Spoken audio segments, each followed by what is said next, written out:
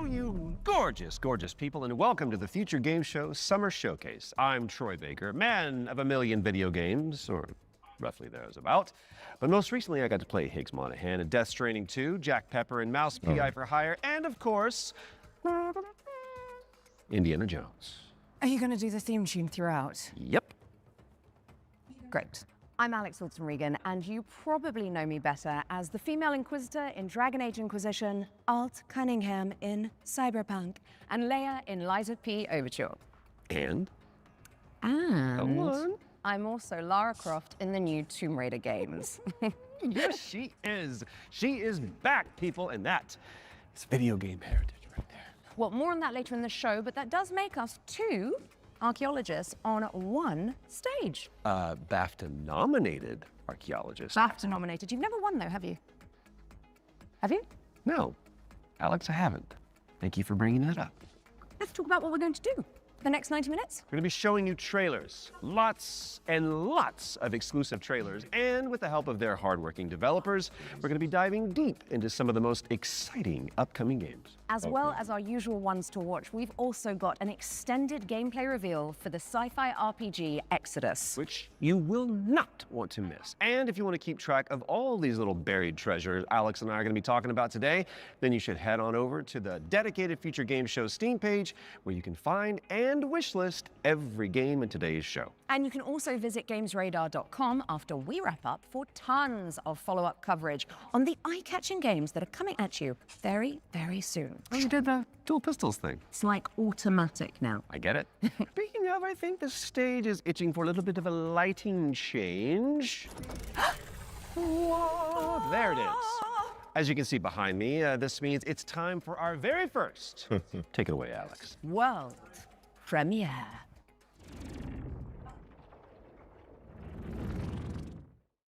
You want some of this? Come and get it! Oh, shit! Okay, so, funny story. There was this guy who was stuck in the middle of the apocalypse. Whoa! Oh, shit! You know, chop, Freddy, barbecue time, baby! Totally holding it together. Freddy here, Freddy there, Fred.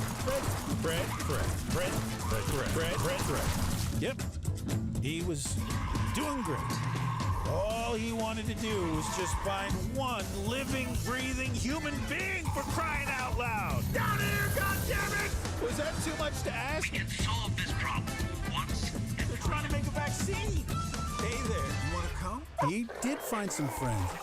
Yeah, buddy! And then this guy showed up. Great name, questionable fashion sense. Fuck you, Fred! Bada bing, bada bam, bada boom! Hurry! Damn, we're good! You getting all this, buddy? The guy in the story? That's me. Whoa, hold on! Oh, the cavalry is here! Arizona Sunshine is a flat-screen remake of the beloved VR game of the same name, built from the ground up by its developers. It's coming soon to PC and consoles. And now it is time for a closer look at War Dogs from Team 17. It's a 100-player tactical shooter with a keen focus on teamwork, fortification, and destruction.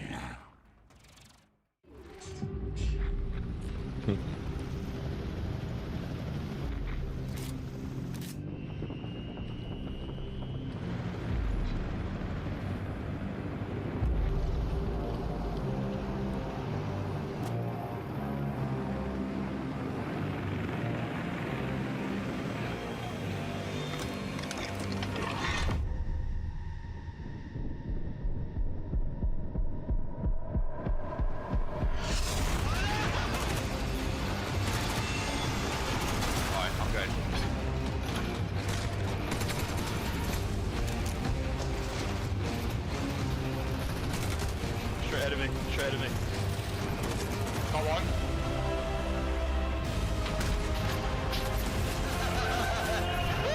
I've got deep in,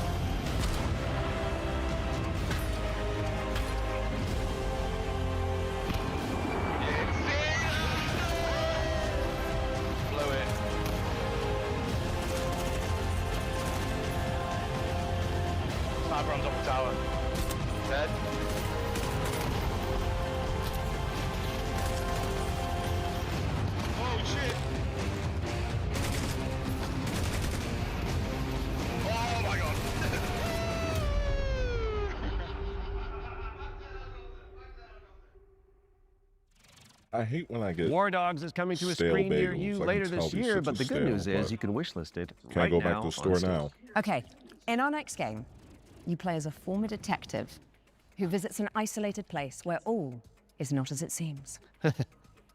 Been there. Wonder if there's a girl named Elizabeth involved. There isn't. Okay. Here is a brand new trailer for The Pines. You are hopeless, helpless, heartless, worthless. Why didn't you move faster, think harder, be smarter? Why Didn't you help me?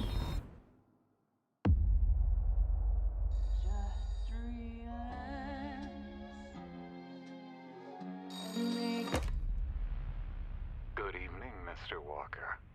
How are the first few days in the Pines treating you? Oh, but you don't want to go into the forest, dearie. What the fuck is happening here?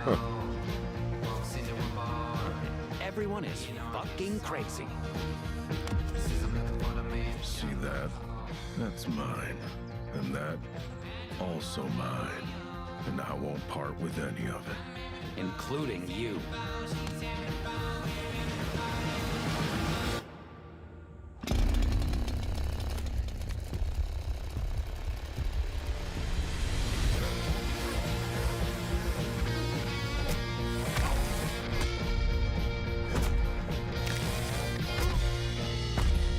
Well, I'm sure you'll fit right in. And The Pines is coming to PC in 2027. And I am excited. Talk to me, Alex. What's up next? We've got an exclusive interview about Ace Combat 8 Wings of Thieves, the latest installment in Bandai Namco's legendary simulation franchise. Right. From now on, you'll be the greatest ace pilot this war will ever know. Ace Combat 시리즈. Hello, I'm Kono. I'm the brand director of the Ace Combat series. I'm Shimawato. I'm the producer of Ace Combat 8 Wings of Thieves, the game that allows you to fulfill your longing for the skies. The game starts when the Federation of Central Usia has been invaded by Sotua and the capital city has been lost to their forces. The protagonist wakes up on the emergency boat on the sea and is saved by the battleship Endurance. After reuniting with your team, you are then immediately forced into another life or death fight against the Sotua forces. This is the story of saving the country that you come from, which is the victim of great destruction. Keep it coming. Maybe they're not that sturdy. Gunboat transport has hit the fan. The protagonist and this legendary pilot fight side by side, providing great hope for the country. But in fact, that legend is fake. He's a fake presence that's been propped up to really motivate the country. In the next phase in the story, the protagonist and this legendary pilot go into battle together, resulting in the Wing of Thieves getting shot down. Yeah, After Virtua his Fighter death, was yesterday, this role but gets passed down to the protagonist. yeah, the hype is real. So the central theme is living up to this duty that is cast upon you to take. I've already on that spoken about that, like, to hell.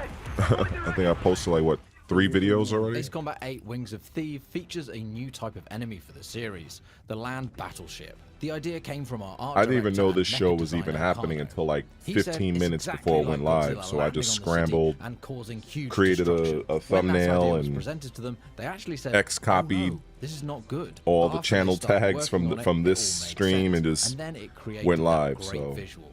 We've also changed the way targets take but damage in this iteration. I do Prior to I Ace do Combat 8 recall Wings of that there Thieves, was the going to be a damage you dealt showing needed of to be some hit sort on the directly game onto the target. Exodus, which is Otherwise, another it game I wouldn't have count it. interest in. So this chain destruction It's made by, accumulates well, this some of the damage, people and that any small made accumulations would actually Mass result in a Effect bigger destruction is later on. And you'll see this as you creating play, the so game it's very Exodus. exciting. Ace Combat So 8 Wings of Thieves will I be guess released what on I had PlayStation 5, heard, Xbox it was Series based X off of and this X show, and which I Steam on the completely 2nd forgot October, about, 2026. since we already had the Sony showcase, we had the Summer Game Fest yesterday, and you have the upcoming Microsoft show tomorrow.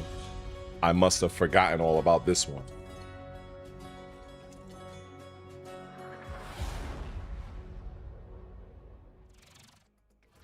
Ace Combat 8 Wings of Thieves is coming to PC and consoles later this year. And we are heading backstage now. Oh, good. I could use for a cup of No, coffee. Troy. Babe. The backstage. It's the new DLC for Little Nightmares 3. Oh, right. I imagine it's got what? Horrors? Yeah. Yeah.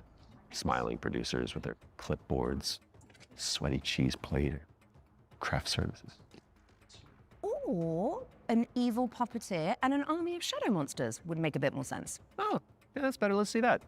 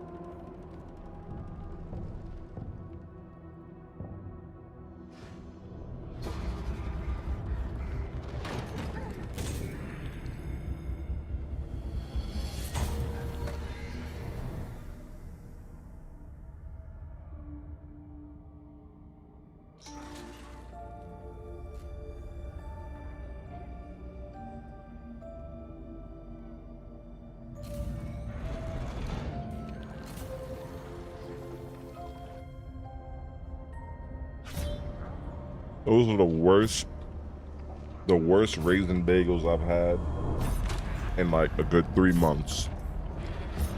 But like I said before, I wasn't about to put on my shoes and walk back to the store, so I just had to deal with it.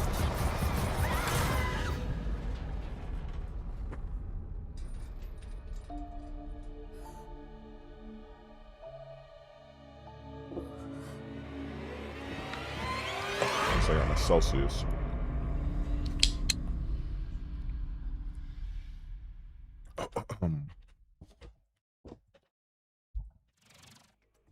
And the backstage I actually is a have brand new each of these DLC for games, Little but Nightmares these 3. Little Where you Nightmare can games, explore I've the never dark really played them. underbelly of the Carnival in solo I have or to set co-op. some time So you really aside should for reach that. out to your most fearless friend ASAP because it is launching on June 12th for PC and consoles. All right, now it is time to check out Engine Fall, a post-apocalyptic extraction shooter set on a series of colossal megatrain. It's like Snowpiercer with crafting. Ah.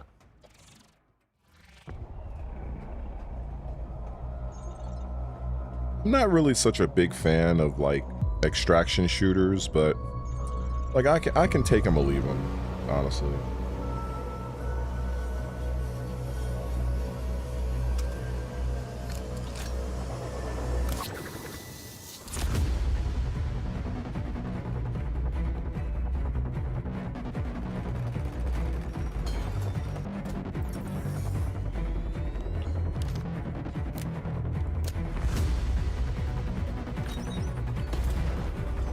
I actually still have to upload my my God of War video.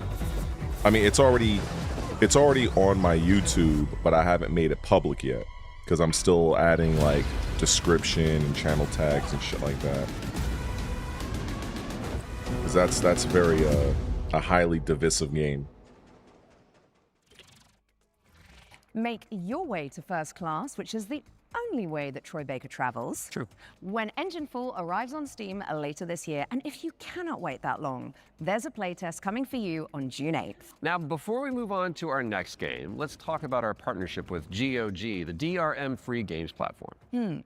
We've joined forces so that FGS viewers can get 15% off the entire GOG catalog with our discount code FGS15. You do have to be a new user, and the offer is only valid for the next 7 days. So, get to browsing and fill your boots with some good old games. I think I've seen some forget, people in the stream chat so old games that are on there either. that Okay, commented on this let's lady's check in on looks, the and upcoming I have to release of agree. Gothic, a She genre-defining is RPG quite from the lovely. early She is 2000s. very Now, if attractive. you like I will medieval definitely say that. adventures like Kingdom Come Deliverance or The Witcher, this next one is definitely for you.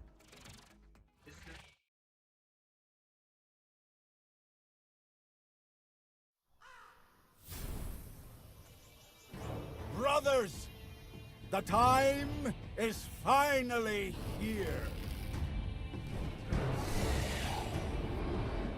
I know it's been difficult, confused, and desperate for hope in a place where there is none.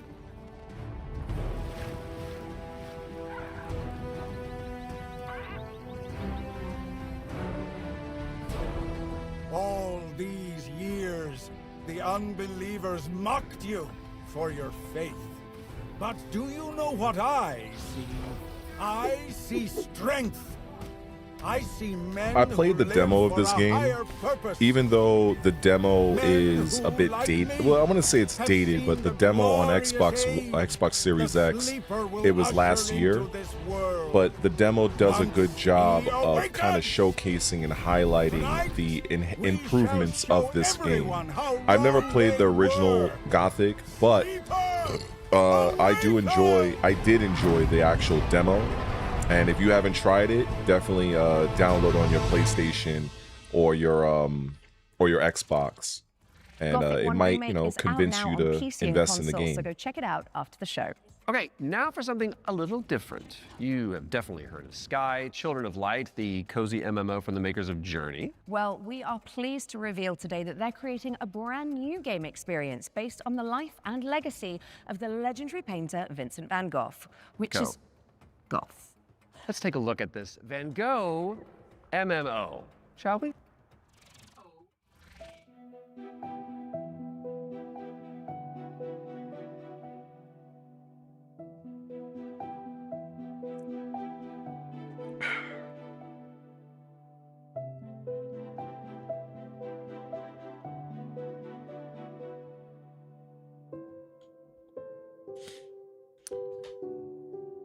I can appreciate the artistic choice for a game like this. It's just not really my style of game, but I've always said that gaming is definitely for everybody, and there's a video game for everyone.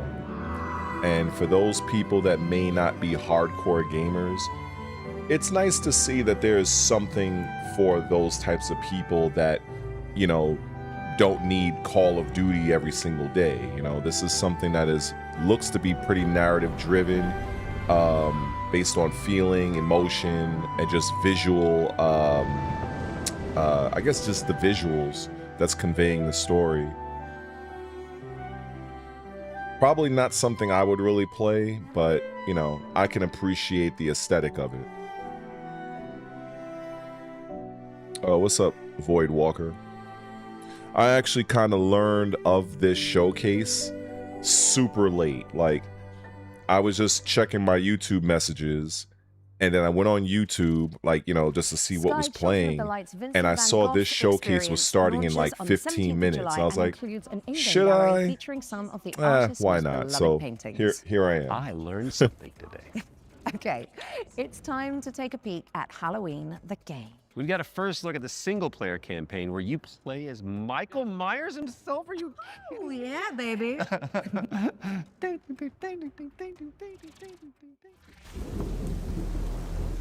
There's so much evil inside him.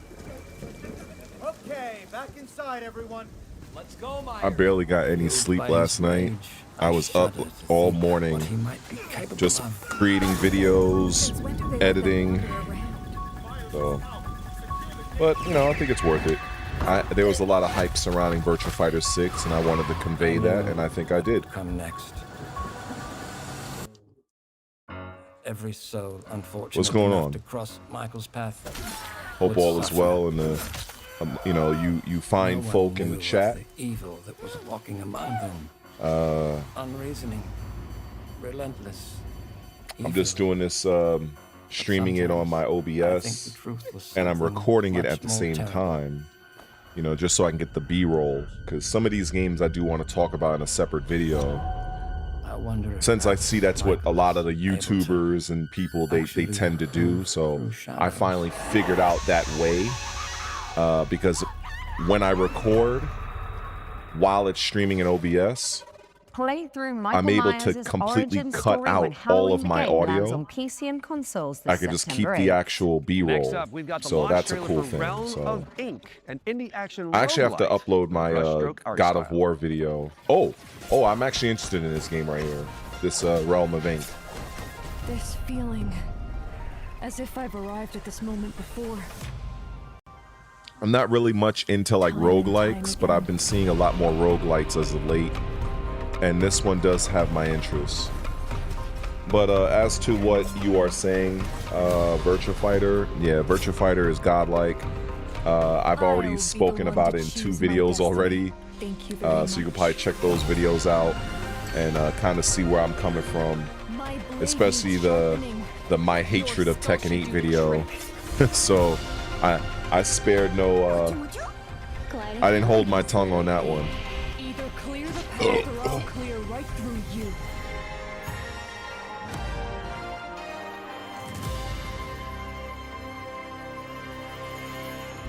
At some point in time, I'm gonna try this Realm of Ink game out. It looks pretty good. I think it's like $24.99 or something like that. Realm of Ink is out now. And I like the way her character looks, the way she's animated. It's a pretty good looking character. Oh, what's this now? Because I'm watching this on my TV, so my TV is a little bit behind the mainstream that's being shown on for you guys in the chat. So it's a little like my TV is maybe a few seconds behind.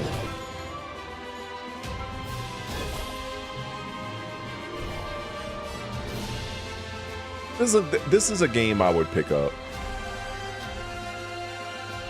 I would pick this up. I won't leave without Lyra. I need to find her. I'm a sucker for these sort of games. Like, you know, open world, stealth, you know, these sort of things. So this looks pretty cool. I hope they have a demo for it at some point. Shatter the shackles of time when Duskfade lands on PC and consoles later this year. Now, we all remember Cairn, don't we? It's a Death Stranding-style trek of a deadly mountain rage, one limb at a time. And good news if you're a fan, as we've got the exclusive release date trailer for the game's first free DLC. I never heard of this game.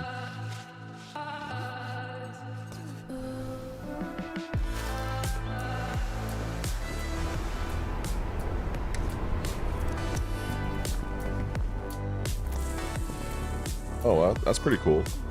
Has some survival aspects. The animation looks pretty decent. It's like, it's kind of like cell shaded, but, you know, a little bit different.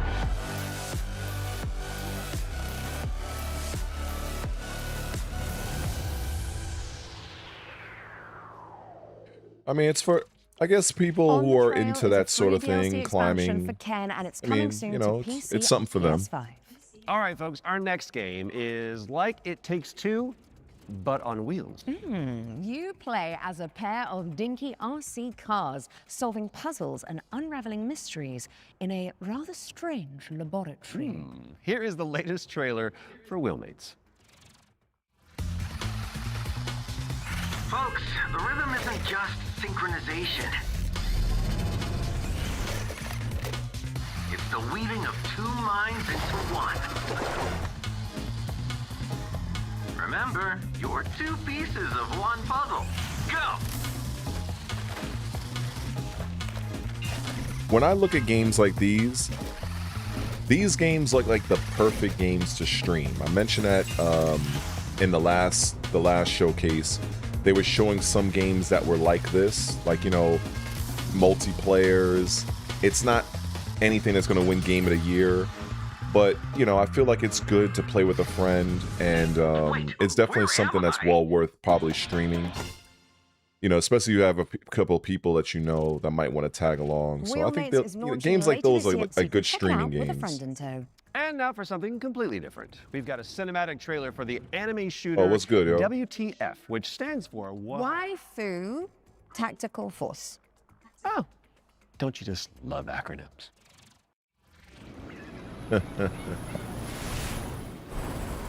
So I guess this is like a live service game with very interesting looking character models. Stay still. I hate messy data. Seems like I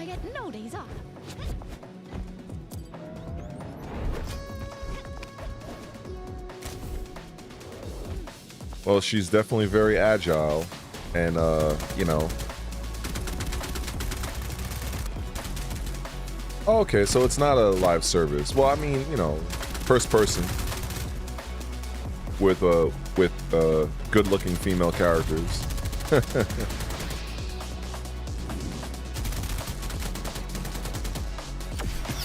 I wonder if this is free to play. If this is free to play, I'm downloading this shit like after the show.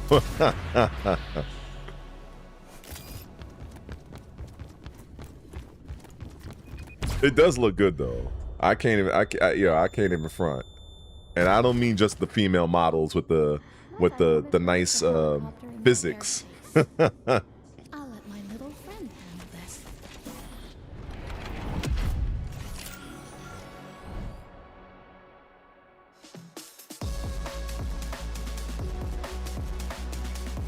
Oh, okay, so it's not out yet. All right. Well, if it ever makes its way to Xbox, well, hey, I might download it for the culture. Grab some friends and jump into the live playtest for Waifu Tactical Force after the show. There's a new movement system to check out and 10 playable characters. My goodness. Now, even the most hardy adventurers need to take a step back from time to time, so we're going to throw it out to a series of back-to-back trailers. You watch these while we'll be back in a jiffy, which is a relative metric of time, I believe. Greetings, my minions. Shall we dominate Oh, the okay. world together? Because tonight, I'm feeling quite passionate. And this What is in the only hell? the beginning.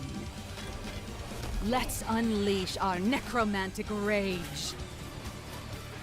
So what, you're using Hela from like Thor? Oh, that's interesting. I'm pretty sure I would be very surprised if that's from an American developer. Fading Echo. Oh, this looks interesting. So she's made out of water?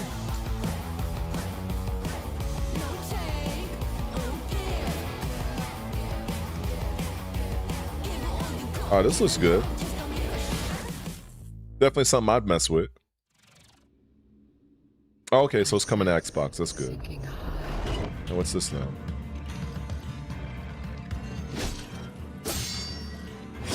Oh, we got a Souls-like. Oh, shit. Keep your chin up. I see you're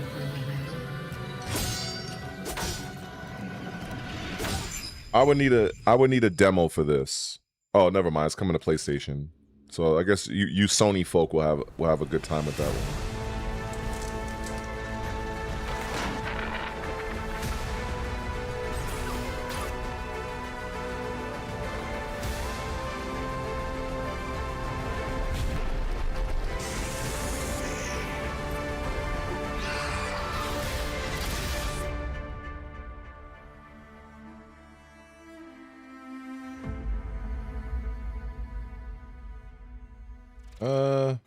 I would need a demo for that. Okay. I would need a demo for that. What's going on here? It's like we're in the future or something. Oh, mind yourself, Troy. Don't wipe out. Right, got it, because this set is inspired by the anti-gravity racers. I got it. Well, while we solve this little temporal anomaly, here's AGXGP.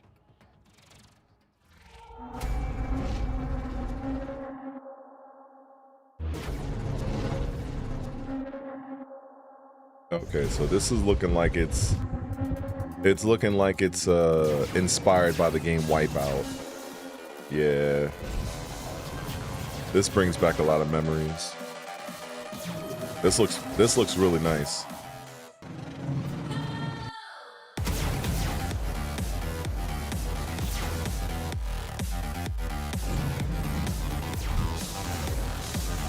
That Prison of Husk, I guess that was the necromancer chick. Yeah, it look interesting. I would need a demo for that just to kind of play It's not something I would just commit to, but it looks interesting. But I am liking this one I'm seeing here with this Wipeout looking racing game. And I'm not even a racing guy, but I did love Wipeout and F-Zero back in the day when I was a very, very young man / kid. So this is looking really good to me. The tracks look good. And if this is indicative of the music that's going to be in the game, like, it's pretty good soundtrack as well.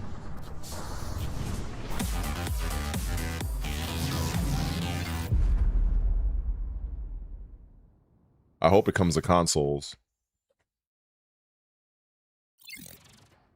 I'm not a PC guy, so I need something to come to console. Make sure you check out the demo, which is coming on Monday. Quick question for you, Mr. Troy Baker. Oh, yes. Have you ever wanted to be a sentient guitar? Actually a dream of mine. It's very strange of you to bring that up. Well, I've got good news for you, and I've got some bad news as well. So the good news is that the next game that we're going to announce lets you fulfill that fantasy. I'm listening. But you're stuck inside a haunted music school. There it is. And all the teachers are trying to kill you. Classic. Welcome, welcome. We are absolutely thrilled to have you here at Harmonic Heights. This is why I'm always a very strong advocate for demos, because no matter what somebody says, no matter what a content creator or a streamer has to say, if you are able to play the game yourself, your own opinion is the only one that really matters.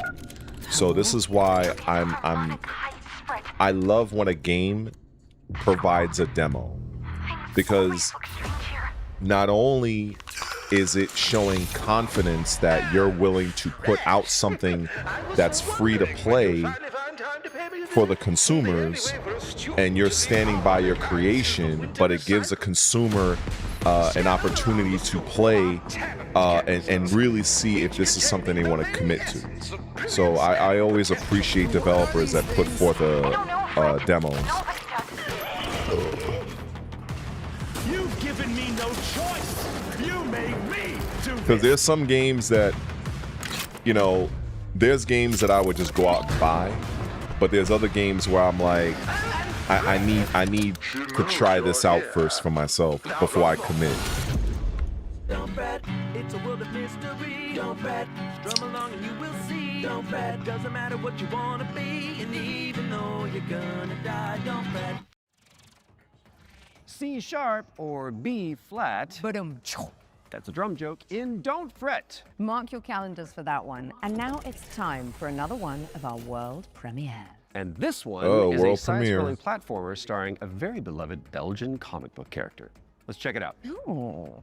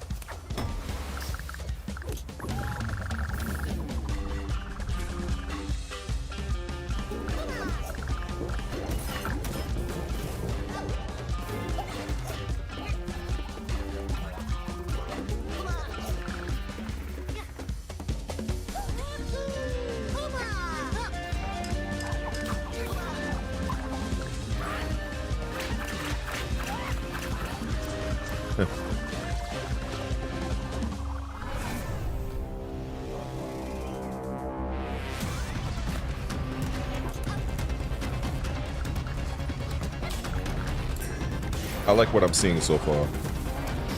I played like hundreds of games like this over my years, so you know, if I have the money to spare after the other games I'm interested in, I'd probably invest in this one.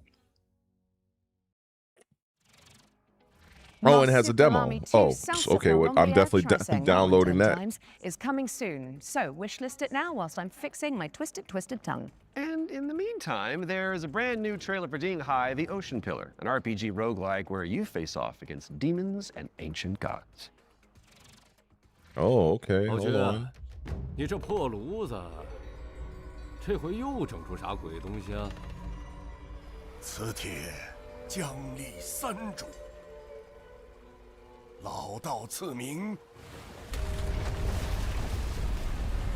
定海神针铁。依父语，治水已10年，却突然因血全无。Oh, okay. 天穹之水忽又倾泻而下，究竟发生何事？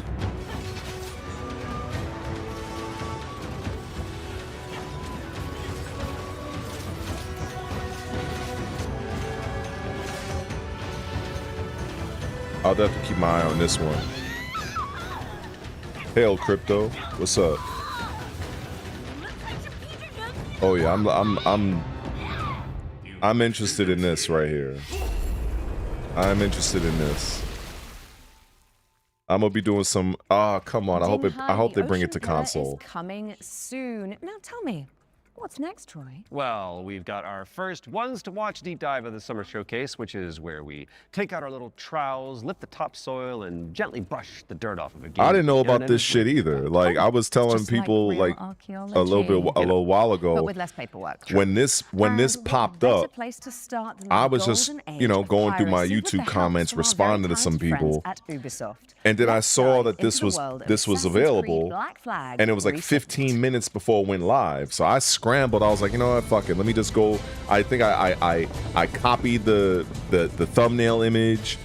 I copied the channel tags. Like, let me just whip this together, and then here I am. So Assassin's Creed Black Flag Resynced with Ubisoft. I might as well, get some B-roll footage of this sort of stuff, so I can kind of make some other videos off of it. Edward and his tales in the Caribbean of assassins and pirates, but modernized with today's technology and gameplay. The latest version of Anvil has helped us a lot, both in terms of visuals. We now have ray tracing and global illumination, but it's also a big deal for us in terms of gameplay too. With because I mean, you had the Sony show, then you had the Summer Game Fest, and then of course, the main event for me, which is the Microsoft show, which is tomorrow. So I completely forgot that this show was also happening today. I completely forgot about it. But one of the highlights for me is the Exodus game, which is made by the well, it's partly made by some of the people that worked on the Mass Effect franchise. So I'm looking forward to that. So that's going to be one of the premier things that's going to be shown on this show. She's a wanted criminal, and you'll just hear it as you're walking around Havana. That there's so money yeah. on her head, right? Which is music to Edward's ears. AC Black Flag. I mean, I played the hell out of this game because this was a launch title for Xbox One for the 8th generation. So it's nice to see that they're doing some good work for this game. I'm not surprised because it is one of the more popular Assassin's Creed games. As far as I'm concerned, from the very beginning of, I think, 2007, when Assassin's Creed first came out, after the first game, I, along with many other people, were wanting the franchise to go to feudal Japan because we wanted to run around as a ninja, as a shinobi. And so it took them a while to get there with Assassin's Creed Shadows, which I love to this day, despite the controversy. You can't nail Edward's story if if but there's no room for anything else. I already knew that being a pirate and being a ninja assassin is basically what most people in the most of the fan base wanted out of Assassin's Creed. So I'm not surprised that they decided to remaster or remake this game because it's one of the main things that people wanted to do in Assassin's Creed. So I'm not surprised, and it does look really good. Of course, we brought back the underwater diving sections from the original game, where you take the diving bell and you see how beautiful the Caribbean can be when you're underwater. But the other thing we've added is now you can swim anywhere, just like in any modern AC game. So sometimes there's treasure to find, certain quests. There could be a certain cave you're looking for, but it's also just about freedom of approach. Sometimes to get to a certain island or a certain location, maybe you can't find the right place to get to with the jackdaw, or you just want to take a shortcut and just go swimming. It's kind of up to you. Captain's gone over! Yeah, I believe me, Daniel. Yeah, I really wanted to get into Gothic, and I was thinking about it.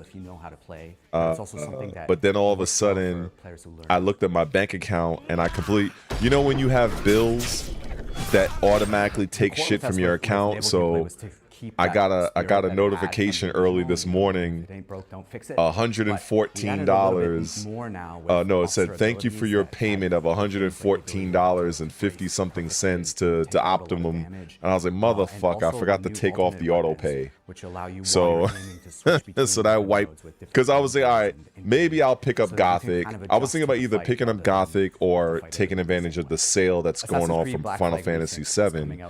But now, you know, I ain't got the money for either. So, thanks for watching. but hey, at least my cable is gonna keep on. So it is what it is. I gotta make sure I take off that auto pay.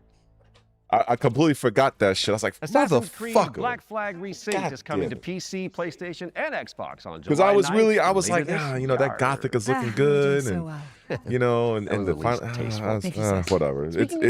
It's out the window now. Seven Seas is still yet to be salted. I'll stop. You can find out even more about that one by checking out the hands-on preview over on Oh yeah, the gym. No, the thing was that the gym membership. What really fucks with me Let's take a look. is the annual fee. There have been times because I would work. All right, if you guys don't know about Blasphemous, this is a fucking game you guys gotta fucking try. Blasphemous is fucking godlike. But anyway, back to the gym. Well, let me watch this first. Is this the third one or is this a DLC? Greater than that which still beats in my own heartbroken chest.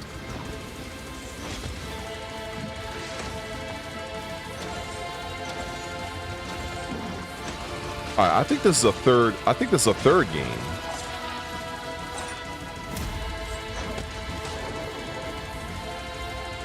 This is automatic purchase for me. This is automatic. I've already owned the first game, the first and the second game. Is this a third game or a DLC? Oh, okay. Okay. Oh wow. Okay. That's right. DLC. Blasphemous 2, The Third Sin, is a free content update that adds an entire area to the game. And it's out now, so you can this play this. it. And let's be honest, The developers of all this new enemies franchise, always die a lot. they Right after the really show. do great work. Best of luck. Okay, Defender of the Crown, The Legend Returns, was revealed All right, so during back our to the spring gym membership showcase thing, earlier right? This year. So, But we've got a first look I at used the to work gameplay out at coming Crunch, you right now. and Crunch, you know, they have the annual fee of like about $60 or $70 or so. So there have been times where, you know, you kind of need that money, and then all of a sudden you kind of forget about the annual fee, and then what ends up happening is I go to pick up something, and then I'm told like, oh, you got insufficient funds. I'm like, what the fuck happened? Annual fee. So that's why I don't even have a gym membership anymore. I literally work out in the living room. I decided to buy this thing from Amazon. I could do my pull-ups, push-ups, dips, leg raises. I do all that in the living room.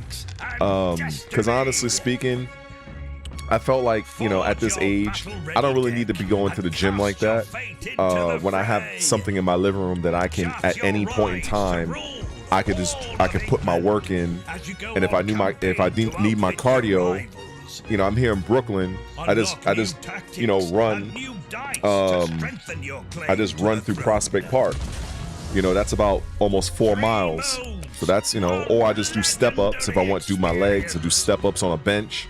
I got my weighted vest up to 60 pounds. I have a 50-pound dumbbell. So that's 110 pounds if I really want to do that. So shit, you know what I'm saying? So I save, you know, the gym membership money. I think honestly at this point, if you're really going to the gym, it's either because you don't have that type of equipment at your crib, or you just want to see them chicks that act like they're working out, but they really trying to find their husbands.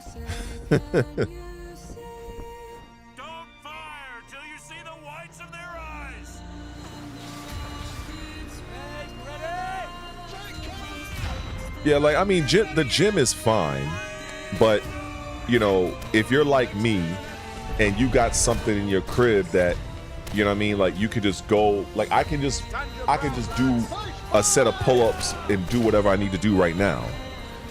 But if you ain't got it like that, then the gym is good.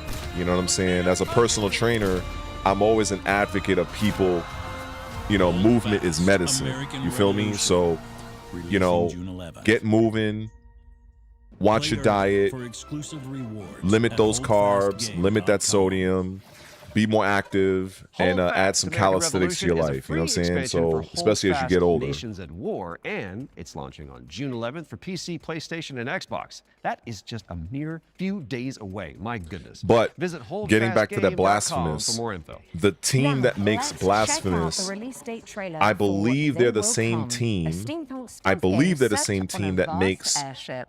Marvel Cosmic Invasion and a lot of other side-scrolling games, because I kind of get them confused, because you have Dotemu, you have Game Kitchen, and you know the team that made Streets of Rage 4. Like, they make great work, you know, great games and content. So, you know, when I came across Blasphemous, I was like, all right, I'm fucking sold. And I recently picked up the second game maybe a couple of months ago. So seeing that they have a new DLC, I'm pretty sure it's not going to be that expensive. I'm likely probably just going to go and buy it. Give up. Your family is captured. Yeah, I don't really talk a lot about fitness stuff on the channel because at first when I started the channel, I was talking about a lot of things like that. But I got more, like my channel, I got more in line with gaming. I mean, fitness and gaming are my two passions, as well as combat sports. But, you know, with the way YouTube is, you know, you kind of pick a lane and stick with it. That's why I'm thinking about making a, what's the term? They Will Come heads to Steam Another in July, channel but you where I'm can talking wishlist it specifically right about now. What have fitness you and got for us next, nutrition. Alex? Well, it is But that I would time really again, need to Troy. We lean have on my another subscribers to world try to premiere cross for over Cosmic and City subscribe to Builder, that where you channel, craft so that I don't thriving have to go through the habitats crazy to rescue grind of your getting animals. monetized. Because that's the thing that's really like, do I really feel like doing that monetization grind again? So we'll see. But I am a certified personal trainer from NASA, and you know, been in the fitness world. I've been working out since I've been 16 years old, so you know, so it is a passion of mine. But when I really thought about it, I can go much deeper in gaming than I can the fitness aspect. So that's why I figured, let me just focus on gaming for Red Re1ated. Search for them, as each one. But that's what's up, man. When you feel like you're about to finish up with your set, every now and then incorporate some negatives. That's gonna really push your muscles to the limit. Because when you fail concentrically at the top of the lift, you still have enough in the tank to do some negatives and maybe some isometric holds. So that's, you know, not every day, but every now and then, you know, when you add that into your pull-ups, your push-ups, or any of your lifts, that's going to help to get past those plateaus that a lot of people experience, especially with pull-ups, because pull-ups requires a lot of different muscle groups that a lot of people aren't really familiar with. And then also they're not really doing pull-ups that correctly because they're too bicep dependent. Unless you're doing chin-ups, you know what I'm saying? So when you're doing chin-ups and you have a supinated grip where your hand, the back of your hand is facing like this, versus a pronated grip where you're like this. When you're doing the pronated grip, a lot of times people are pulling with their biceps more than with their back. Anyway, I don't want this to get into a whole Bring nature back to life in fitness thing. But I wouldn't recommend doing negatives every set, because you definitely need your muscles time to repair. And even if you don't feel like you do, you stand to progress a lot faster when you allow your muscles to recover and give them the nutrition that they need in terms of glutamine, BCAA, maybe some arginine, things of that nature. Just kind of working that into your overall nutrition plan.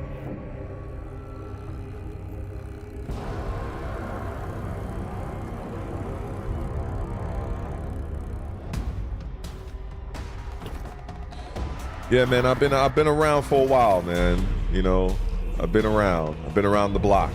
45 years old, man. I'm happy to say I made it this far. I'm actually, I watched this one video of this dude. He was saying, like, he was given the different age ranges of, like, I think it was like he was said from one age to another age, you're a young nigga. Then he said from this age to this age, you big bro. And then from this age to that age, your unk status. And then then this age to that age, you OG status. So I'm in the OG status right now.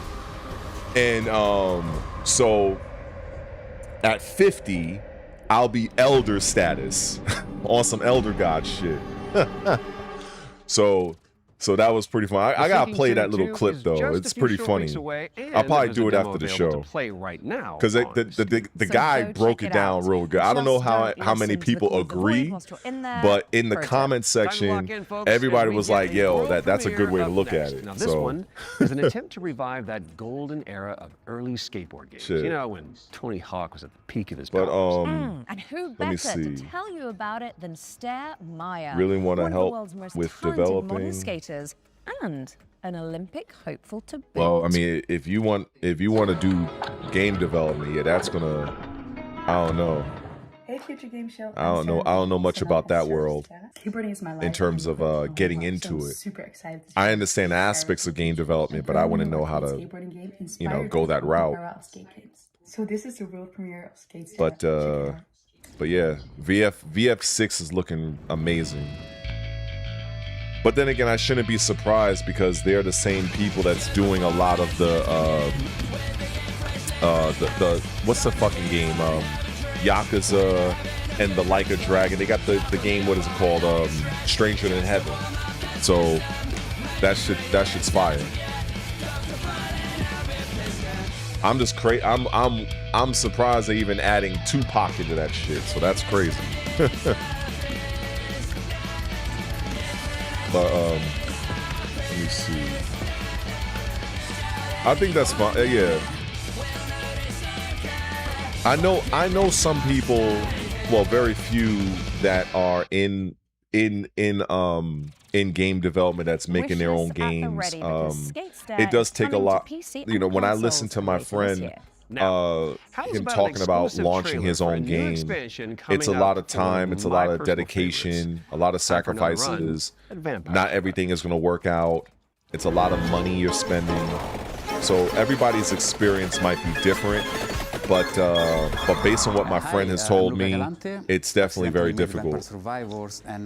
It's rewarding when it works out, but you know, it can be very soul crushing when you're trying to come up with your own, you know, your own game, and you know, you might get a setback maybe in the AI in terms of like how the enemies might move. Well, it depends on the game you're trying to make.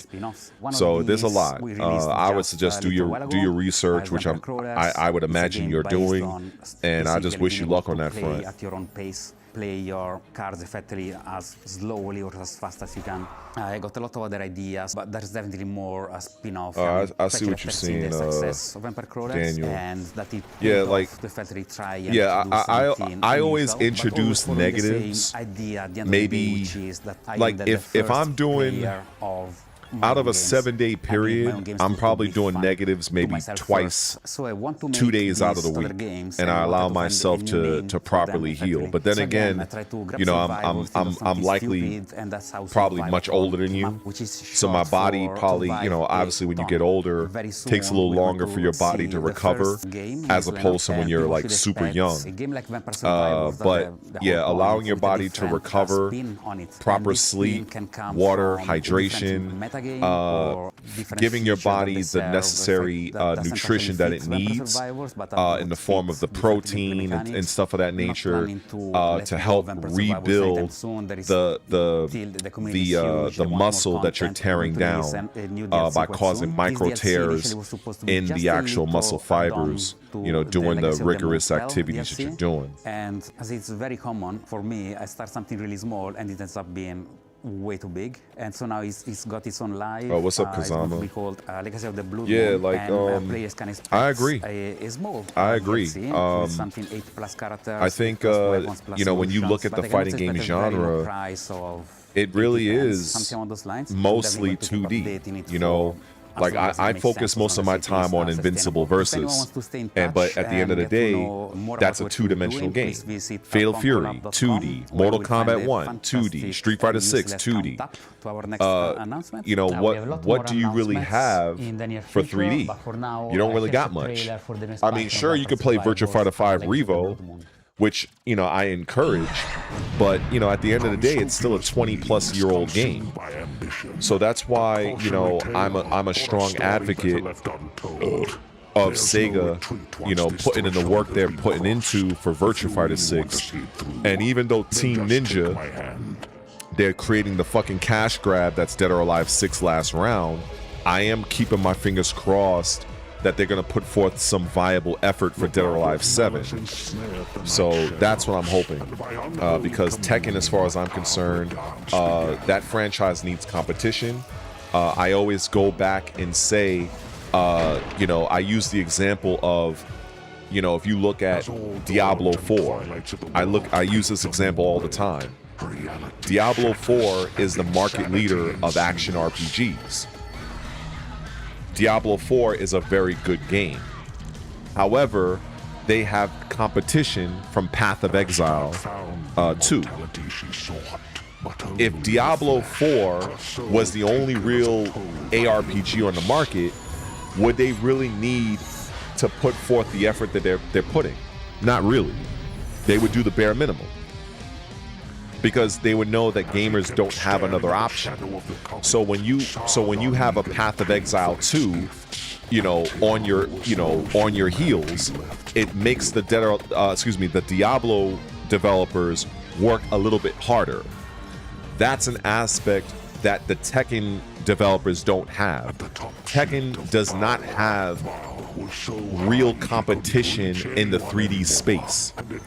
So they're not really incentivized to, you know, to do much beyond the minimum.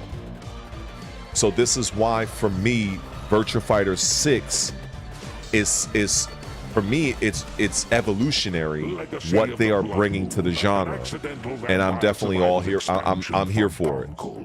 Coming soon. Yeah, no knock on the 2D, of course, you know what I'm saying. But we need more 3D fighters. We need more 3D fighters, you know. Competition, here is another, wait for it, in any gaming genre is to the benefit of us as the consumer. Let's check it out. That's just what it is, you know. You could look at any business, you know, a business that has actual competition, they are going to be incentivized to try to outdo one another for our attention and our money. It only benefits us. I must go underground. Next entry in another 13 years. If you're still out there by that time. Oh, what's up, Lord Honda? I don't really have any interest in Token. One, because it's a PlayStation exclusive, and two, it's just another Marvel vs. Capcom game to me. I have no interest. You know, I hope fans of that game, I hope it delivers for them, but I'm not really interested in it.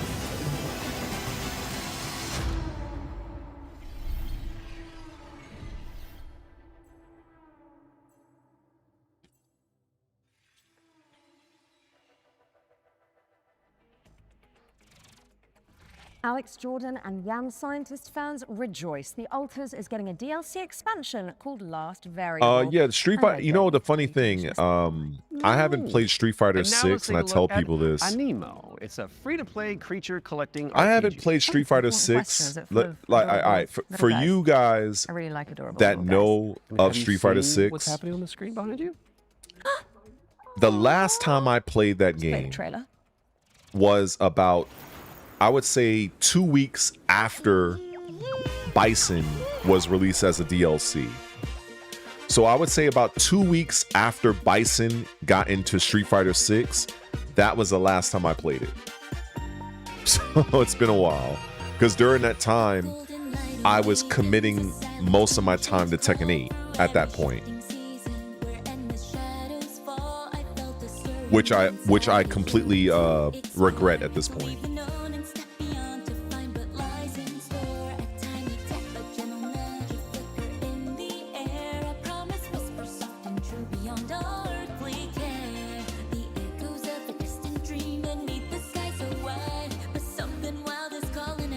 All right, I'm looking at this right here. You know what's going to be funny and fucked up is if Nintendo comes after this game, like they came after a Power World. I'm gonna be looking forward to that because I won't even be surprised because Nintendo are fucking scumbags.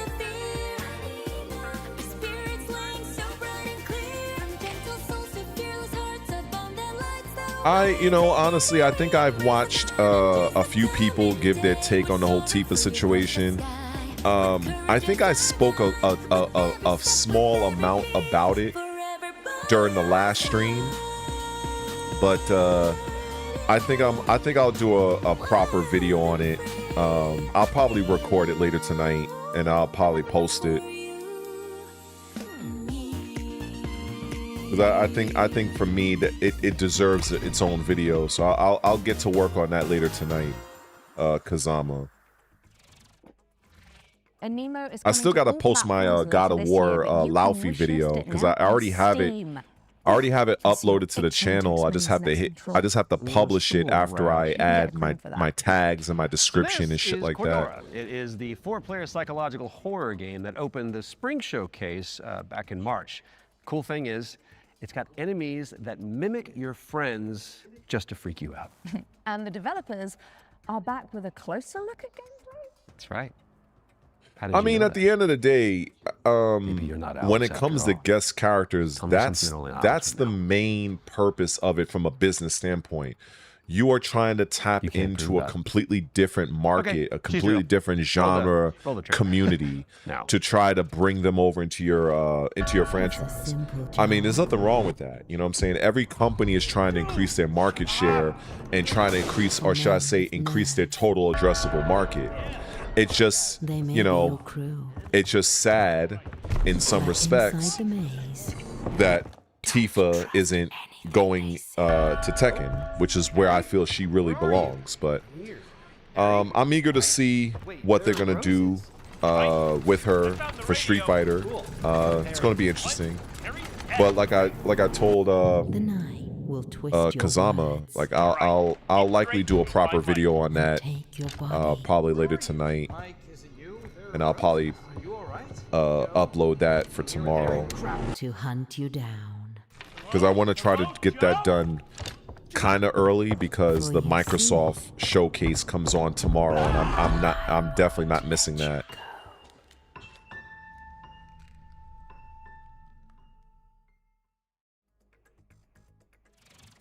Yeah, the character passes there are pricey, but then again, if you understand what they did with Dead or Alive, you'll agree that $40 is nothing compared to what Team Ninja was doing with the Dead or Alive community by having them pay fucking $90 to $100 for 2 characters and costumes. So that's why I say the upcoming Dead or Alive 6 is a fucking cash grab.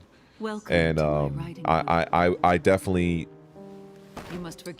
stand by my position that many of the larger content creators in the Dead or Alive space are fucking hypocrites and they're spineless, and they're not calling this Dead or Alive 6 last round for what it really is. It's a goddamn cash grab, and I just feel like the Dead or Alive community deserves better.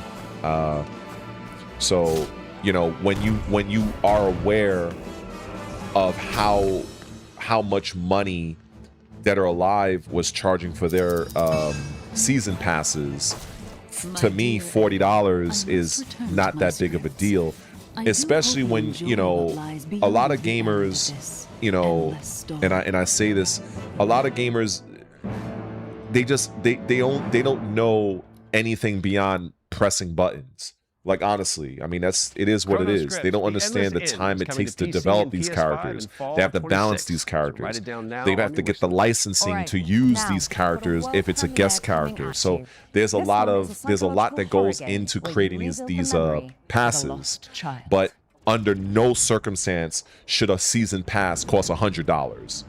That's bullshit. You know, $40, fine, whatever. You know what I'm saying? I'll deal with it.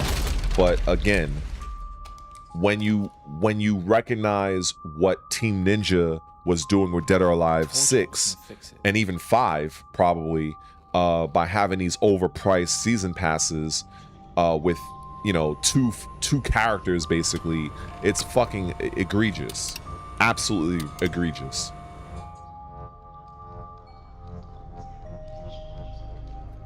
Are you there?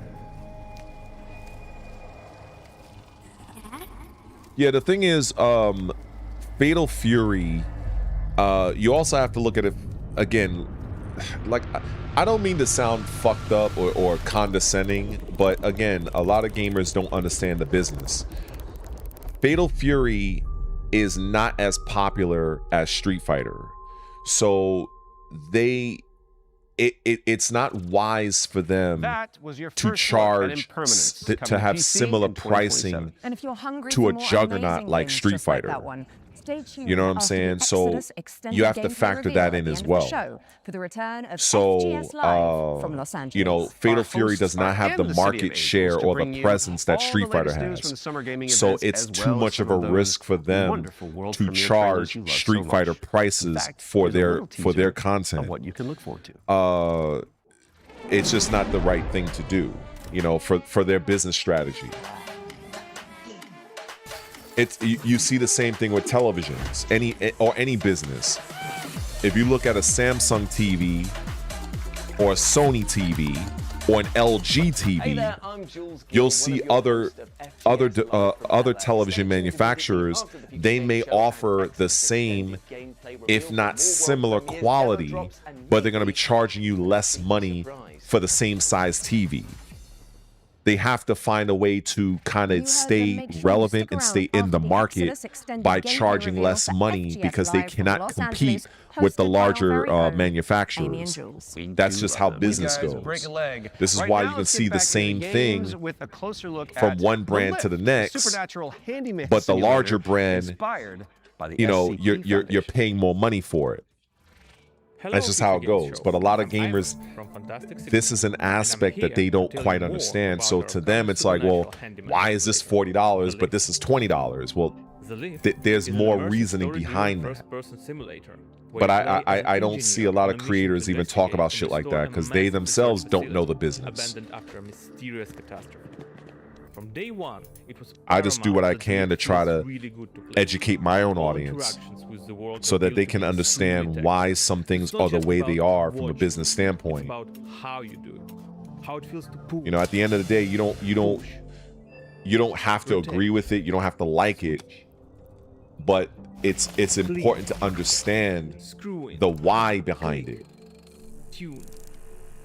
That's what's important. You have to understand why something is the way it is. You know, at the end of the day, you're still, you know, you're still in control of what you buy. But for people out there that's like, well, why is this $40 but this is like $20? There's a lot of reasoning behind that. You know, in terms of the market share of that particular IP, the amount of money it might take to market it, the type of characters that's there, especially if it's a guest character, how much money they probably had to pay for licensing fees to use that character. There's a lot that goes on with that. Simple, but always satisfying. The second category is electrical devices. We have developed an ecosystem of electrical and mechanical components that you can assemble. You can find, craft, and unlock many different parts used to bring the machinery back to life. All devices are connected to the electrical grid, and sometimes you will need to reroute power from one point to another or disassemble a machine to get parts needed elsewhere. It's not a bunch of preset puzzles, it's a deep, open-ended sandbox system that you'll need to master by improvising and thinking outside the box. The third category is what we call boss devices.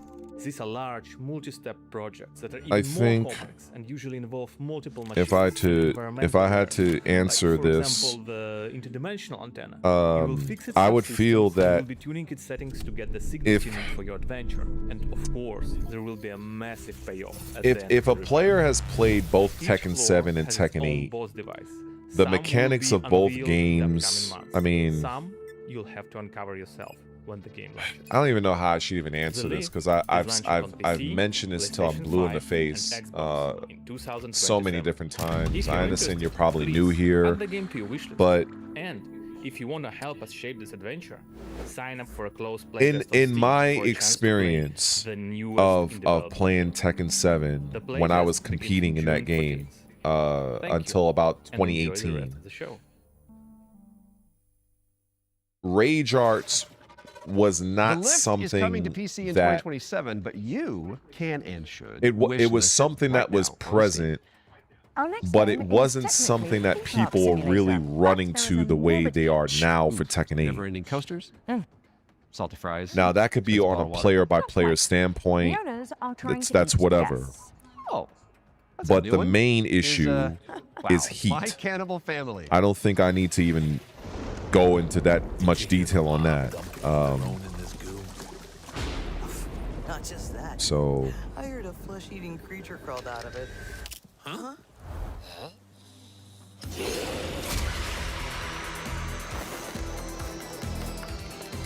yeah, heat for Tekken overall is just the main thing that that really just has me like I'm done. Rage Arts is a part of it, but if you really want to like be like, okay, what is like the main issue? It's definitely heat. It's an absolutely stupid mechanic, and you know, when I combine the two together, I just have no interest. I have no interest. I thought to myself, you know what, maybe I'll play the game just for clicks and views. You know, and that's something I could do. You know, it's definitely something I could do. I could just play Heat. I could play Tekken 8 for clicks and views. You know, I could probably pick a different character. You know, because my personal largest stream was because I was playing Tekken 8. I had like 81 My people in Cannibal the stream Family one is a time. cooperative theme park And simulator of with course, a most of terrifying those twist, people, you know, they're and not it's really coming to PC, contributing to my PlayStation, channel, of Xbox course, in but 2027. Here's a you dark know, fantasy I could just extraction run the where you game team up or go solo ad to take nauseum down on enemies that corrupted front, by the blood of the gods. but I This legitimately is hate the Mistful mechanics Hunter. of that game. Like, it's to a point where I can't ignore that anymore. I've went through it for 2 full seasons. I'm fucking done. I am fucking done. The most I can do with Tekken 8 is maybe cover the patch notes, and that's only because it's just a content creator thing. But playing the game like I would, you know, back in like other Tekkens, like I'm like, fuck the game. But I've already explained all that in my last video I just posted earlier today, so I've already done all that. I don't think it's I think it's pointless for me to even talk about it at this point. I've already expressed myself on that already.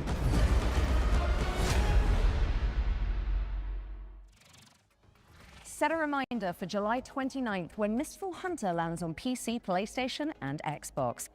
Right, I think it's time for our next Ones to Watch deep dive. Troy? Indeed it is, and here is an exclusive interview with Saber Interactive about Clive Barker's Hellraiser revival.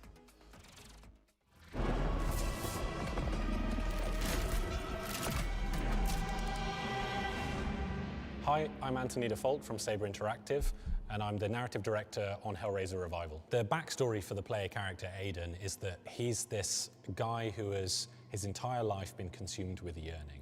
From an early age, he's sought out crime, drugs, sex, danger in order to feel more, to experience more. By the time we meet him, he's met a kindred spirit, his girlfriend Sunny, and the two of them have entered this infernal spiral into depravity. You crave what we offer, your desires so plentiful.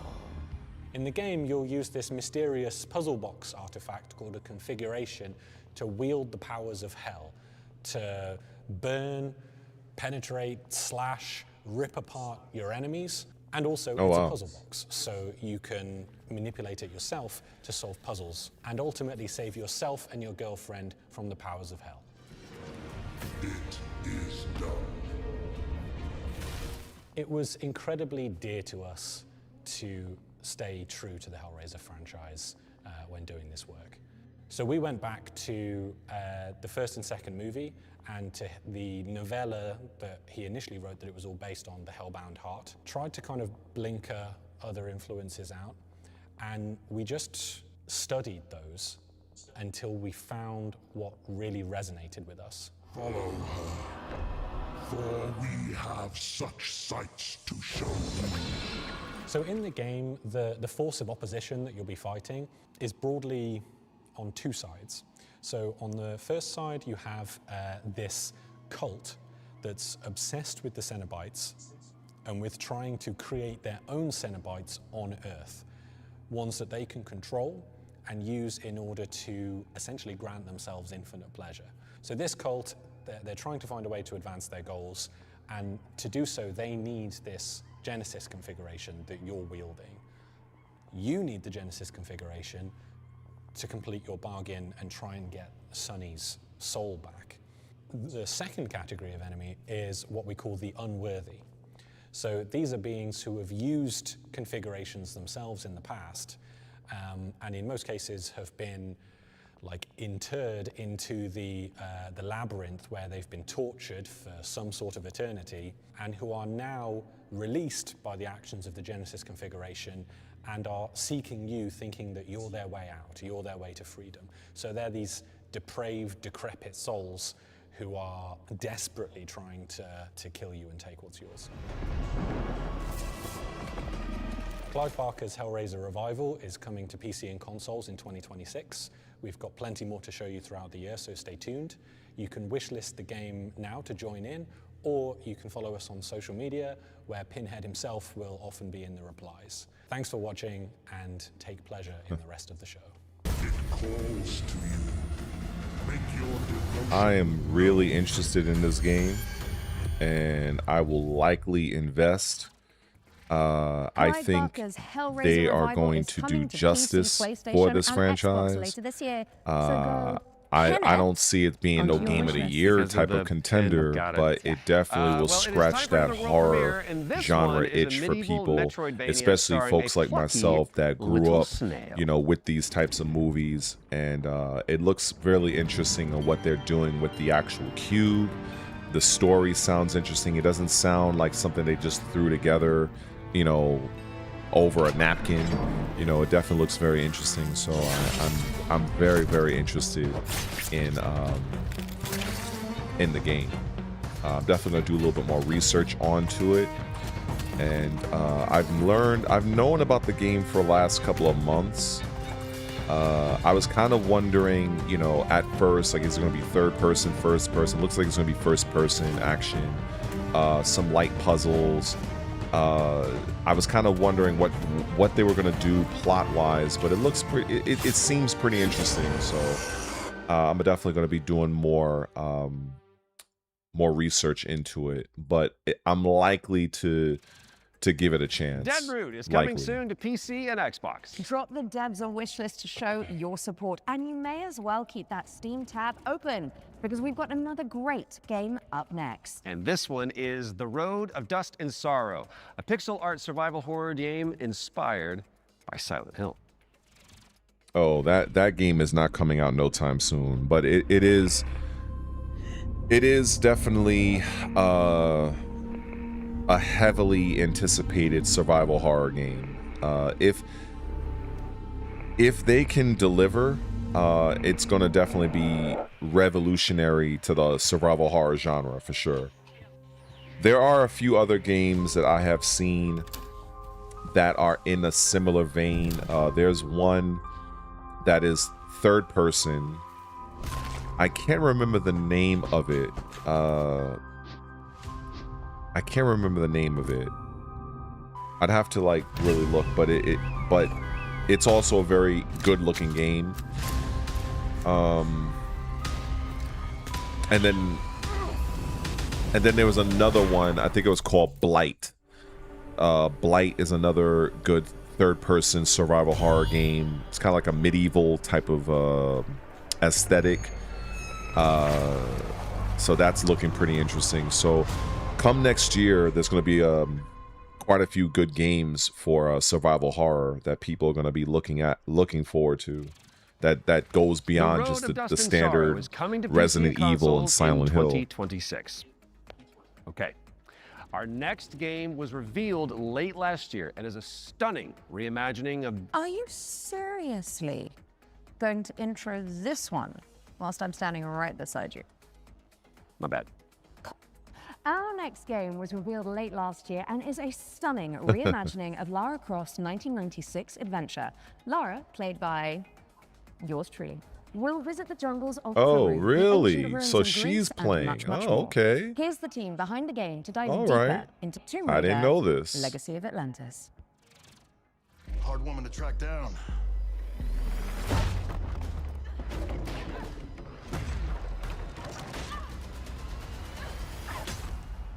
Well, you found me.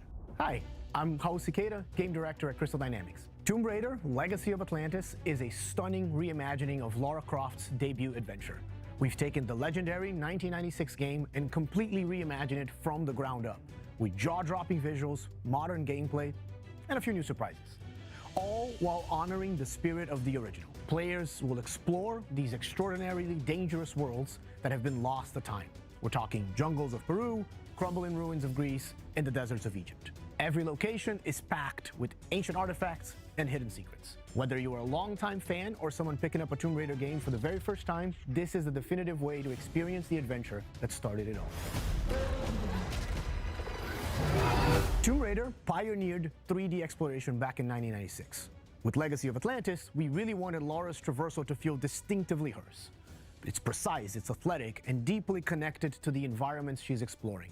This is Lara at the top of her game. She's come through the Survivor era, emerged as a confident, accomplished adventurer, and you will see that in how she moves. The swan dives, the handstands, the acrobatic flourishes, they're all expressions of her character, and it's a lot of fun to watch it, but it's even more fun to play. It's important for us to distinguish that this isn't a remake. A remake rebuilds what already exists with modern technology. Tomb Raider Legacy of Atlantis goes further than that and truly reimagines the debut game, all while keeping its soul intact. Environments are larger, iconic moments like Lara's battle against the T-Rex are transformed into epic gameplay encounters on a cinematic scale. The puzzles in Legacy of Atlantis are really satisfying. You're manipulating water flow, redirecting light beams, you're activating pressure plates, deciphering ancient symbols, all of it to unseal secrets that have been locked away for centuries. Every solution requires you to piece together what you've uncovered and think creatively in how to do it. And then obviously there's combat, which you've got Lara's iconic dual pistols, plus some other weapons that you can unlock along the way. This is the legendary adventure fans remember, reimagined in ways that weren't possible 30 years ago, with some new surprises. Tomb Raider, Legacy of Atlantis. I don't agree with that statement, but you are entitled to your opinion.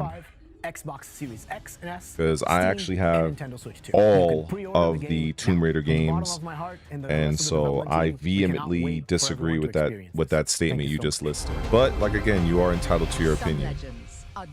I've seen walking simulators, and this is not one of them.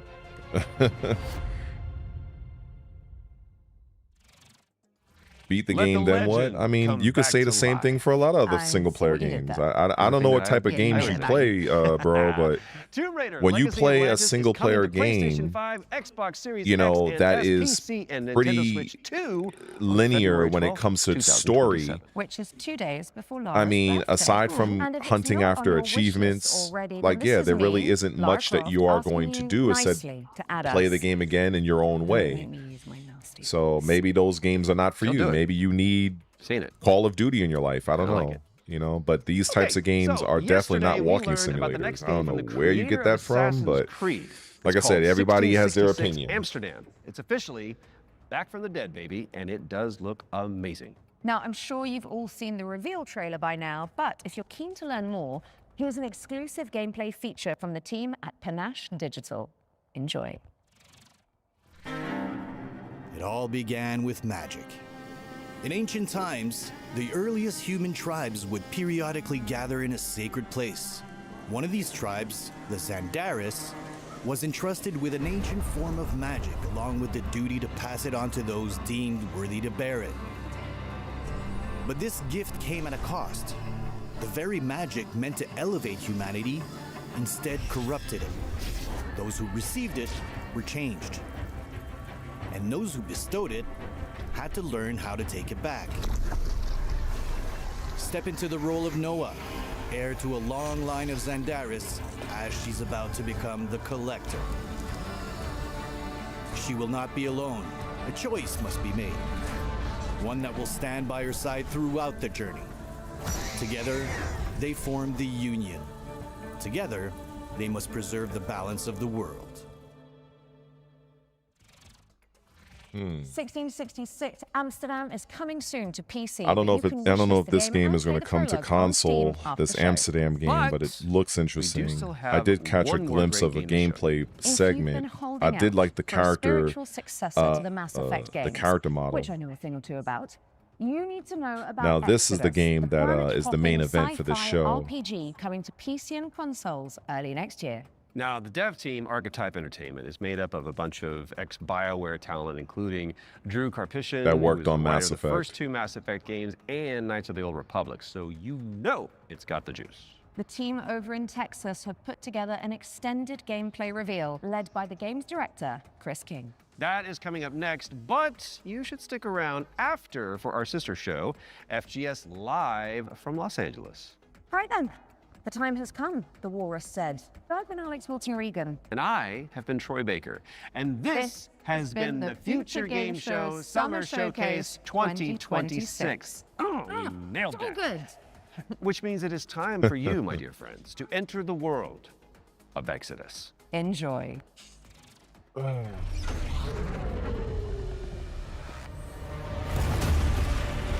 like I said, you are entitled. You are entitled to your opinion, sir. You know,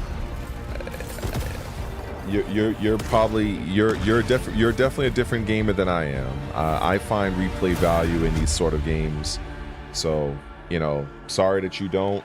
Sorry that you feel that Tomb Raider is a walking simulator. You're like the first I've ever heard say that. But, you know, like I said, everybody has their own thing. Anyway, I'm going to be focusing on this trailer right now. Alien remnants that can save your dying homeworld.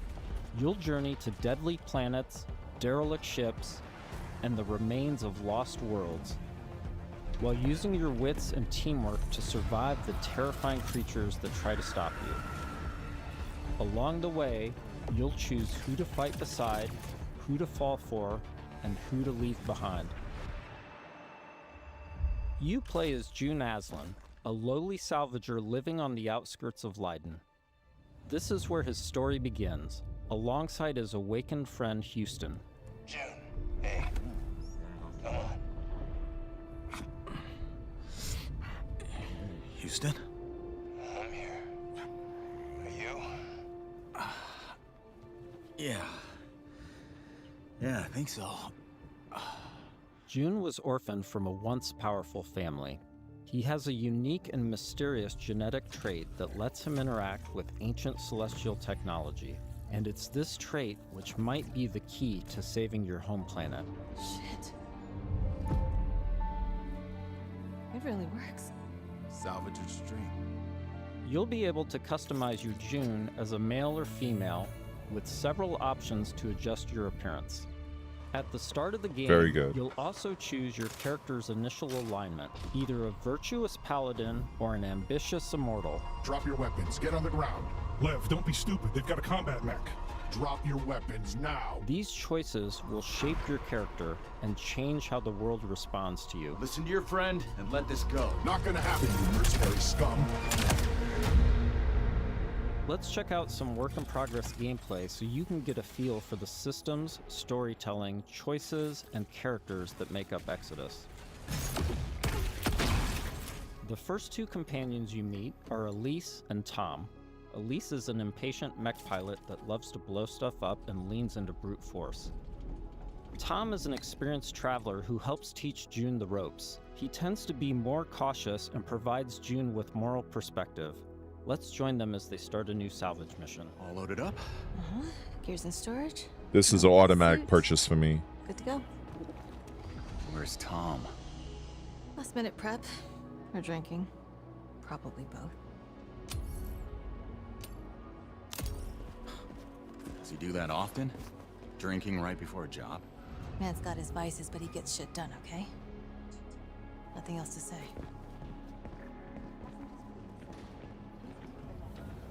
Good. You made it. Let's hop on.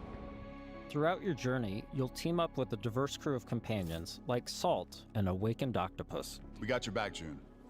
You too, Salt. Not necessary. If you die, I leave. Contract void. Wow. You don't mince words, do you? It's an Octo thing. You'll get used to it. All right. Time to move out. You'll also meet other interesting characters, like the mysterious CC Orlev, voiced by Matthew McConaughey. Howdy, friend. Strange times we find ourselves in. Named CC Orlev. In this scene, CC helps out June by giving him a recycler upgrade. With the new modification added, let's see how we can put it to good use in combat. June, what's it look like in there? A lot of mercs. But I think I can thin a few of them out without being seen. We got your back, June. Things go bad? We'll kick in that door and come running. How you engage the enemy is up to you. In this encounter, June has to deal with a deadly turret, along with Lycan, the leader of the Fire Eaters. He's heavily protected, and things could get out of hand quick.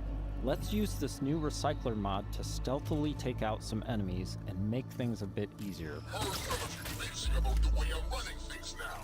You whining peasants better fall in line, or I'll start taking fingers. Next, let's use the scramble cloak Oh, to that sneak looks up on nice. some enemies. Lothar was a shit leader. No vision. No, this is not all PC games. Different now, back in charge.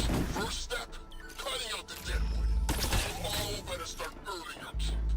This turret is At the end of protected with each heavy armor. Let's trailer, toss a thruster they grenade actually to deal show massive what damage. is coming to PC, consoles, or both.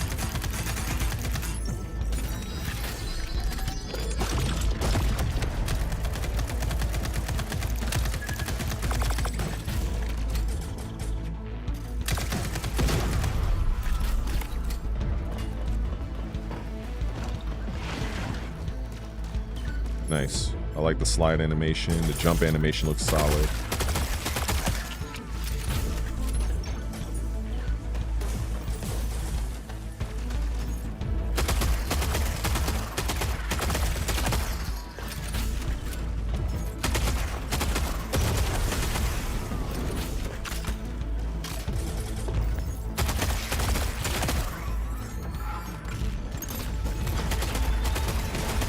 Awesome, that did the trick.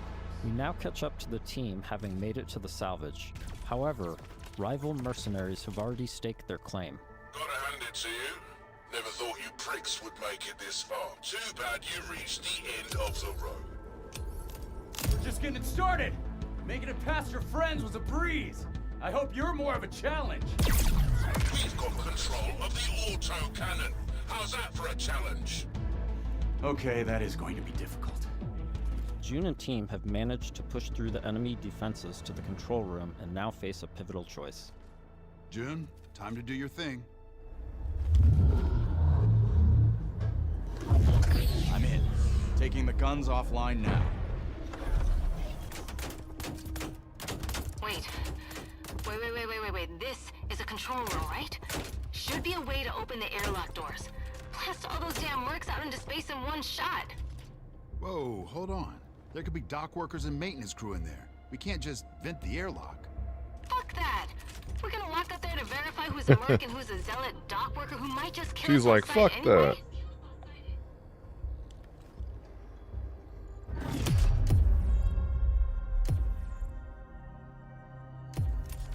Purge that shit. Tom's right. You can't be reckless when lives are at stake. But you don't mind putting our lives at risk? I'd rather die in a fair fight than risk killing a single innocent bystander. Whatever. I could use some more target practice anyway. Let's move. We've given the mercs too much of a head start already. As you travel across the cluster, you will hear stories of those who have been affected by time, like Tom's account of why he can never go home.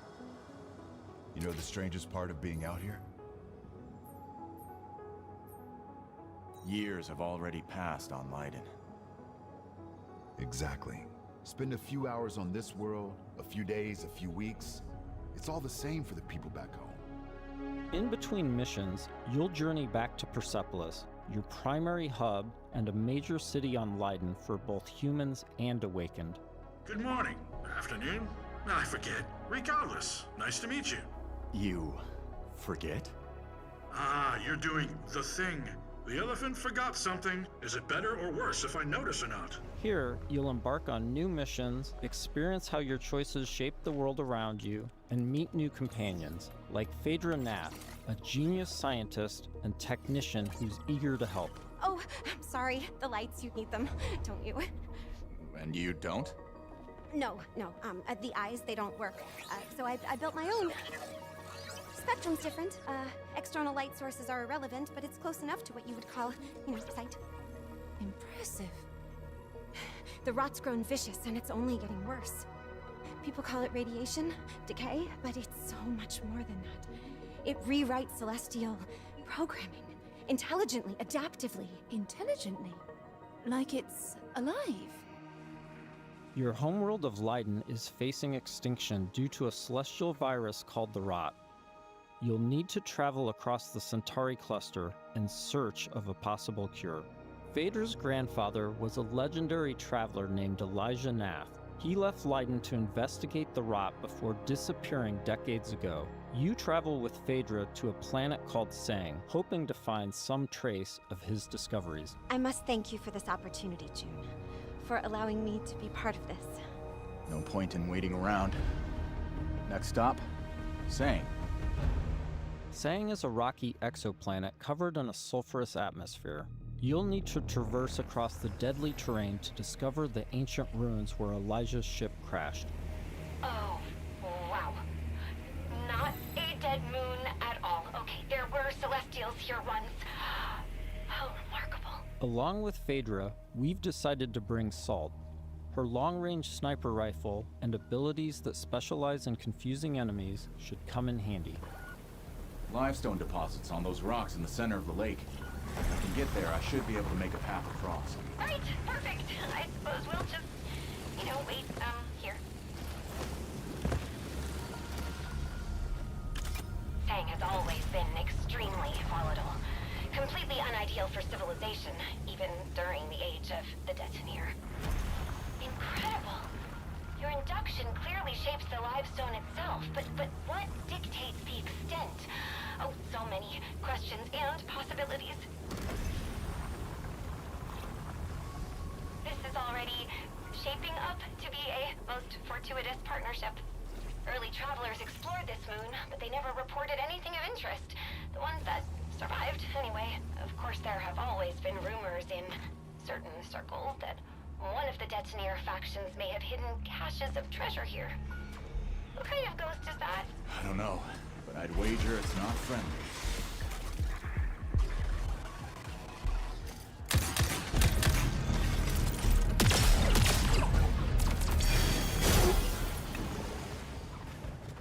Oh, okay. That look good. I like that. The number of ghosts is not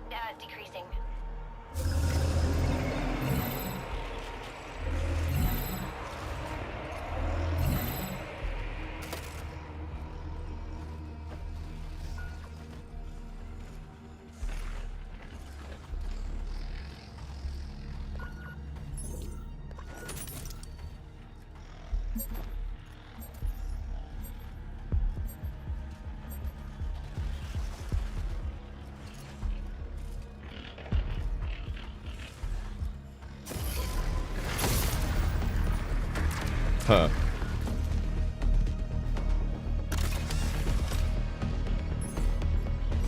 Oh, okay, so you can go from cover to... Oh, okay.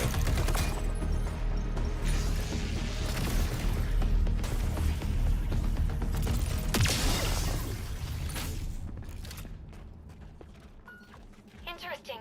That door is also celestial. It looks like... Yes. Yes, this is definitely Truth Seeker architecture. I might be able to use my drone to open this door. Shall I try? This is an incredible discovery, you know? So little of Sang has been explored. Because it's, so hostile. But now we can confirm that the Detoneer Celestial did have a presence here. During missions, June will discover ancient technologies that upgrade his gauntlet, a powerful artifact passed down to him from his father. Once upgraded, it unlocks new possibilities for both traversal and combat. Any idea what this is? I can't decipher it, but clearly this artifact was held in great reverence. June, be careful. Celestial technology can affect human bodies in unexpected ways.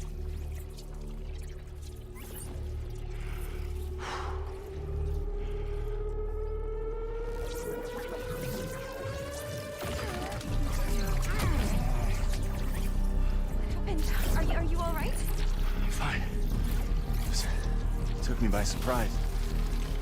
I've never felt anything so powerful. Let's see if this gets us past that bramble. Here we see June acquiring Lance, a powerful new gauntlet ability that can pierce and destroy bramble, a byproduct of the rot.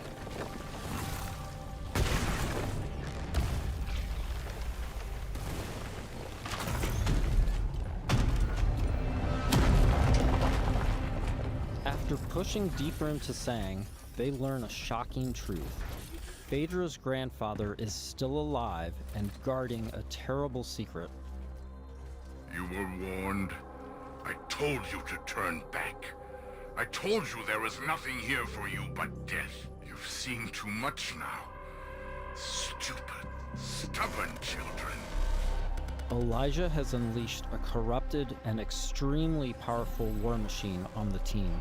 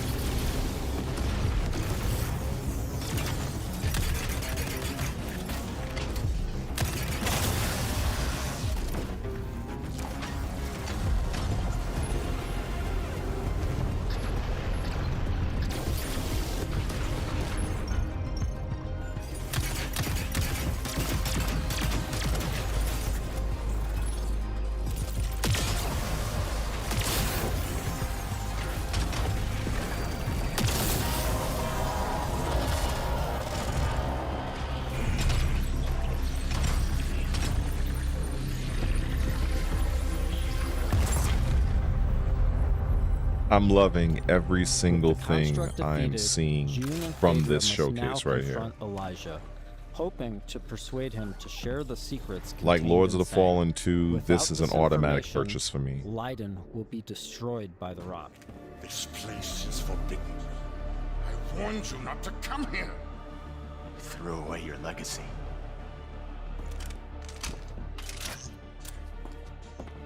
Phaedra!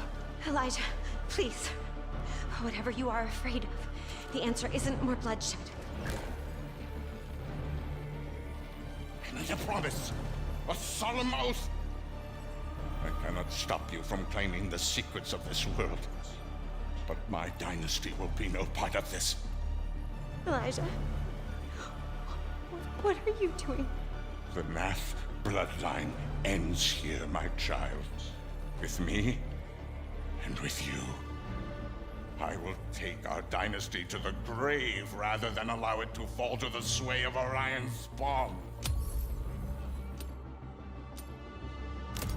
I don't want to kill you. Drop your weapon and this doesn't have to end in bloodshed. But my dynasty ends here.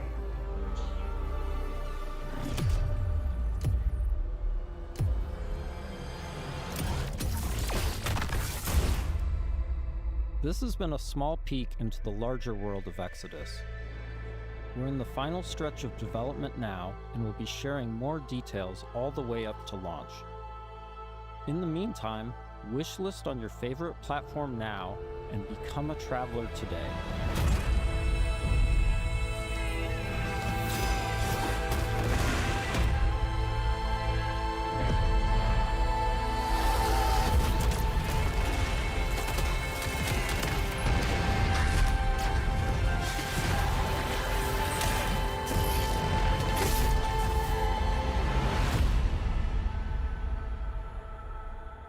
Okay, early 2027. Okay, good. I'm all for this shit. I guess this is a show recap, or is this something different?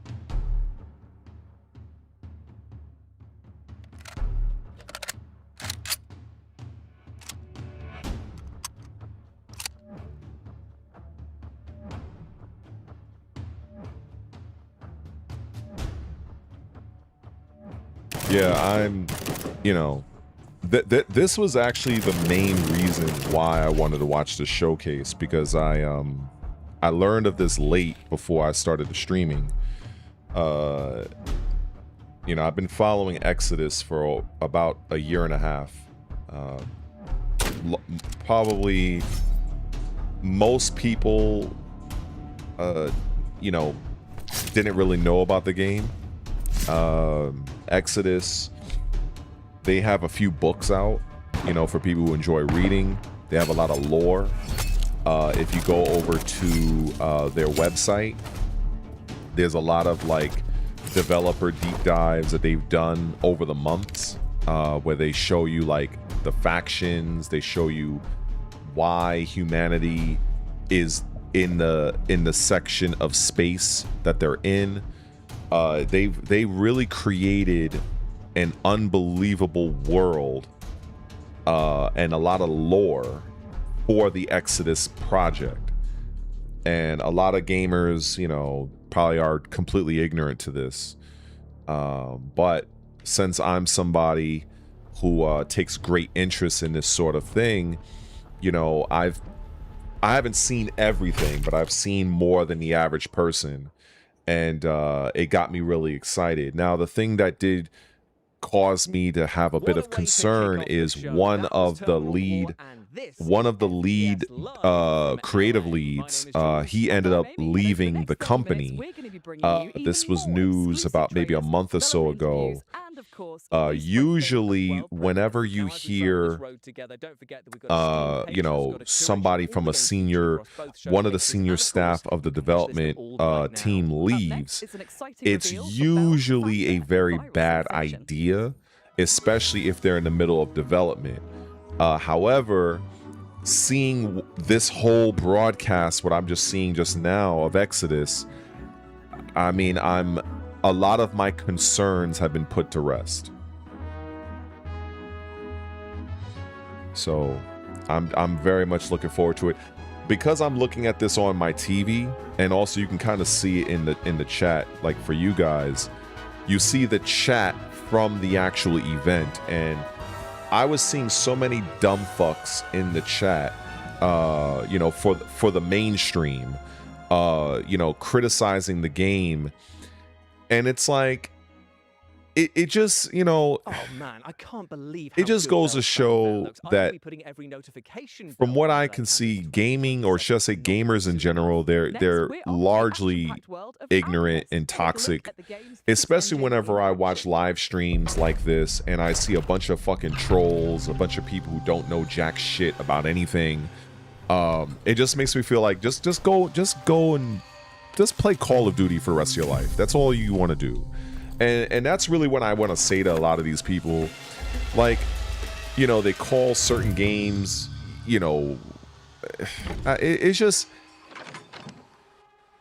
makes me feel like some people shouldn't have a fucking voice. I'm gonna be fucking honest. Like, it's fucked up to say, but a lot of times I see these people go in these chats, and I'm like, how the fuck do these people come to these type of conclusions? Like, oh, okay, so Exodus, it's boring. So every game has to have like fucking explosions and shit every fucking second of the gameplay. Like, these people are fucking nobodies. Like, it's just annoying. I'm gonna be honest. It's just fucking annoying. It's like, I don't even know what these people expect, honestly. It's like all they really do is bitch and complain about every fucking thing. So up next, let's take a sneak peek. People, and you're like what are they here for? Like, you just hate everything. Like get the fuck out of here. Like, that shit is so irritating. It's like you have a game that is a narrative driven game that is pretty much based off of the premise of Mass Effect, which is one of the greatest franchises ever in gaming. And you have a bunch of no-count trolls and people who aren't really gamers. All they probably do all day is play fucking NBA 2K and Call of Duty all their fucking life. So when they see something that is remotely different, oh, it's trash. Oh, it's this, it's that. Get the fuck out of here, man. That shit is annoying. I'm sorry. That shit is annoying as fuck.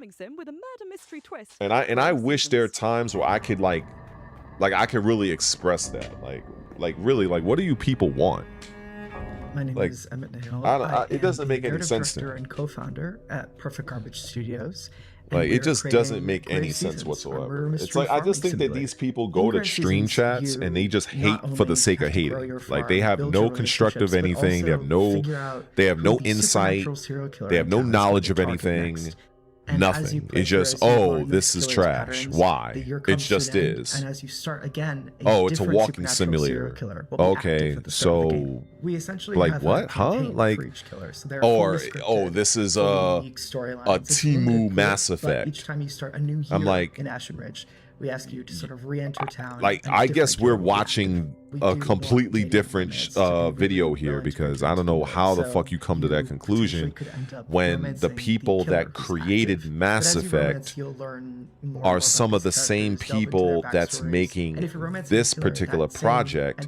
And one of the main reasons why they've left BioWare is because of what EA had done to BioWare and basically castrating them in such a way that EA forced BioWare to make fucking live service slop, if you want to call that, you know, if you want to use that term. It's just really sad to me, and I guess this is the reason why I have very little patience when it comes to certain people on stream, whether it's my own stream or if I'm watching somebody else's stream, and it's like, you know, I can understand, like, you know, I'm truly most excited some educated critiques, but investigate a crime scene, you know, it, like, for instance, a lot of games I would see that I am not interested in. Both a cozy game and also a horror game at the same time. I'm not going to be that guy and say, oh, this game is absolute dog shit because I don't like it. I'm not that guy. A cop, or but bully there's and too many. But figure in not this everybody game. is So as all you can mature as do I am. is follow clues and You know what I'm saying? investigate Like, these leads as you find them in you the know, world. now if As I'm each watching the killer gameplay progresses and outside I'm of seeing murder scenes, some, outside of these you know, attack hiccups scenes, in where the things will movement, change in the world, maybe I'm and seeing some NPCs' clipping homes will issues. change. That's Potential different. victims' homes will change. There But will if I'm be seeing different something leads and that will it's draw you to going different spaces in without a town. hitch, if it's Our something writing I'm team not are huge horror into, fans, and so I'm just we're always gonna try to I sneak in approach little it from the references, little standpoint hints of, for hey, folks who maybe have a this keen is eye out for that just kind of it's thing. not for In-game, me, I will say that but it between might be for playthroughs, somebody there else. might be That's little how I secrets get that you can down. uncover You know what I as mean? you Now I'm play not a more and fan more of in the, Action Rich as well, you know, too. If you love DEI the and the interpersonal woke and the dynamics homo of older farming sims like sexual Harvest Moon, but bullshit. you I'm not a also fan of love that. deeply However, written and sort of you know, heartfelt when I'm character looking at, stories, you you'll know, love aspects of a Racing. I really game want that people to goes get invested in the beyond characters that, and if I'm also looking the at the character will animation, if say I'm looking at the we graphics, have the a demo lighting, coming if I'm soon. looking at the Can't say the weapons, the exact date tactics that's yet, being but used, keep an eye out for that. Grave if I'm Seasons is seeing coming something to that PC, is Xbox, polished, Nintendo you know, Switch, because and I have an eye PlayStation. for this Feel sort free of to wishlist thing, this on Steam. I'm not going to just condemn Check it this out. because, oh, because I just don't like it. No, I don't do that. So it does get kind of annoying when I you know, when I see some of these no counts of society that's probably sitting, have nothing going on in their life in the fucking stream chat, just bitching and complaining just for the sake of bitching and complaining. Like, that's the shit I just cannot respect. I cannot respect. Like, even for instance, I've said many things about Tekken 8. I'm not the guy that just says, oh, Tekken 8 is just absolute shit, and I give no fucking context to it. I break down exactly what I don't like about Tekken 8. I've even had videos on how Tekken 8 could be fixed. I break down what I'd like to see happen with Tekken 8. But there are other people that would basically say, oh, the game is shit, and that's all there is. That's the difference between me and those people.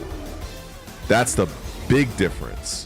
And it just becomes very annoying when I just look on other people's streams and it's just ignorant people that I kind of wish they didn't have a voice, because it's nothing beneficial is coming from their voice. It's just bullshit. So, but you know, such is the internet, I guess. It is what it is. That's, you know, that's my little fucking rant on that. And that spicy world premiere. And that's Here's it. some back-to-back trailers for amazing games that are heading your way very soon. Like, it's just, you know, like, you know, like, what I try to say is I try to keep an open mind.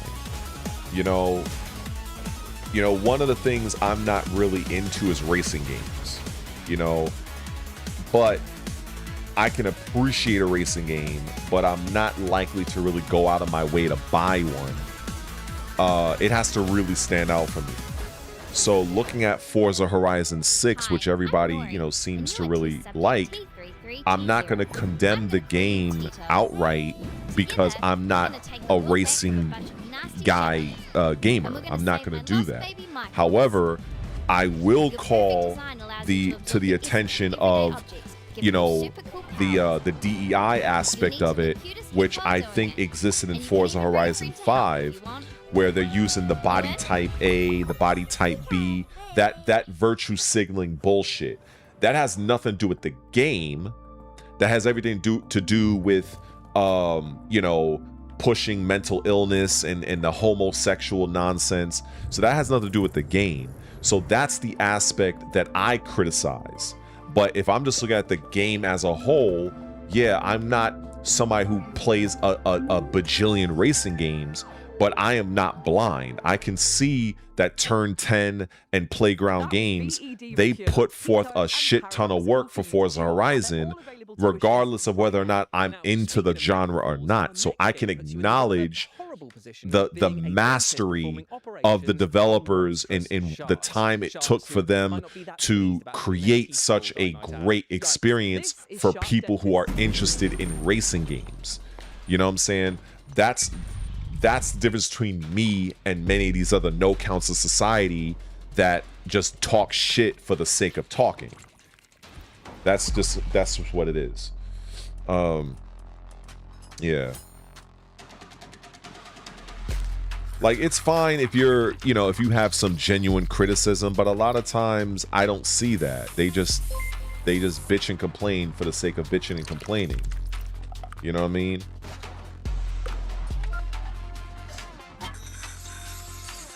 Oh, I appreciate for the subscription, Red Re1ated. I appreciate that.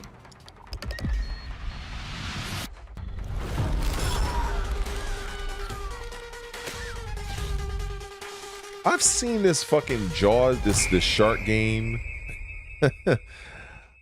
I thought this game came out already. A harpoon a day keeps the sharks in your dentist's office away. No one says that. Fair enough. Shark Dentist is coming soon, so wishlist it right now if you like the look of it.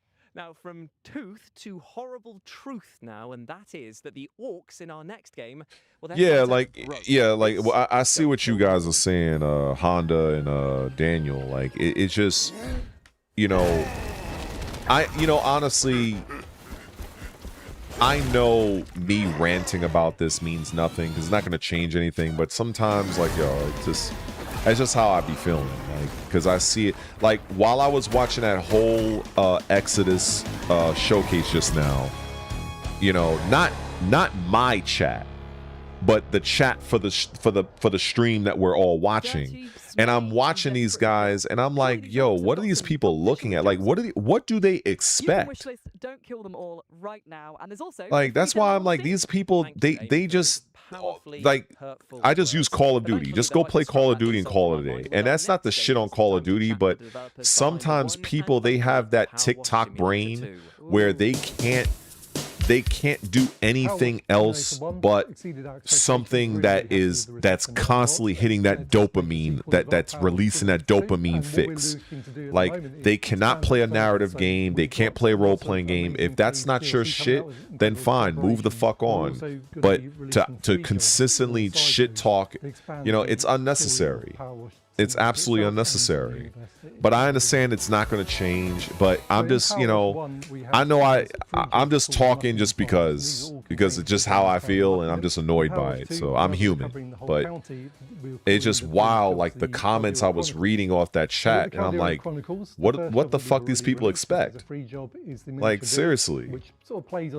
You know, and like, even I think you mentioned at Honda, like Grand Theft Auto. Which is shocking to some, I am not a Grand Theft Auto fan. Like, I am not somebody I'm not going to be one of those guys that's waiting online to buy the next Grand Theft Auto. I know, as surprising as that is, I think I played Grand Theft Auto 4. Like, I think I played the opening section of the game, and you know, I respect, you know, the game. I respect, you know, it looks great. But it just wasn't something that, you know, it just, you know, it's like, I could take it or leave it. You know what I mean? But there are people out there that would hear my perspective on that, and they would think, like, there's something wrong with me. And I'm like, what the fuck? For the reveal of those 2 new levels It's which are coming our way crazy. very soon. Shit is We've got wild. Tiny model villages, old bowling alleys. If you chuck a few swans in there, you got the makings of Hot Fuzz 2, right? Yeah, but Yeah, anyway, like, it's just wild, like, how, you know, if you have a difference of opinion, you know what I mean? Like, it's just, I think I heard. like for instance, there was the guy that was in my chat. He said something about Tomb Raider is a walking simulator. Look, I even said, like, look, if that's your opinion, I mean, it's not true. He's wrong. But if that's your opinion, then hey, that's your opinion, because I know I played all the Tomb Raider games. You know what I'm saying? So I know I've played walking simulator games, and Tomb Raider is not that. But is there something happening every 2 seconds in Tomb Raider? No. Nor would I want it to, because it's not that style of game. You said what's not to love? You know what I'm saying? And that's not anything against walking simulators. You know, there's some that are pretty good. You know, they cater to a specific market. But to, you know, for somebody to be like, oh, well, Tomb Raider is a walking simulator, you know, I'm not going to come out and denigrate the guy or put him down. I'm just going to be like, yeah, you're wrong, but you're entitled to your opinion. You know what I'm saying? But somebody else would like probably completely flame that guy to no end. So I'm not that. You know what I mean? So everybody has their preferences. Everybody has their own opinions on shit. But, you know, I try to stay what's fact. At least I try to. You know what I mean? So, especially when I have firsthand experience in Tomb Raider, and I know that's not a walking simulator. You know what I'm saying? You know, but, you know, it is what it is. You know, some people, they just don't have the patience to play a single-player, narrative-driven game. You know what I mean? It is what it is. Some people, they need those games that have like constant, never-ending dopamine releases, like because they have low attention spans. So anything that has a down point, you know what I'm saying? Oh, it's a walking simulator, and like. Take a look. Okay, you're wrong, but if that's what you want to believe, hey, it is what it is. Not everything is for everybody. But yeah. Let's see. Some of these games right here are looking pretty good. I think the last one, while I was fucking yapping, I completely missed out on that one. But thankfully, I'm actually recording this, so I'll check out the gameplay footage of that after this. I like this as well. I like these. Like, every time I see games like these, these pretty much remind me of the games I grew up on. Like, you know, basically, you know, Super Metroid and all the Metroidvania. Like, these are sort of games I will likely, you know, pretty much dedicate my time to and pick up. But, you know, even this, like, even this is not for everybody. You know, some people might look at this and be like, oh, the graphics look like shit. You know what I'm saying? So, you know, not everything is for everybody. And I try to respect that. Oh, and it comes 3 days after my birthday. Excellent. September 9th. That's what's up. Xbox consoles, Nintendo Switch, and PlayStation on September the 9th. So wishlist it now. I never played Stellar Blade, but I don't know if that's the game that's only on Sony. I can't remember. I know a lot of people are, you know, that game caused a lot of controversy because I think the lead character is like really attractive, and unfortunately seems like American developers like to uglify women. So I know that game had a lot of controversy with people, you know, shitting on the game or whatever. But I heard the game did very well. I've never played it, but I think Stellar Blade is a PlayStation exclusive, if I'm not mistaken. I think we've unleashed the curse. I tell you, if I had hair, it would be standing on end right now because that looks horrifying. And you can pre-order the physical edition of Dark Mass for PS5 right now. From hairless friends, then, to fairy friends, in which Spire you play as a magical being who can tame and befriend enchanting creatures. Well, I mean, if you're on PlayStation, like I said, I think it's a Sony exclusive. So, I mean, you know, and those who I think for Sony, like I do think that Stellar Blade is a Sony exclusive. So, you know, if you're on PlayStation, you know, set aside some money and, you know, pick it up. I've heard nothing but good things about the game. I mean, I have heard some people bitch and complain because they don't like how the female characters look like women, you know. But I don't know if Stellar Blade is. I don't know. That's what I've been saying. I don't know if it's an exclusive or not. But you know, I've heard some good things about the game. Together, we will stop this darkness. Oh, hail, Jules. What's up? Yeah, you actually missed. Well, I mean, Which Spire is casting all the right spells on us? I wouldn't and say would you not really be surprised to missed see it because you can matching always hit itself onto your wish list. rewind or you can watch it later. But Exodus definitely had a phenomenal showcase. I think it might have been like 20 to 30 minutes of gameplay. It definitely was. It was. Yeah, I think it was like 20 or 30 minutes of gameplay. Absolutely phenomenal. Some of the issues, some of the concerns I had, given one of their creative leads leaving, was definitely put to bed. And I ended up going on a small rant of some idiots that was in the, not my chat, but the chat for the actual show. Just bitching and complaining over Exodus, like typical nonsense. So I just had a little fucking rant on that one.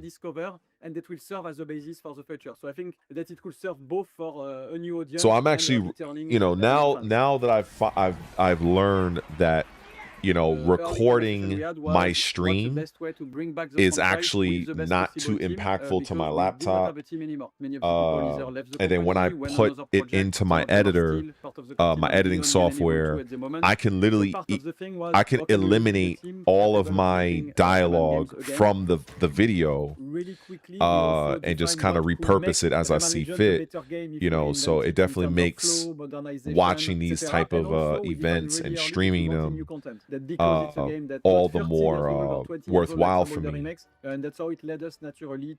So while I was, you know, I was mostly silent watching the Exodus segment, but even if I was like yapping or whatever, you know, because I'm recording this at the same time I'm streaming it, I can take that section and I can completely just delete, or I can shut off my dialogue, and the actual in-game audio will only play, which is really cool. I'm mad that it took me this long to figure out that is a thing, and I see that's what a lot of streamers and content creators, that's what they do. Because I always wondered, how do these people, like when they watch something, how the fuck do they post a video about it so fast? But now I see. Now, like for instance, if I had a team of people like that was working for me, when I, like for instance, if I stop recording a particular segment, I could have somebody in the background put together what was recorded and just post it to the channel while I'm still doing this live stream. So that's what a lot of the larger creators tend to do, and that's what I learned how they're able to, you know, like you can see them watching a live stream and then like 5 or so minutes later they have like a whole video of the same footage up on their channel. That's how they fucking do it. So, you know, once I learned that, I'm like, oh, okay, now this makes sense on, because I always was like, how the hell, like, you know, like for instance, like, you know, we could watch the Sony showcase and then like 5 or 10 minutes later, a content creator is posting that same footage from like God of War or Wolverine on their channel. I'm like, how the fuck are they doing this? Now I see how they're doing it. I didn't think it was possible for me to. I can't do it as fast because, you know, I'm a tiny channel, so I don't have people working for me to clip and edit things in that way. But it does make it a little bit more streamlined, that I can take the B-roll of something that's being shown, and then I can just separate me talking right now, and I can crop out. So you see how you have me in the upper right corner, and then you see to the right of the footage, you see the chat. I can crop all of that in to where I'm only showing the actual footage. The problem is that when I do that, it might lose a little visual quality, because my computer is not powerful. So what ends up happening is, because I'm doing this in 720p, when I crop it out, it looks a little bit zoomed in, so it might not look as pretty, but you know, hey, it gets the job done. So that's definitely, because I've actually did it with Virtua Fighter.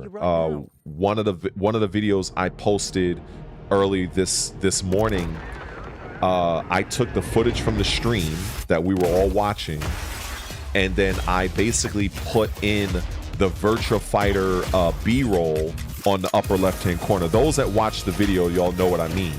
So, you know, I like that that's, you know, something I can do. Because before that, what I was doing before is I would literally have to set up my OBS, and I'd have to purposely record the entire video again for a second time. And it's like doing it the way I'm doing it now, I can do it all in one shot. And that's the reason why, you know, like let's say if I'm, for instance, let's just say if I were to play Crimson Desert, right?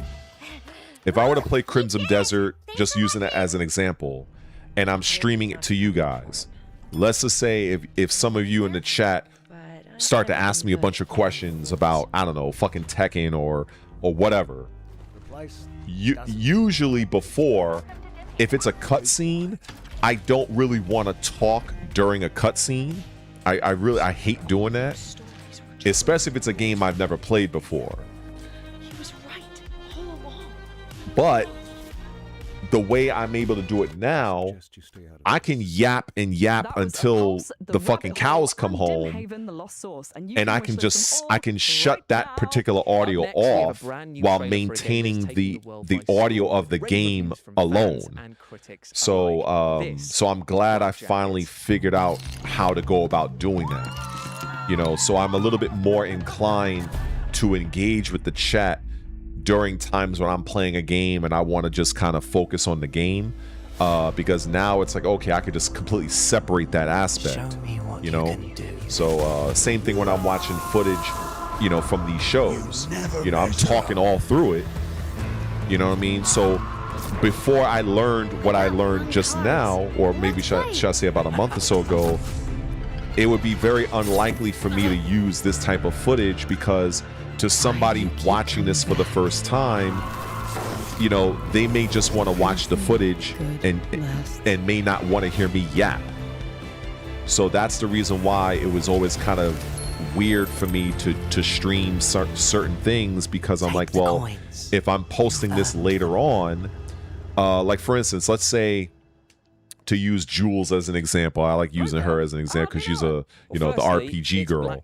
Let's say if I'm playing an RPG and then I post the video, but during that stream, you know, she's coming to watch me play the game, but I'm having a dialogue with somebody in the chat about Tekken 8. I'm pretty sure she's not going to hear me yapping about Tekken 8 while she's trying to watch me play Final Fantasy. You know, just use that as an example. So now I can completely remove all of that and just, and if I want to record just some side dialogue, I can add that into the video through editing. So it you know, even though it might take a little bit longer, but I feel like the quality is a little bit better moving forward. So, you know, so I've been kind of experimenting with that, and so far it's been pretty good. You know what I mean? So it's you know, because it's always been something that's been on my mind, like, you know, like if I wanted to play a role-playing game, you know, it's like if I want to do like a let's play, right? If I want to do a let's play of Crimson Desert or Ninja Gaiden 4 or any other single-player game, if I'm busy interacting with the chat and I'm yapping, talking about this, talking about that, well, I'm capturing all of that in the video. So I'm thinking, well, if somebody wants to just watch the Let's Play of Ninja Gaiden 4, I highly doubt they want to hear all of my dialogue talking about a completely different game. So that's why I wasn't so, you know, recording game footage. You know what I'm saying? Like while live. You know what I mean? So I would tend to just do stuff like offline. But now doing this, you know, it gives me another angle and another way of doing things. So which is pretty good. I think this is it for the whole showcase. Actually.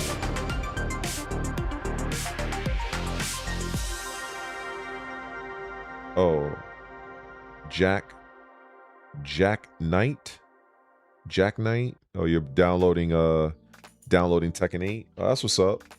I mean, believe me, I thought about doing that. You know, just to kind of focus on just playing the game, maybe in practice mode, making certain like you know, certain what's the word?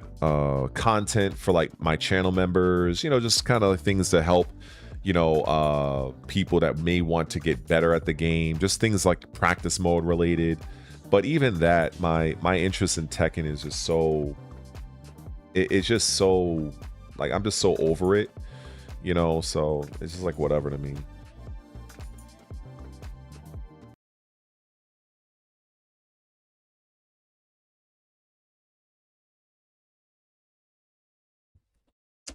But yeah, that whole rant I was just doing about the streaming aspect, you know, it definitely makes things a lot easier for me to just kind of put videos together. Because I thought about it, I was like, all right, well, if I'm, you know, let's say if I wanted to play the Onimusha demo, right? I could do that. But then, you know, again, somebody in the chat might ask me something about Tekken, or they might ask me something that has nothing to do with Onimusha. Sure, I could post the demo gameplay on my channel, but then I'm trying to think ahead to somebody that might never like seen my channel before, and they're like, oh, okay, this guy is playing Onimusha, but then it's like this person's trying to focus on the game, but they're hearing me talk about something else. You know what I'm saying? So I like that I'm able to finally figure out how to separate all of that. You know, so that's a good thing. Yeah, man. Yeah, Daniel, I think appreciate you stopping by, man. Gonna watch the exit. I was not able to see. Yeah, the Exodus shit is really good. Of course, you know, like I feel like at the end of the day, if you are just somebody who is not into narrative driven base games, then you're probably not gonna like the game. You know what I'm saying? Everything is not for everybody. You know what I'm saying? But if you are into games like Mass Effect, like Dragon Age, games where it's RPG elements, narrative driven, choice driven, you're gonna love. Oh, and based in outer space, you're gonna fucking love Exodus. You're gonna love what you're gonna see, 100%. And also, I'm a little bit jealous that you're able to play Gothic, so enjoy. And thanks for tapping in with me.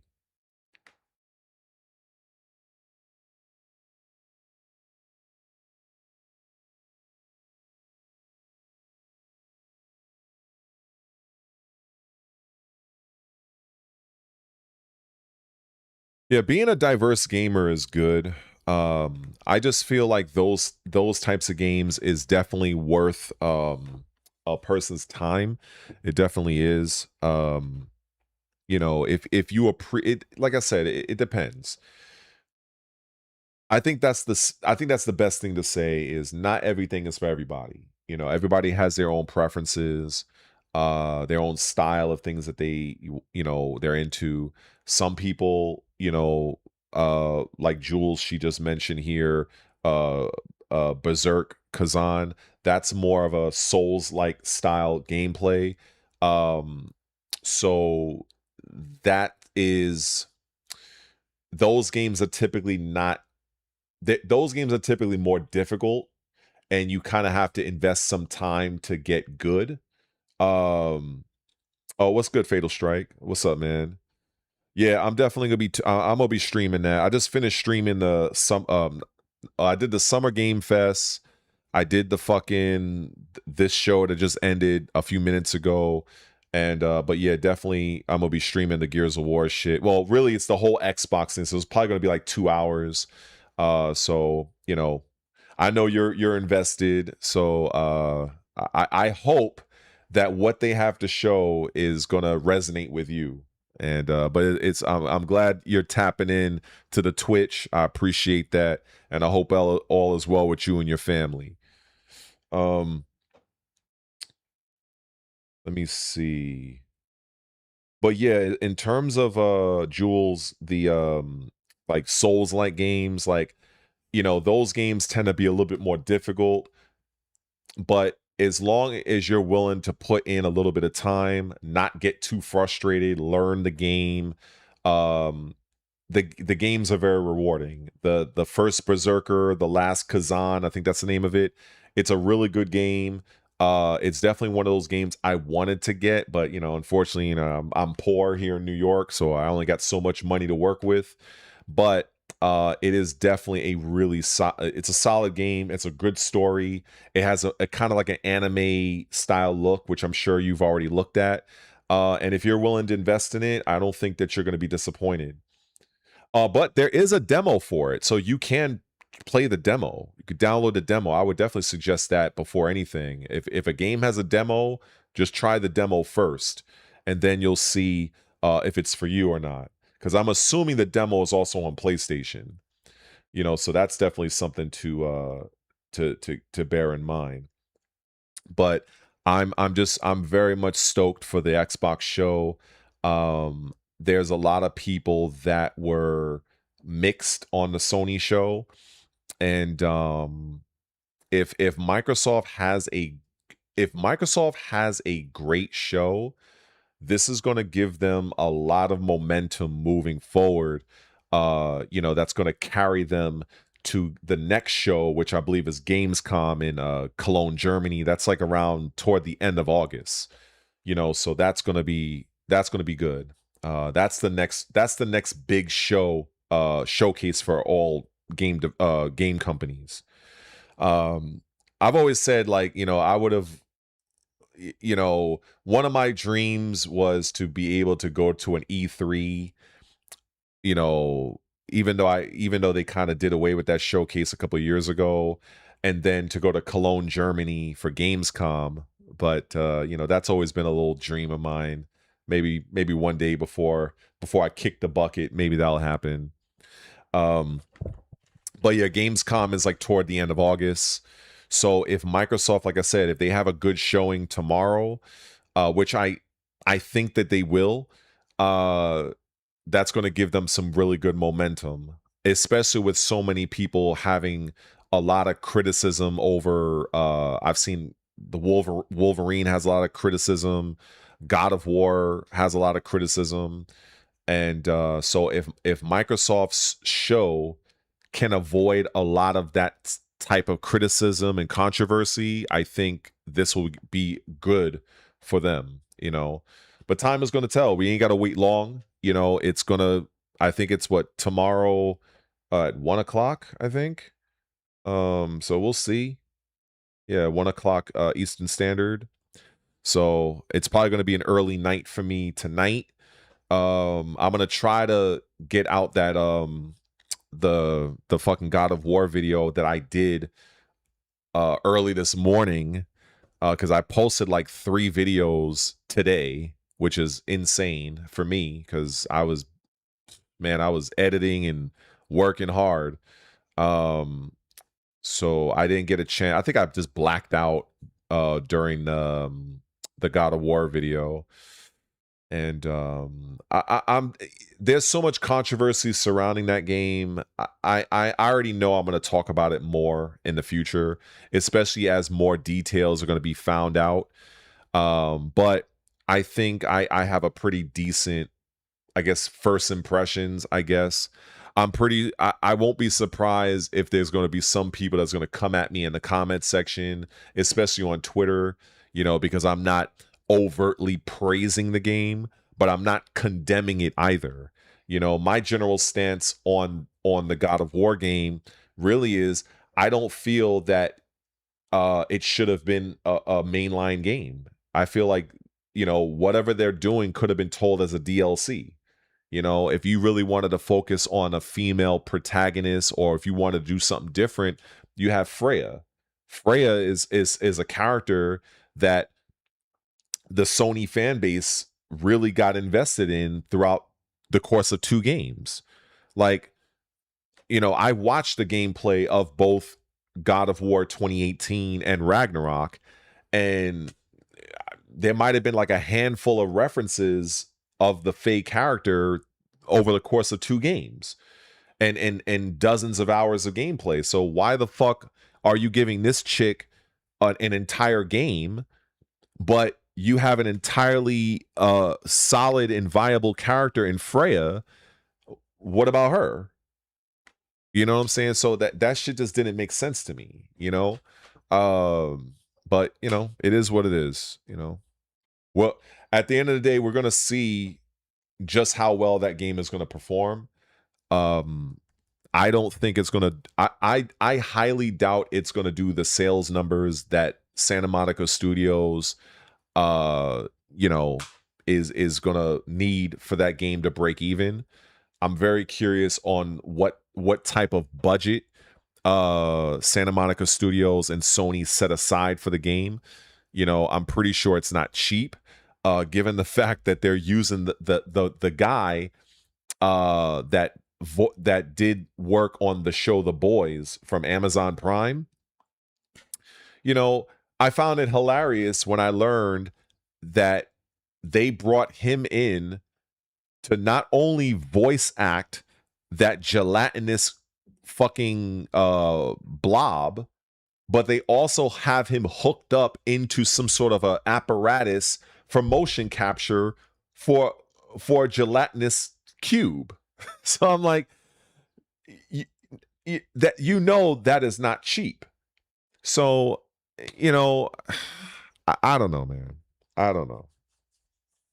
Like I said, I am likely going to speak about God of War in the future after I post the video. I'm probably gonna post it probably later today, or I could probably just do it now. It ain't like I'm doing anything right now.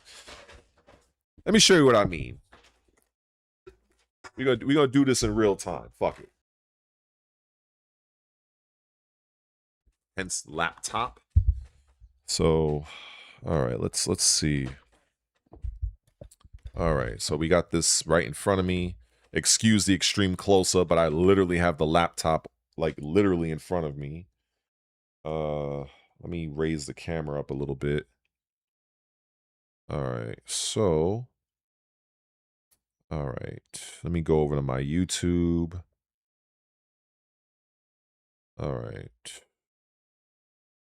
Let me open up a new, cuz I was the video is basically done. I just have to like add like some channel tags and shit to it. You know, the typical YouTube creator thing.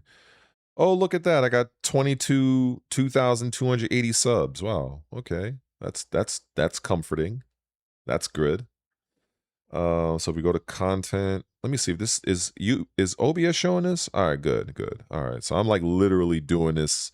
So you see, here's the video right here. God of War Laufey. I'm not too sure what I should call the video. But it's 36 minutes. So I don't really know what I'm gonna call it. Let me add end screen.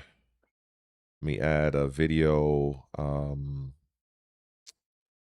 I'll just put the video for best for viewer. So when somebody ends the video, it'll depend on who watched it. Let me get rid of the Tekken 8 playlist because this has nothing to do with Tekken 8. So we're gonna save that. Let me go back to details. So this is what creators have to do. So I list all my channel members here. The hashtags. I gotta add a thumbnail. I think I already had one. Oh fuck that. I gotta make a thumbnail. Shit, I'm doing all this shit live. Let me see. So we go to Canva. This is exactly what the fuck I do, by the way. This is exactly what I do. So I go here. These are like where I usually make a lot of my thumbnails. They're not the best. I am not an expert at this shit. So I pick a general template. Some of these, you know, you've guys seen before. So what I do is I click on one and I just edit it. So for instance, if I click this one, I use this one for the Sony State of Play for anybody that, you know, probably knew. If this is for all right, so what I'm going to do is I'm going to look to use this image. We're going to upload that since that's Faye. And so we're going to drag this over. That takes up the full screen. And we click on the picture, go to position, go to layers.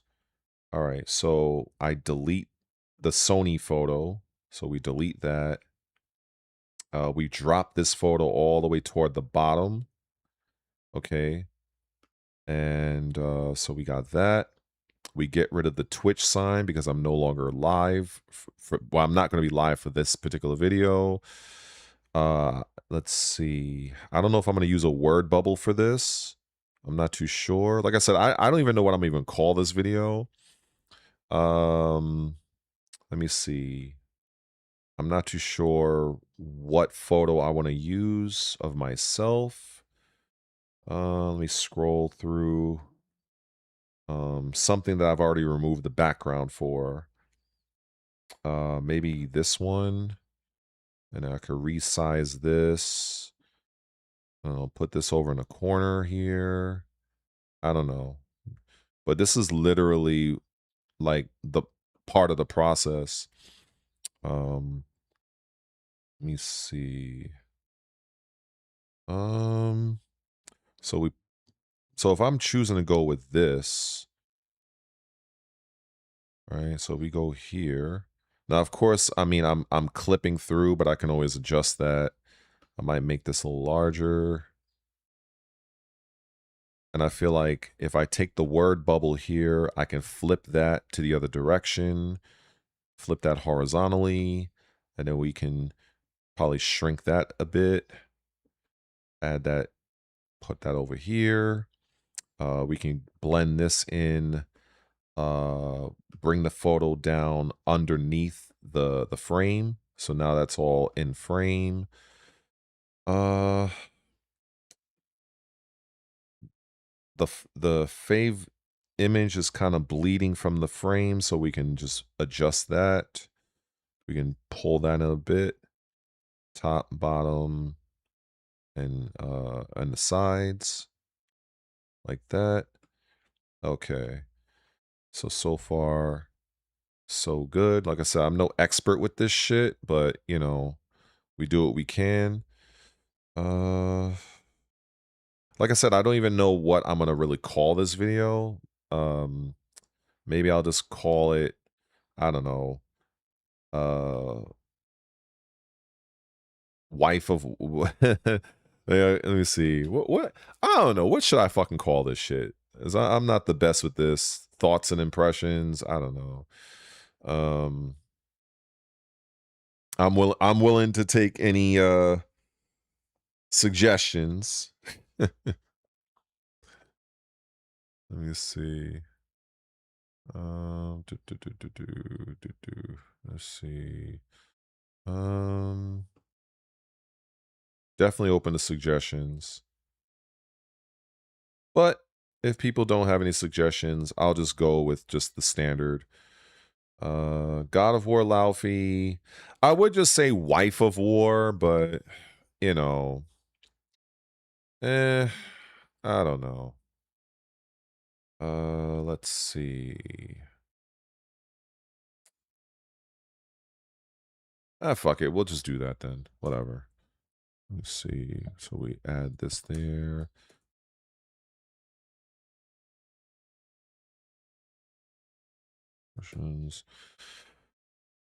All right. What else? Yeah, I'm gonna keep it simple.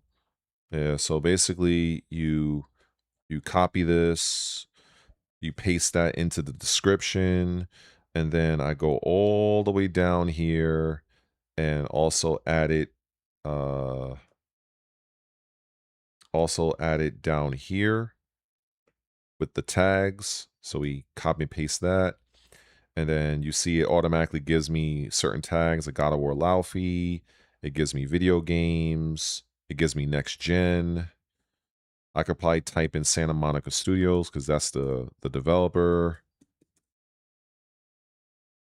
We can type in Kratos also. And let's see. Recording date. I did this yesterday. Gaming. Just type in God of War. If they even have this game available. No, they don't. So let me see. Laufey. No. So I'll just leave. I'll probably leave that blank. Let's see. Let's see. In terms of what else? What else can I put? Now, here's something that I tend to do as a creator, and I think every fucking creator does this. Let me X that out. If I were to go to another, let's say if I were to go to somebody else's channel and somebody else is talking about the game, God of War, Laufey. If I look at somebody else's channel, or you know what? Actually, no. Let me go to the PlayStation. Let me go to PlayStation and see what tags they used. So let's see if they have any tags here. Let's see if it loads. Sometimes they don't use any tags. Doesn't look like they have. All right, so they probably didn't do it. All right, so if I go to IGN, for instance, IGN probably has it.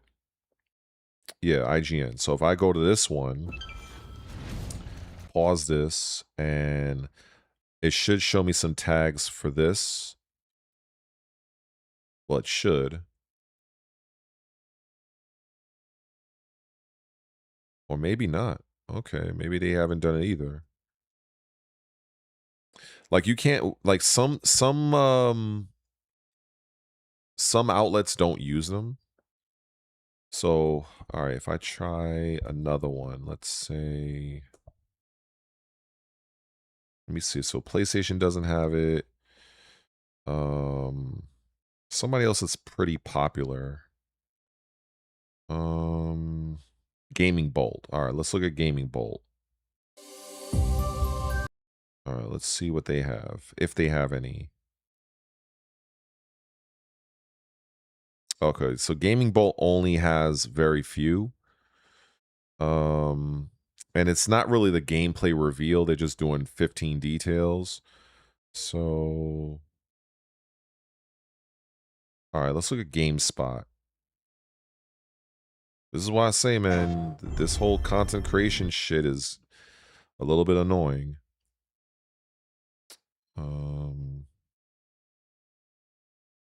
I think these larger outlets, I think they block people from seeing their tags. So, but I can see their, for instance, you can get the hashtags. So the hashtags is fine. So I literally fucking copy the hashtags on some whatever type shit. And so we're going to add the hashtags here. On. Let's go like up here. So we're going to add that here. We're going to paste that in there.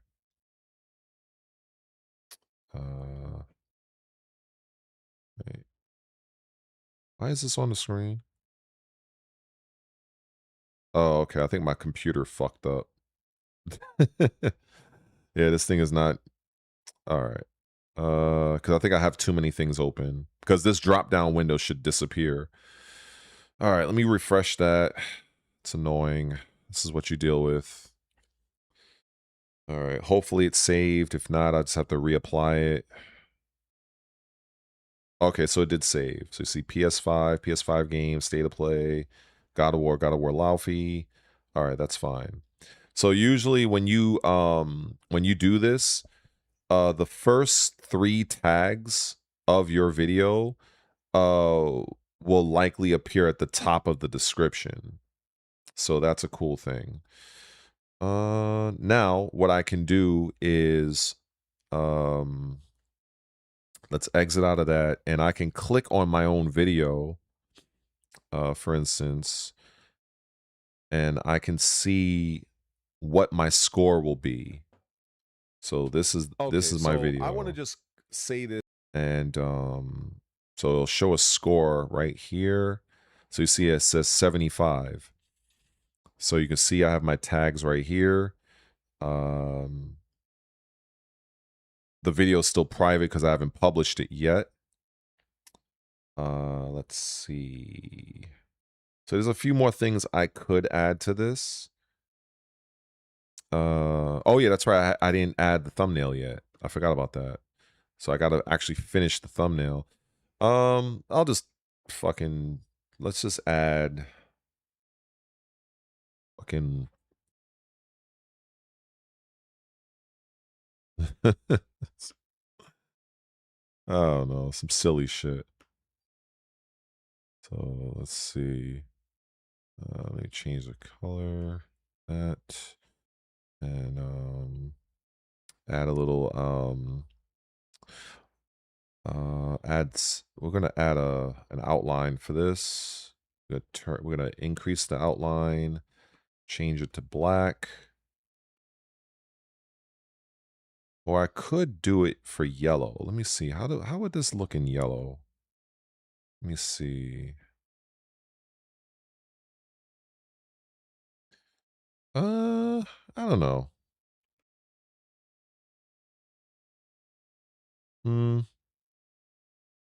I don't know. That's the thing. You can always like change this like later on if you want. It's up to the person. Let me just bring that in a little bit. Okay, move that over there. And all right, so we add a text box. So in my opinion, this should have been a DLC. There we go. So we turn this to black. Turn that dialogue black.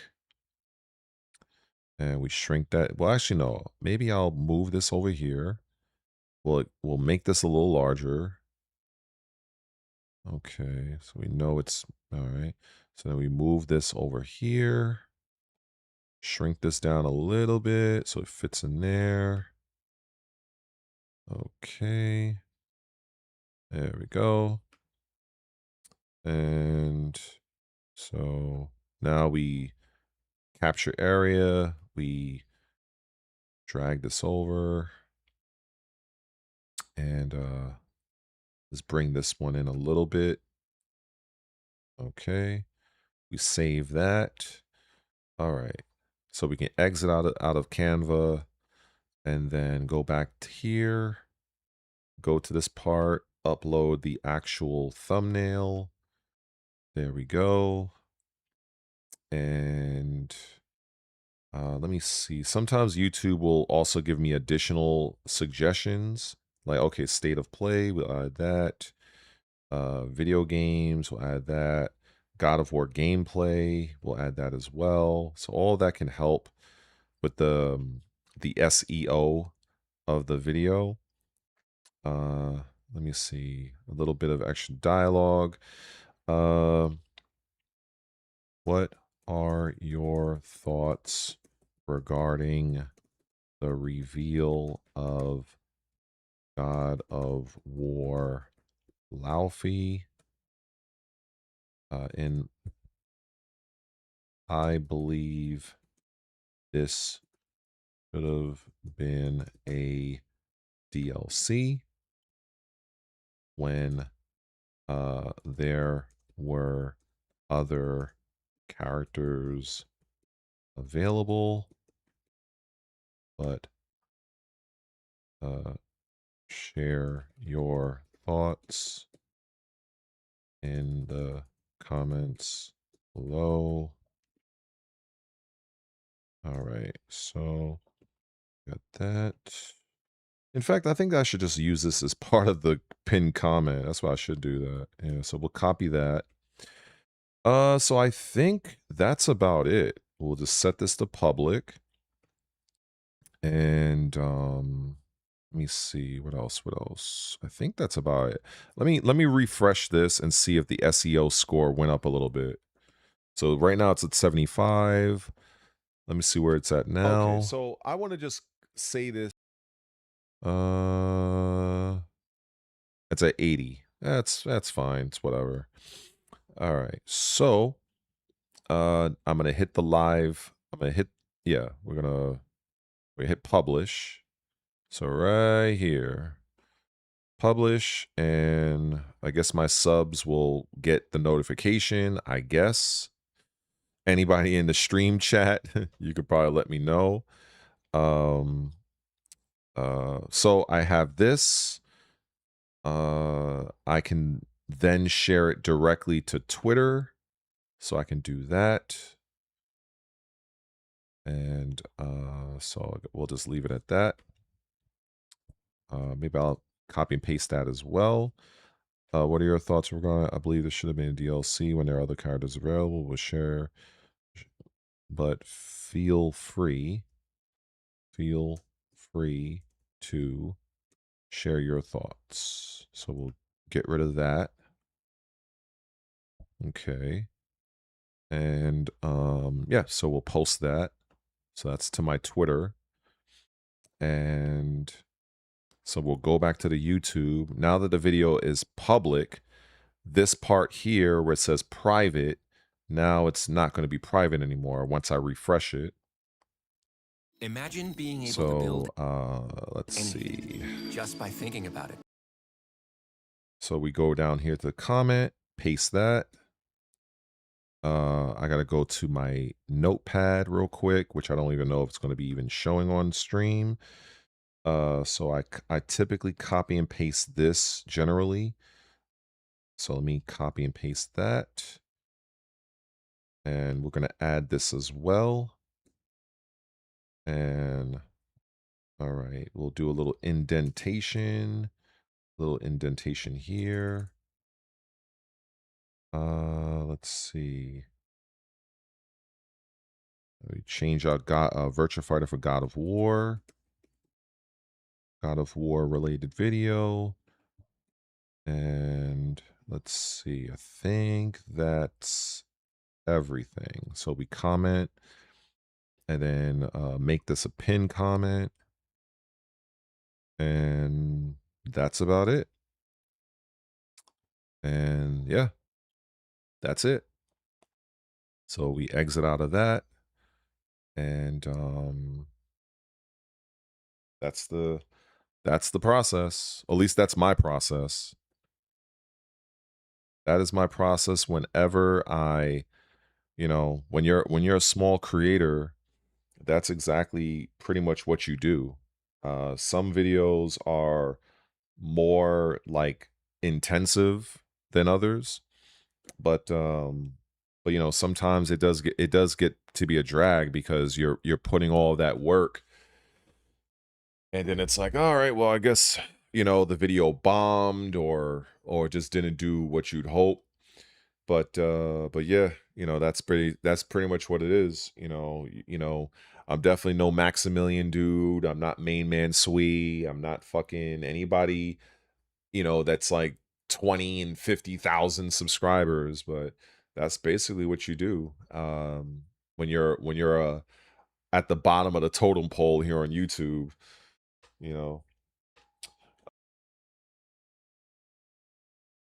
feel better at thumbnails.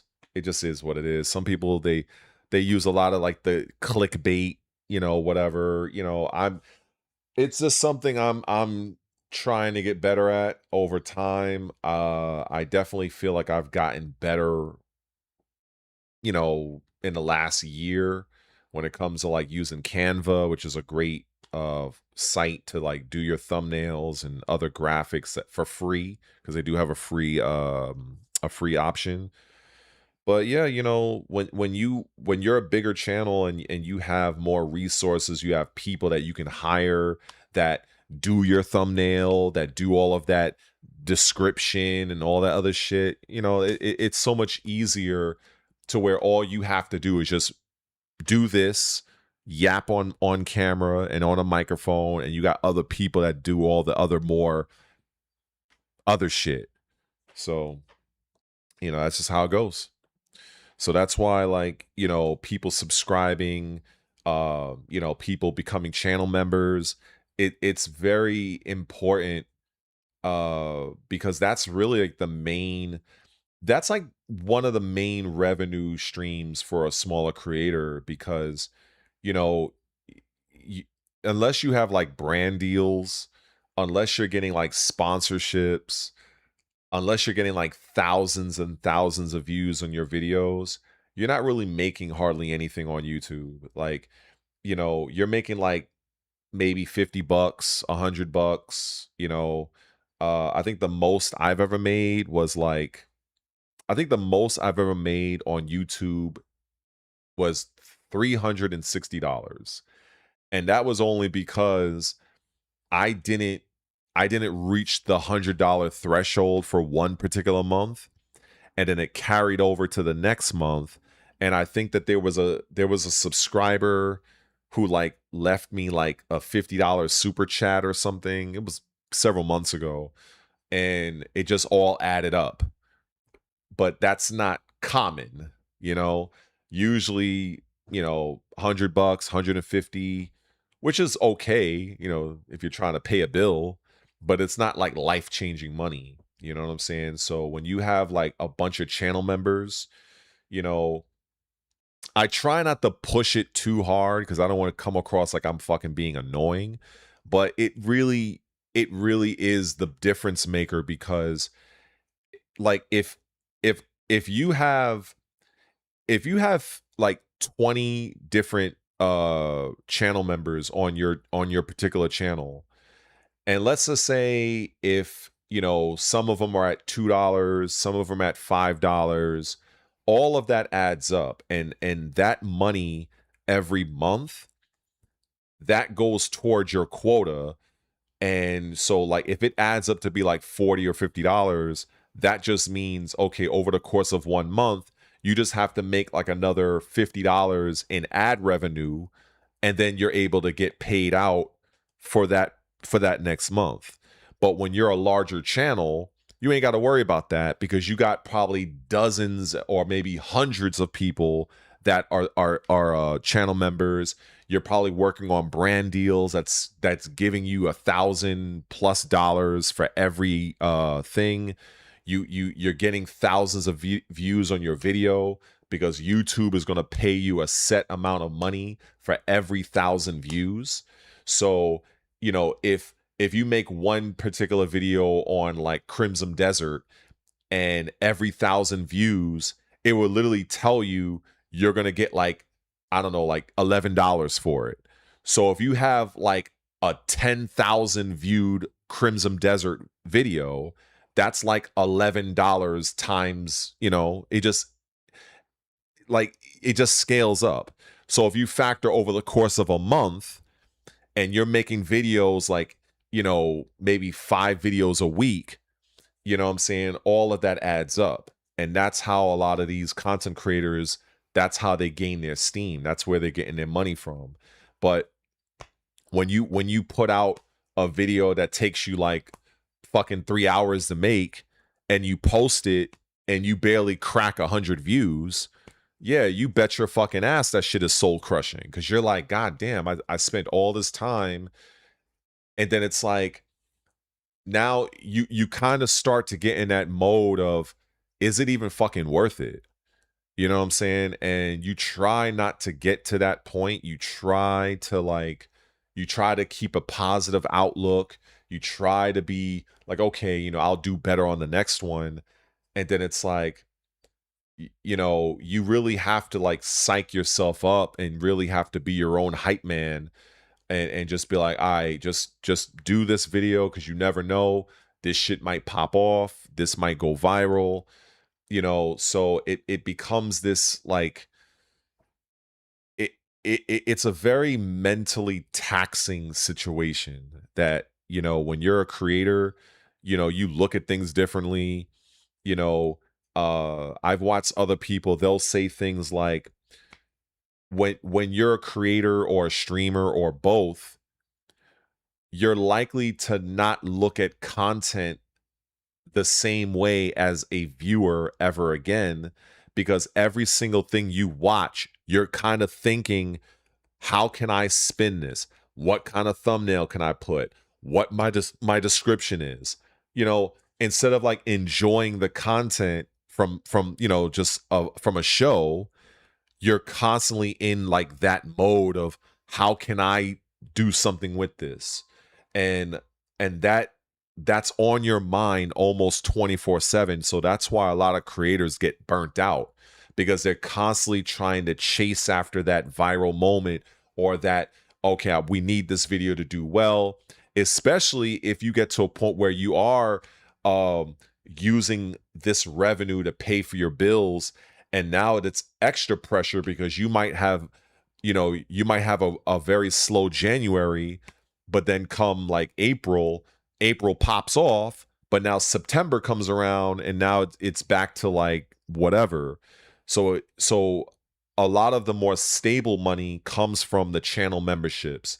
It comes from those people that do like the Patreons, which I don't really do. It comes from the sponsorship deals.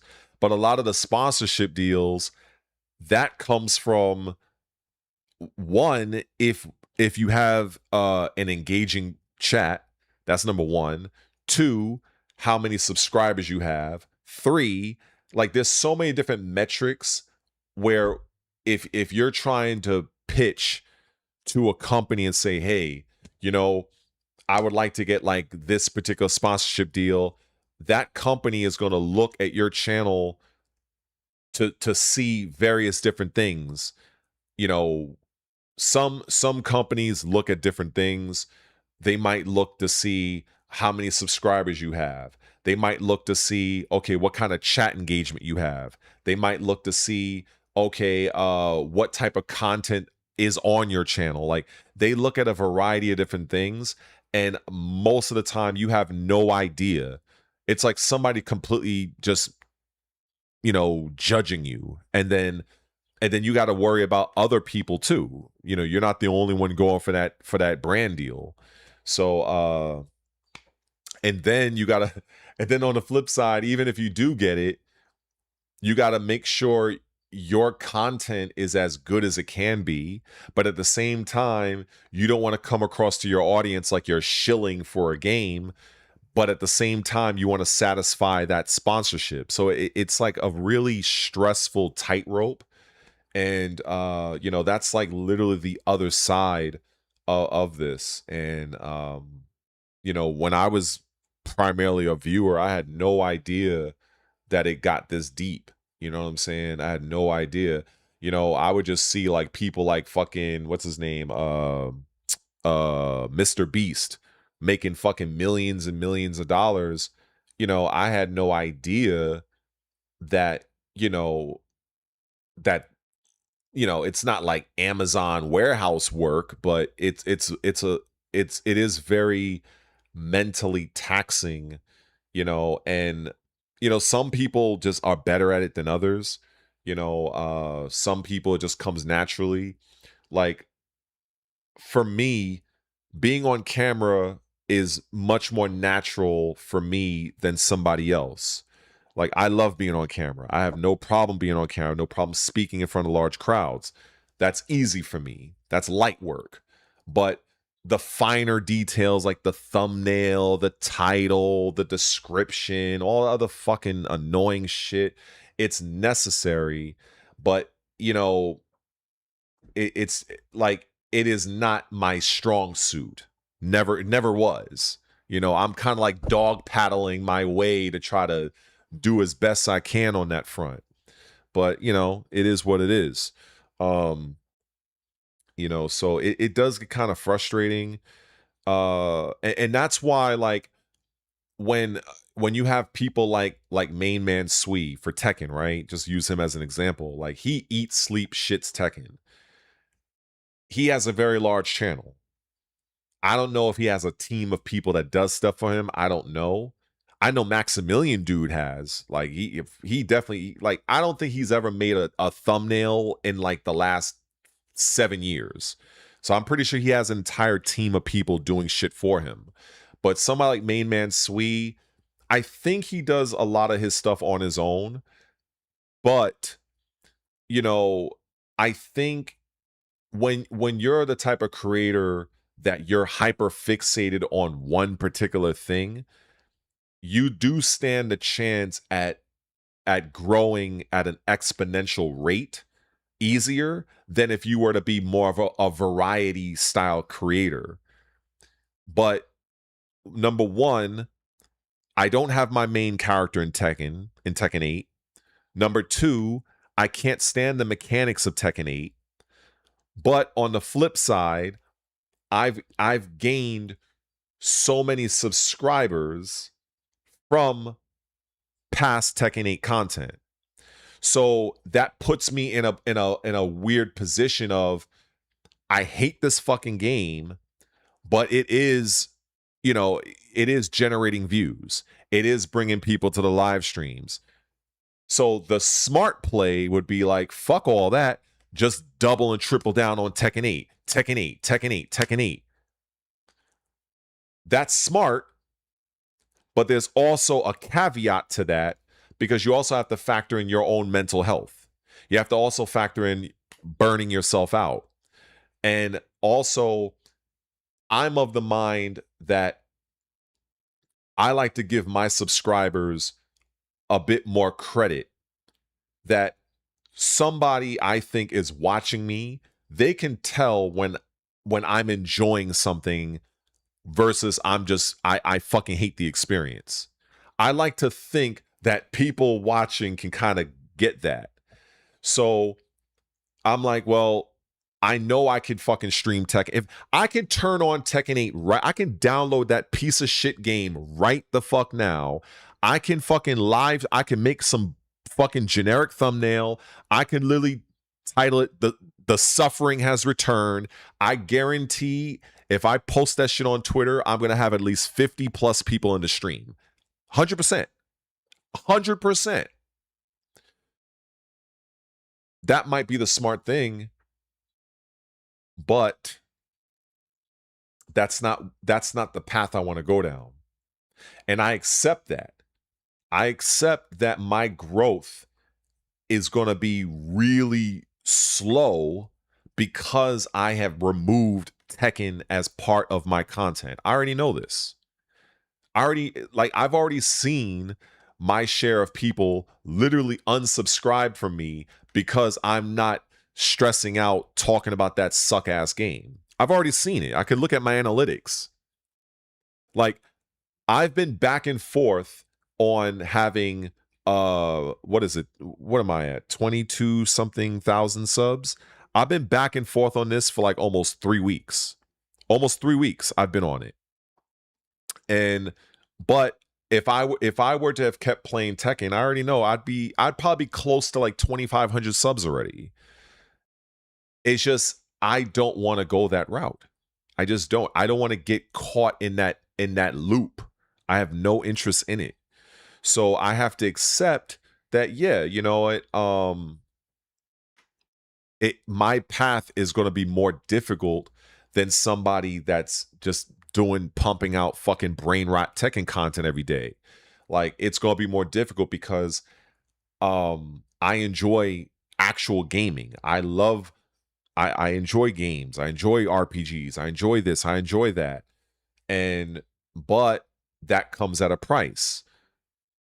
You know, the growth of a channel is going to be slower going that route. So it is what it is. But I'm going to have more fun.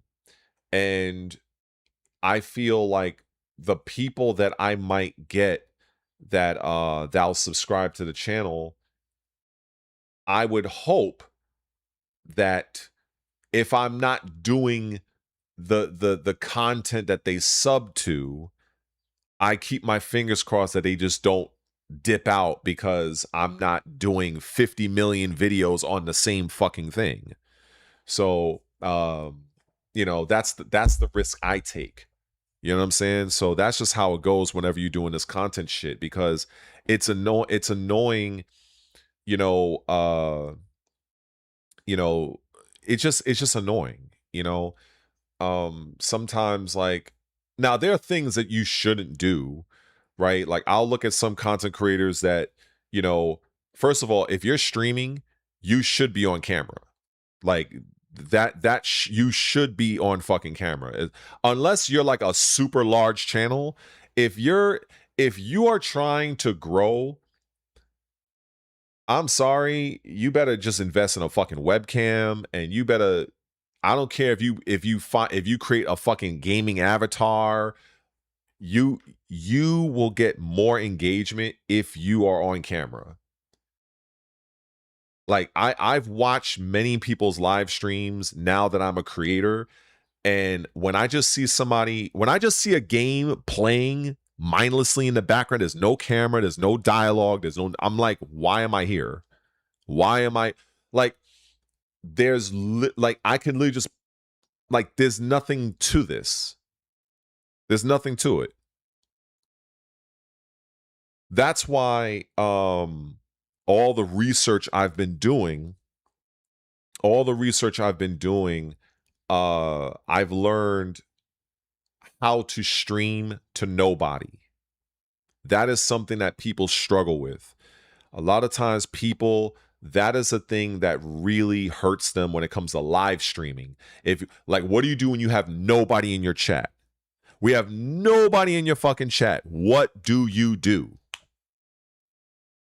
The answer to that, it depends on the game you're playing. If you're playing a fighting game, the fighting game can kind of carry itself to a degree, but I tend to do little shit like, I'm gonna fight this particular person. If I'm like let's say if I'm playing ranked, I think I've done this a few times during Tekken 8, my Tekken 8 days, and I would say, I'm gonna fight this guy using this particular strategy, and I'm gonna whore it out and see how long it takes for them to adapt, and then I'm gonna move on to the next thing and the next thing, or I'm gonna talk about, you know, why I like the character, my general strategy, or what have you. But I feel it's a little bit easier when you're playing like say, like something like Call of Duty, because that game is so fast paced. You know, people are more willing to kind of sit and watch that for a bit without you really talking. But again, having that camera on you so that they can see your reactions. Maybe you could be like, oh, you know, I meant to get that kill, or, oh, you know, I'm going to pick up the nades over here, or, you know, whatever. But for a game like say a single player game, like a Crimson Desert or a Dragon Age or a fucking whatever single player game, best to narrate what the fuck you're doing.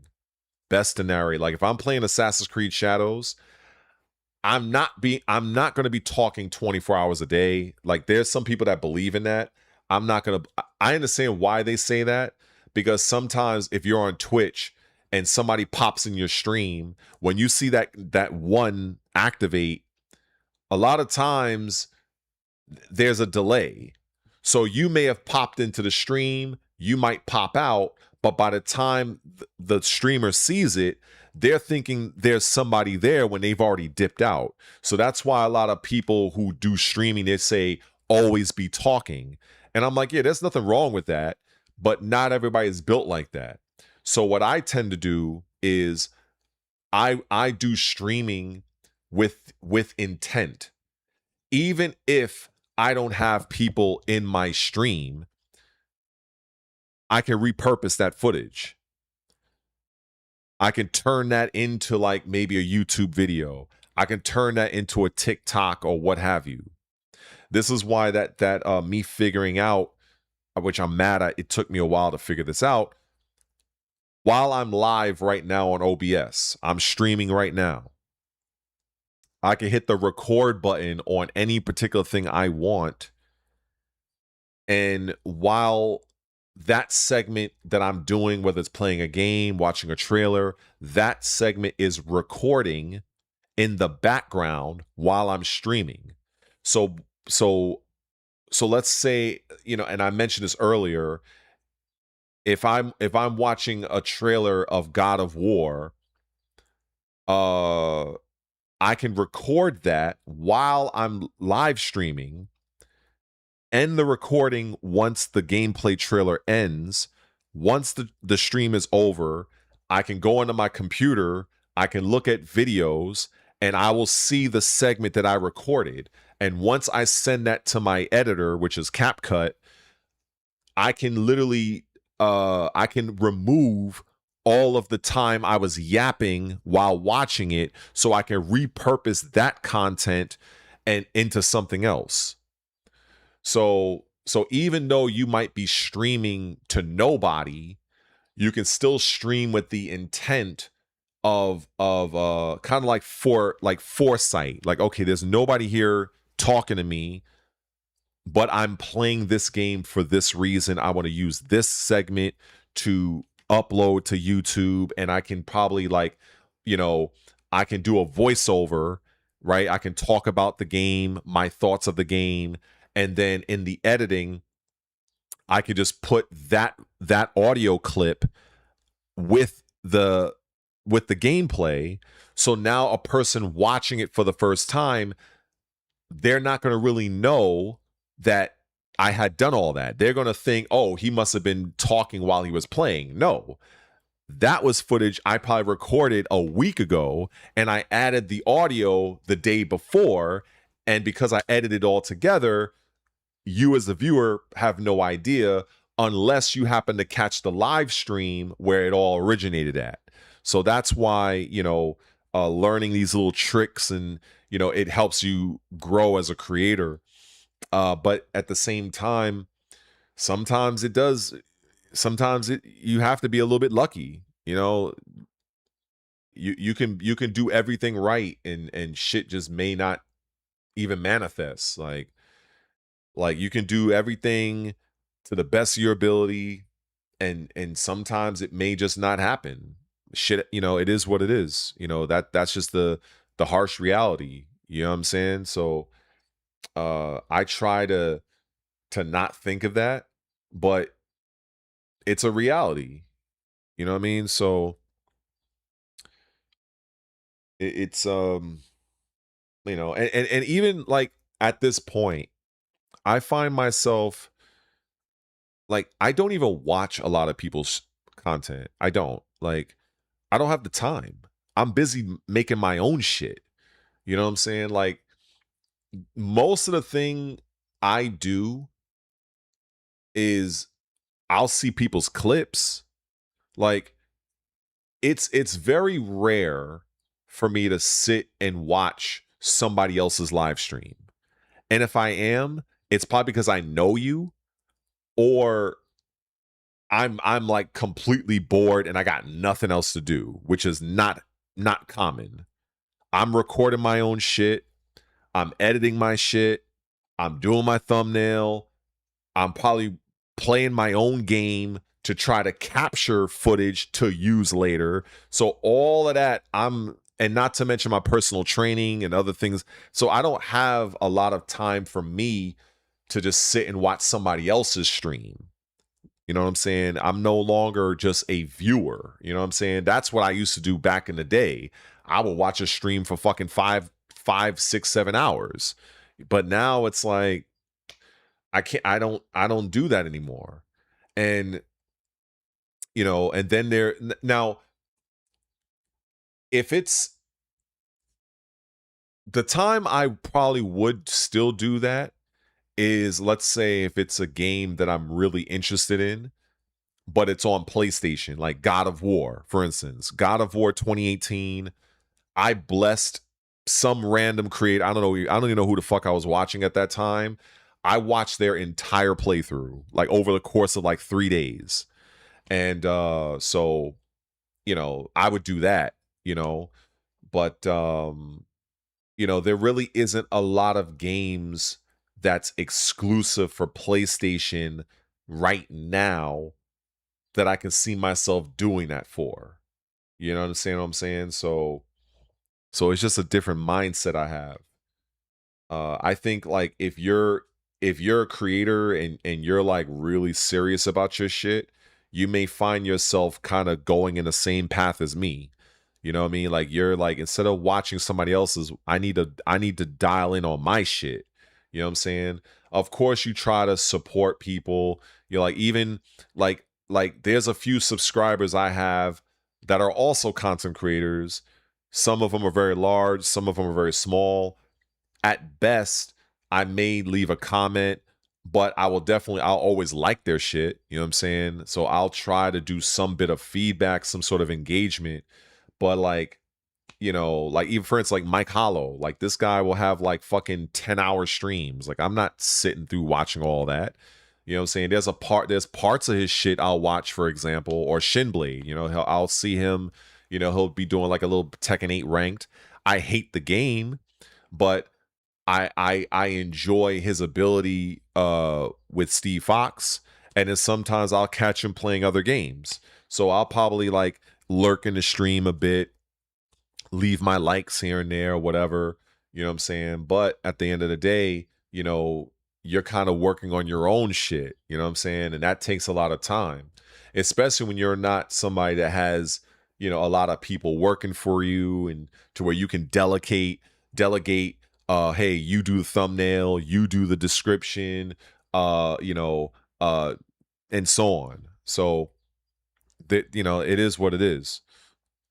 You know what I'm saying? But it's you know, even like sometimes I feel like I would want to play, and I should, and sometimes I be in my own head a lot. Like for instance, I have a very generous gift from a channel member of mine. He actually gave me a game key for Crimson Desert, and I haven't streamed that yet. You know, I must have played like the first 20 minutes of it, and I think I did it.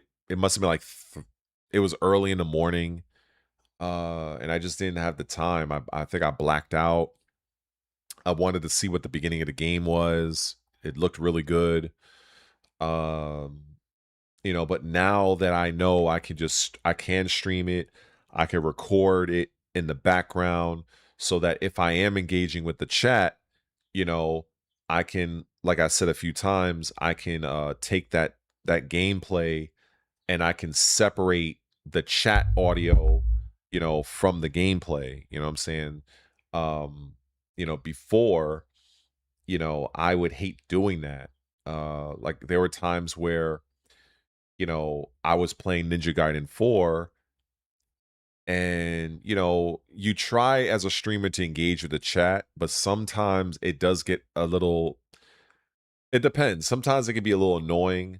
Sometimes it can be very distracting, because it's sort of like it's almost like this fine line where you're trying to focus on progressing through the game, but you're also trying to also not completely ignore the chat.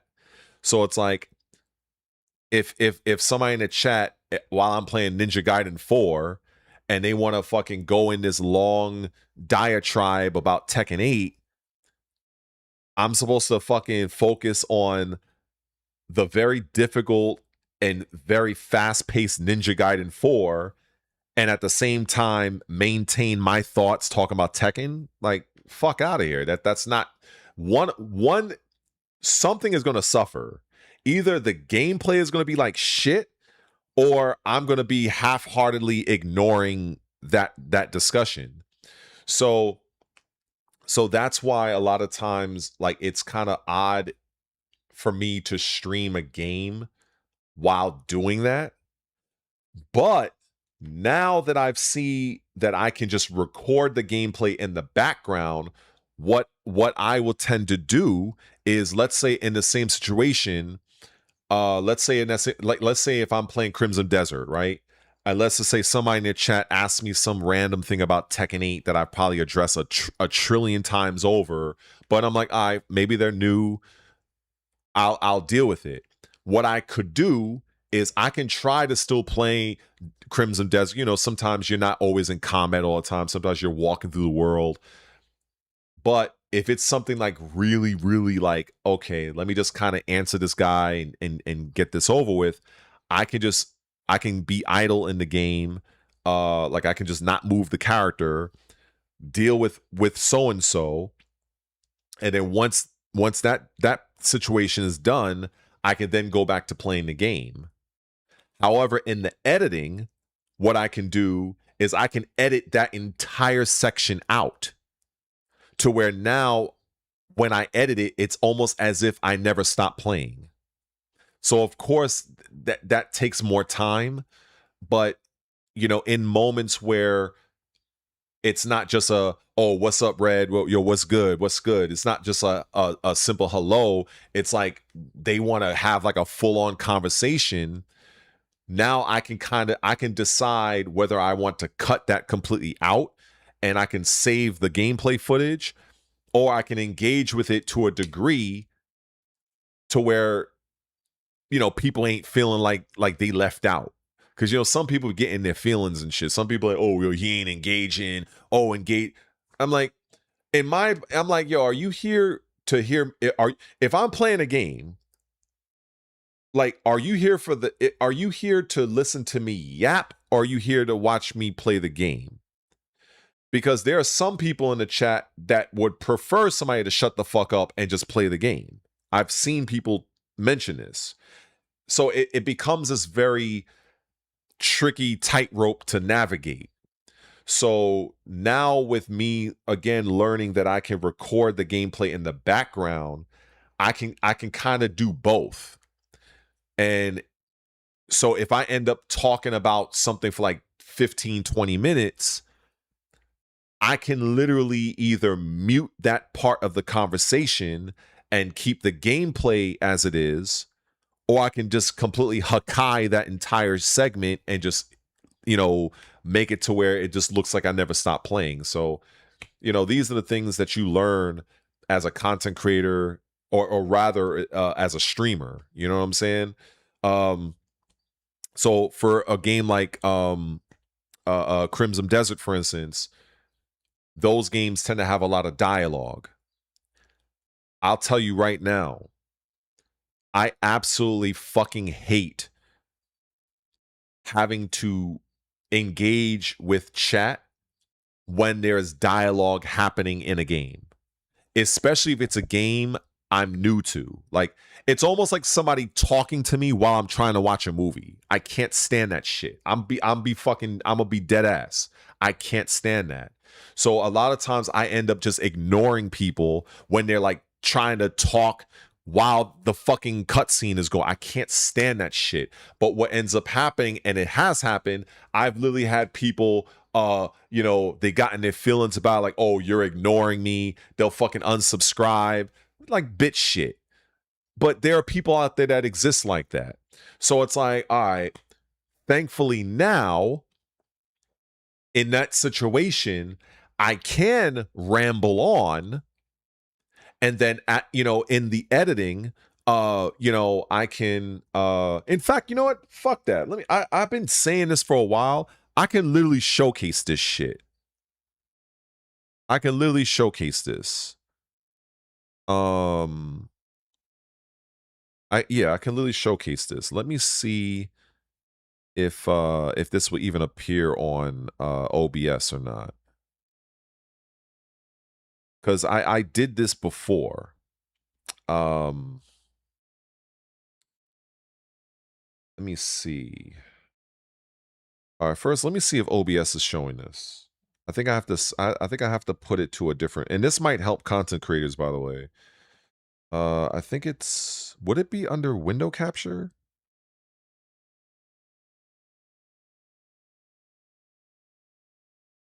No, it's not this. No, it's not this. I don't know. Let me hold on for a second. Because I have to be able to see if I can show this on screen before I can even do anything.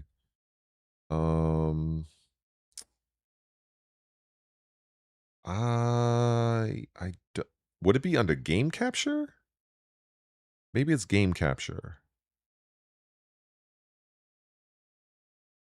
Ah, there we go. Okay, there we go. That's what I want. Okay. So, oh, this is like a super impromptu. So for instance, what's a good example?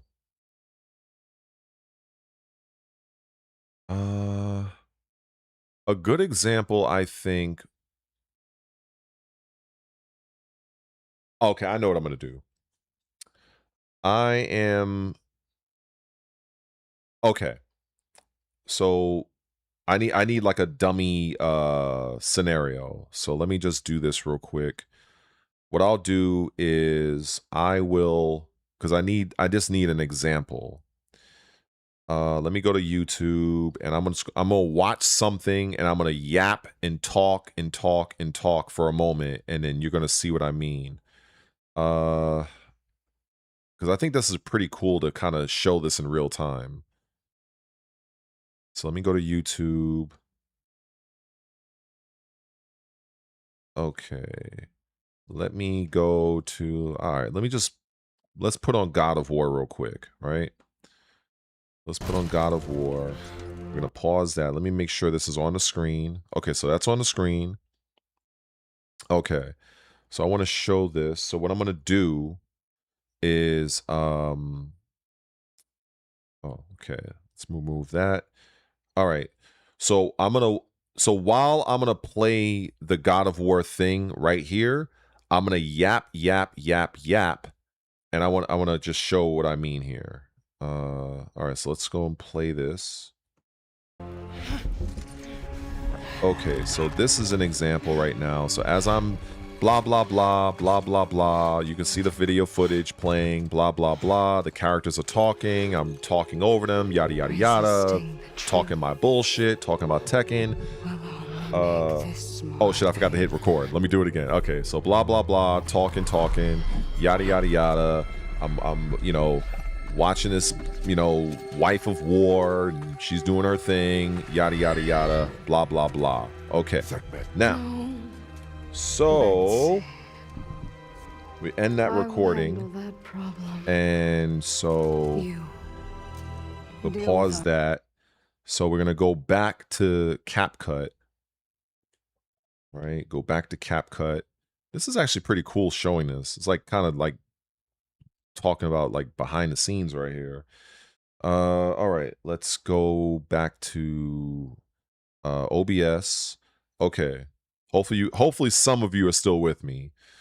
All right. Let me go back to oh wait. Nope, not that one. Let's go to this.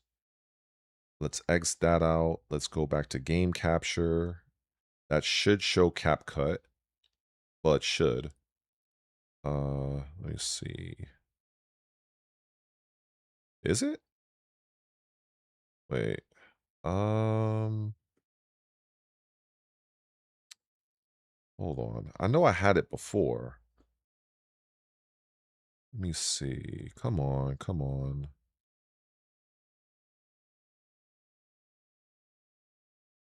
How did I have it before?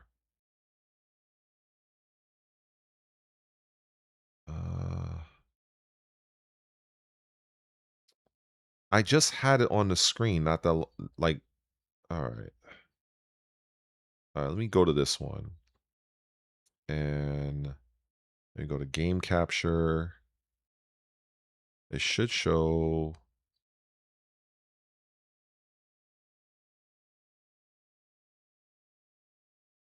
Okay. Why is it? This is all right. This is annoying. So I'm cycling through my scenes, and I had it on the screen not too long ago.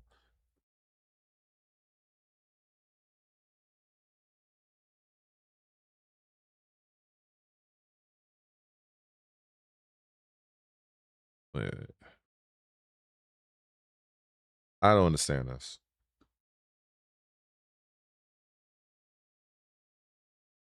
Why is this the only thing popping up? I don't understand this. But I even have the... Oh, this is fucking annoying. Yeah, I don't know. This is really irritating. Because I need it to be on screen, otherwise it makes no point for this. But for whatever reason, this just doesn't, it's not showing. It showed before. I had it on the screen. So I don't get it.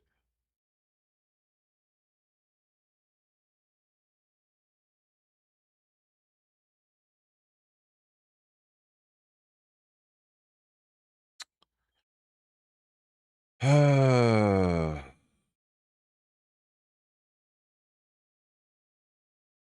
right, maybe if I have to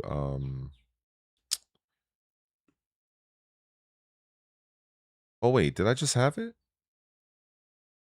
Oh, okay. All right. I think I have it.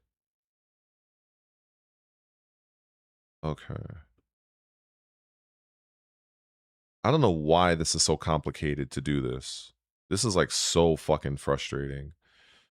Because I'm already I need the other screen so I can do the work. But it's only showing the main screen. So I don't know if it's because wait a second.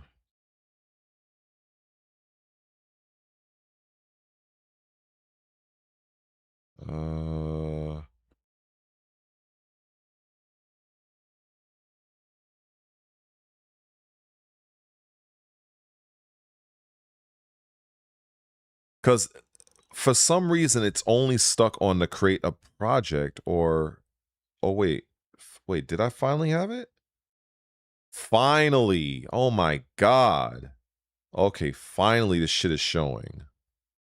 Jesus Christ. All right. So, now we go to my downloads. We go to video. And we scroll down here and that was about 18 seconds, right? Let me make sure you guys are seeing this. Okay. All right. Hopefully you guys are still here. Because this is like fucking annoying. Can't believe I had to go through all this stuff. All right. So this is CapCut. All right. So the little 18-second thing. All right. So is there anybody left here? I don't know. Everybody must have dipped, but whatever. But I don't know. So what I'm gonna do is we drag this to the timeline. We add this to the timeline. So you see here it says one or more clips contain multiple audio, or I don't think it shows that.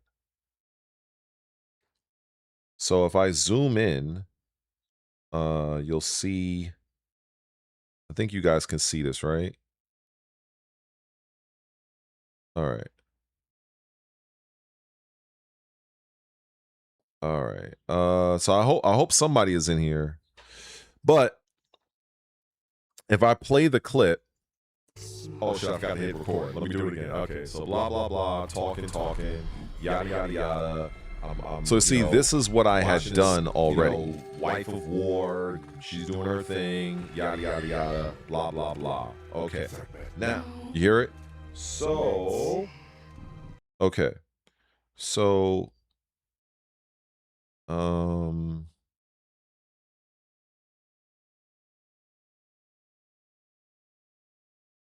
yeah. All right. So what I can do is I can switch to audio track 2, and now you're not going to hear my voice at all.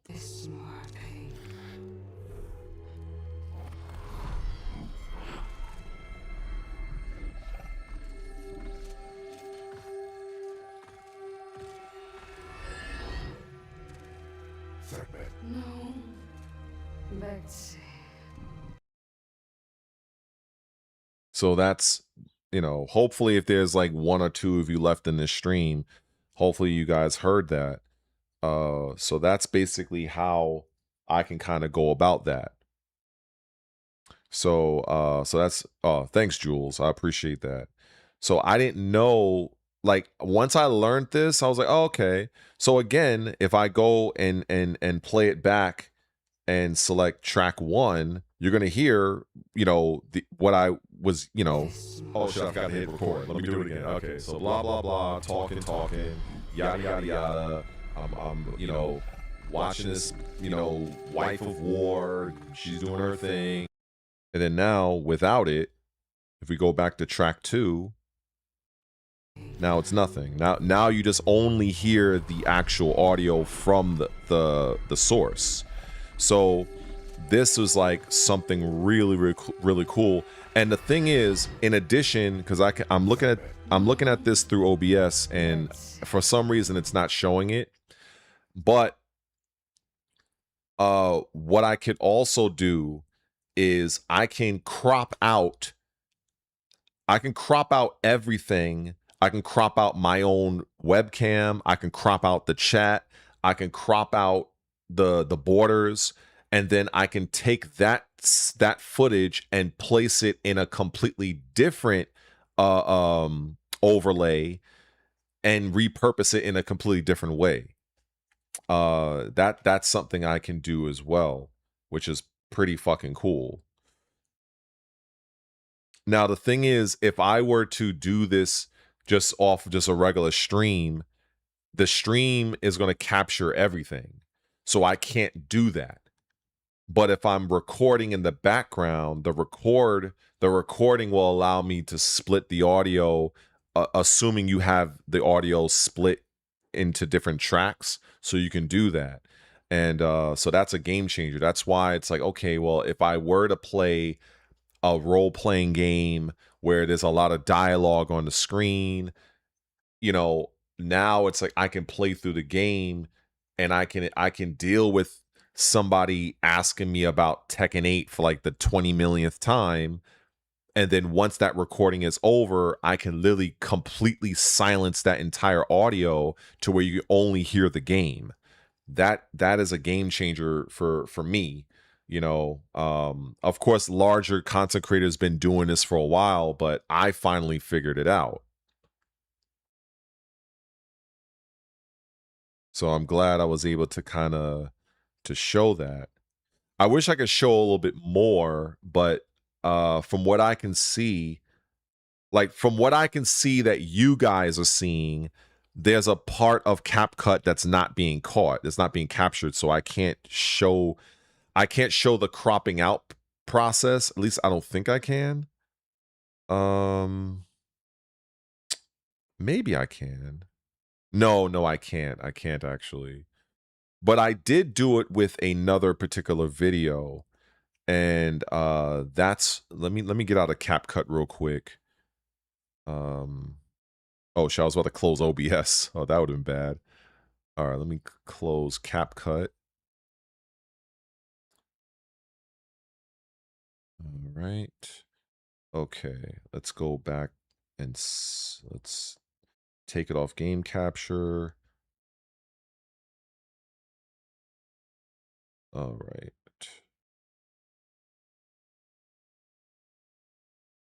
Okay. Let's reactivate that. All right. So the so one example, I think it was this video. I think it was this actual video I did it on.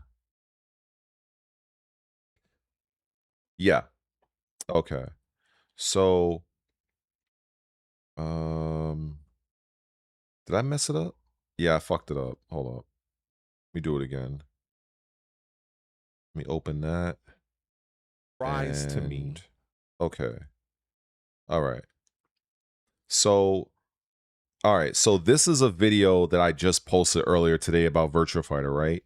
So now for those that were around, this footage on the upper left corner of my face in the video, where I'm wearing black, that is from the live stream I did yesterday. And during that stream, during this segment, I was talking. So what I ended up doing is I cropped out the entire segment to eliminate the borders.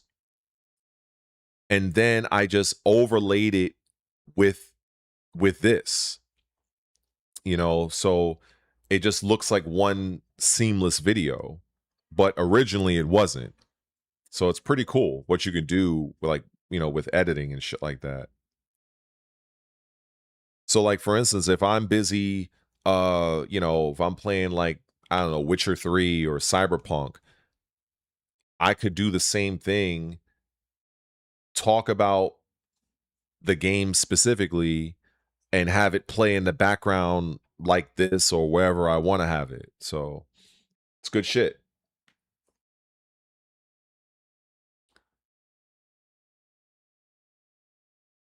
So I think that's about it. So the only thing I can do left to do is I can mash some buttons. And so yeah. I think I don't know how many of you guys are still here. Let's see. Okay. So I'm gonna go and play. I'm gonna just mess around with Crimson Desert for a bit, because I've been doing, like, I've been wanting to do it since this guy, he kind of gifted me the game, which was absolutely insane and amazing.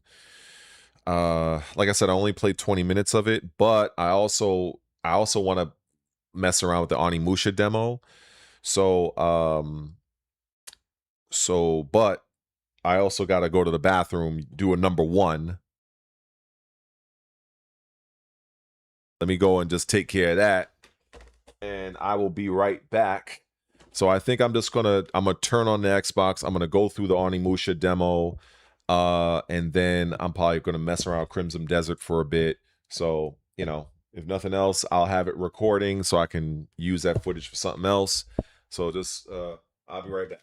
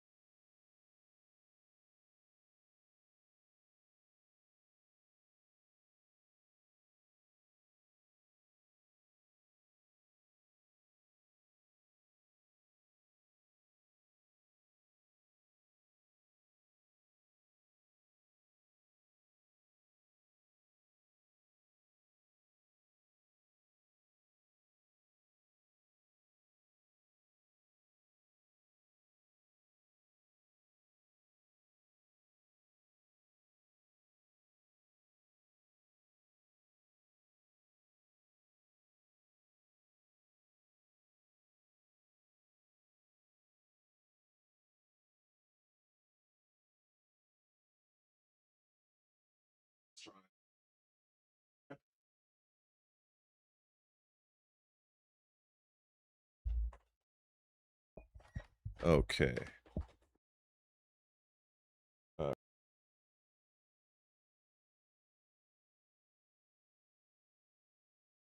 Let me reactivate this webcam. All right. All right. I'm back. So, let's see here.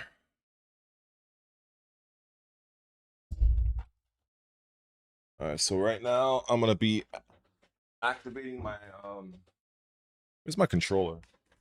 Oh, I gotta pick up my controller. Fuck.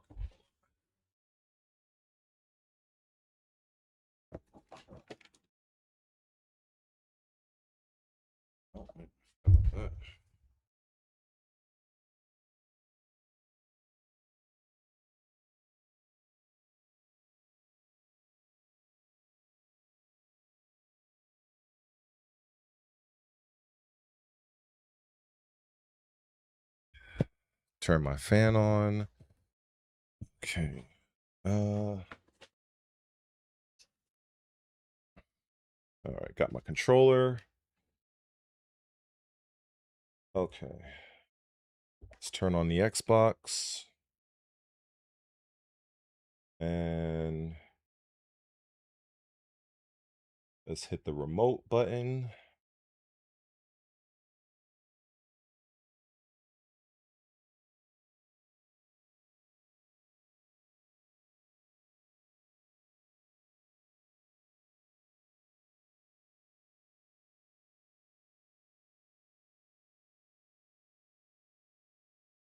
Huh. All right. Let's check something real quick.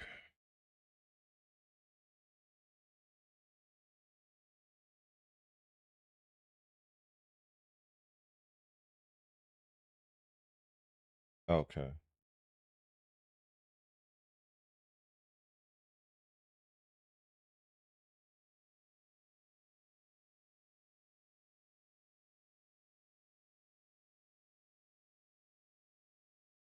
Okay, so I should be fine now.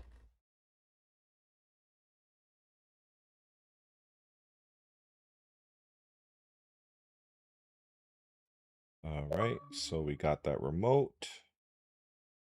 And let's display that here. Hold on. Anybody here or wait? Okay. So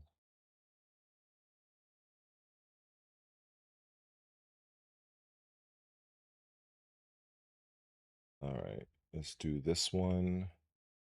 Game capture. Turn that off. Go back to Xbox. Like so. All right. Yeah, all right. So all right, fine. Finally got everything underway. Yeah, I think I think they had a recent update for oh wow. Oh Mike, you here? Oh, thanks, man. Yeah, I believe me, I'm very happy to explain the process to anybody. I feel like, hey, if it mattered to at least one person, that's good enough for me. Because I think a lot of times, people may not know, like, the behind the scenes stuff, so I think that's pretty cool, you know. But Jules, I see that you finished Onimusha demo. How long did it take you to finish the demo? That's my question to you. Is I'm wondering if this is a super long demo. And yeah, I did hear that Crimson Desert has had a few good positive updates. I think they had an update yesterday, if I'm not mistaken. So yeah. I think I like that the developers have been continually adding to the game and whatnot. Oh, okay. All right, that's good. All right, so because you remember when I played that stranger, what was it, like the Pokemon demo? No, Digimon. That shit took me like 3 hours. I mean, I gotta admit that it was a good game. I'll admit, even though I'm just not a Digimon game guy, but it was a good little game. I don't know if you actually finished that game or not, but it was a good demo. I have to admit. I don't think I would have tried it if it wasn't for you, and I think Gray Skies was advocating for it. Oh, time. Oh, that's what it's called, right? Time Stranger. Oh, that's what's up. Cool. All right, let's go and oh, that's what's up. Yeah, that's good. All right. So right.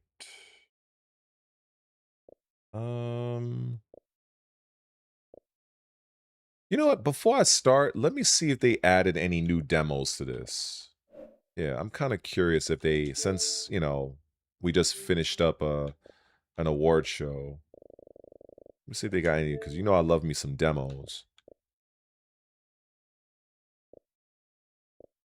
I'll go all the way to the bottom, because usually they tend to put like the newest shit at the bottom for some reason. I don't know why they do it that way. Because I downloaded a few things last night that I didn't really play yet. Okay, so I downloaded that one. I don't know what the hell that is. Animusha. What's this one? It's like I've never really been more of a deck building guy. Active Matter. I think it's a PvP thing. Winds of Arcana. Okay, so it doesn't look like they added anything new here. It doesn't look like it. It's fine. That's cool. All right, let's see. Recently added. Okay, nothing new here. All right.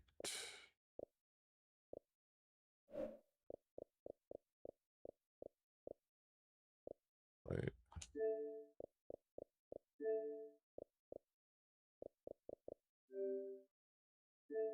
All right, so now I hit the record button, and now it's, you know, we're gonna do what we're gonna do. Let me turn on the volume of my TV so I can hear something.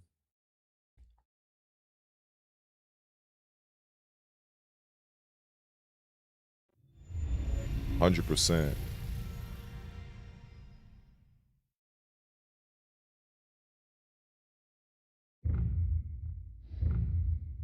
The little bit that I have played of this game, I absolutely loved it. This is Animusha, the demo, and I love the choreography of the character so far. When I first played it, I didn't even look at I didn't look at any of the cutscenes. I just skipped all the way to the action. So I'll probably let the intro play this time. You see, I already have it continue. So I already spent, what, 5 minutes in it? so yeah, we're just gonna start it up.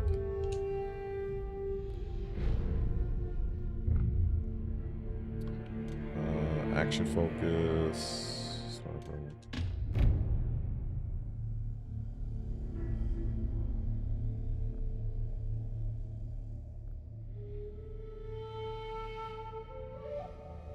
Yeah, I don't mind turn-based combat games, but I'm not surprised given the fact that those are the developers that partly made Mass Effect, so I'm not surprised about that.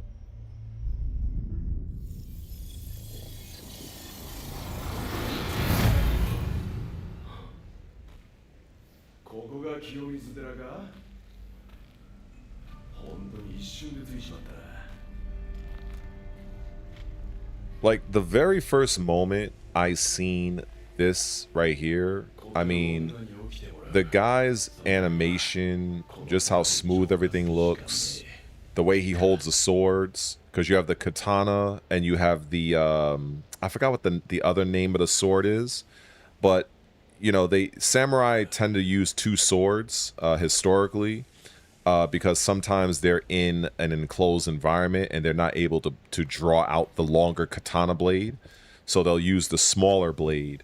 I forgot the name of it. I think it starts with the letter W, but off the top of my head, I can't remember right now. But then just the overall outfit, just how everything flows, and then of course the dodging. Hit the A button. This guy's dodge like a boxer, and just the overall attacks. I mean, like, you got the block. Light, light, light. But then it's like even the subtle animations of when he's done, like right here, 1, 2, 3, and you see how he ends the attack. Like, it looks amazing. So we got light, light, that.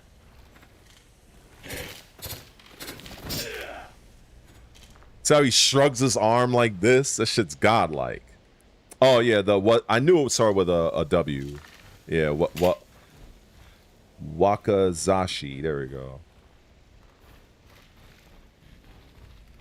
Yeah, this game is absolutely amazing. And another thing I really like is just how smooth the animation looks.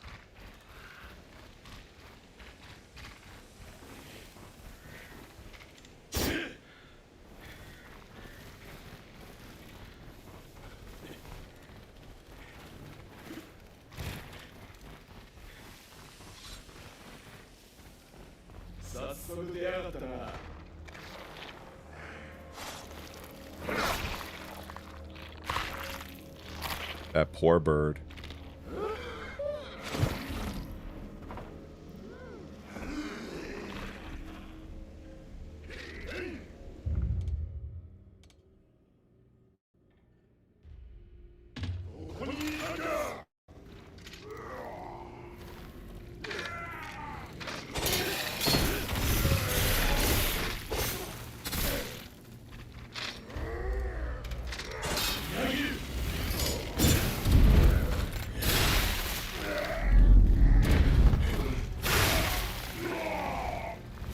Yeah, buddy.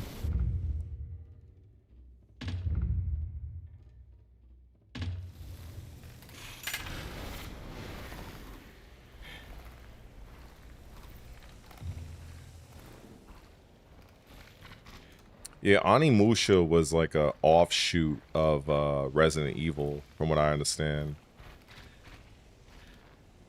It wasn't like a game that was like originally designed. It wasn't like planned.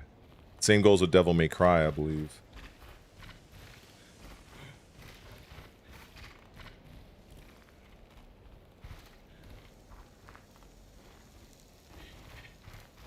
I don't really expect much time to be placed into demos.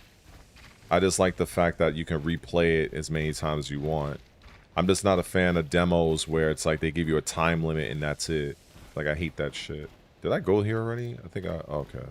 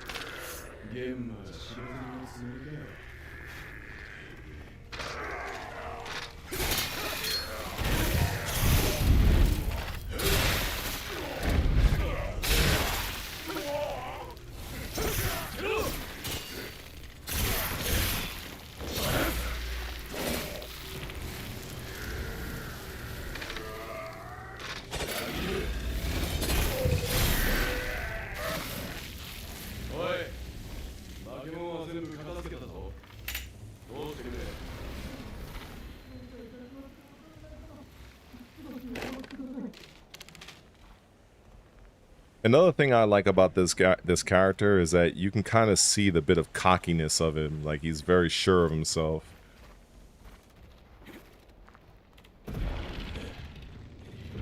Yeah, the parrying and everything is very addicting. It's very satisfying.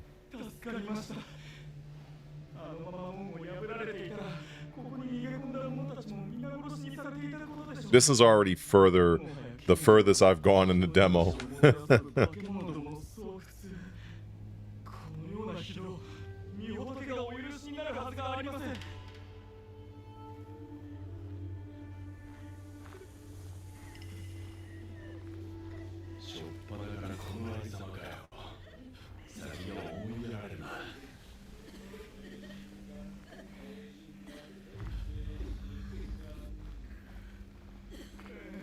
Yeah, Sony, you know, if you hear both sides, you know, one side says one thing, another side says another, but yeah, the deal didn't fall through, and that led to Sony deciding to go out on their own. Had the deal gone through, we wouldn't have Sony, and history would be very different than what it is now.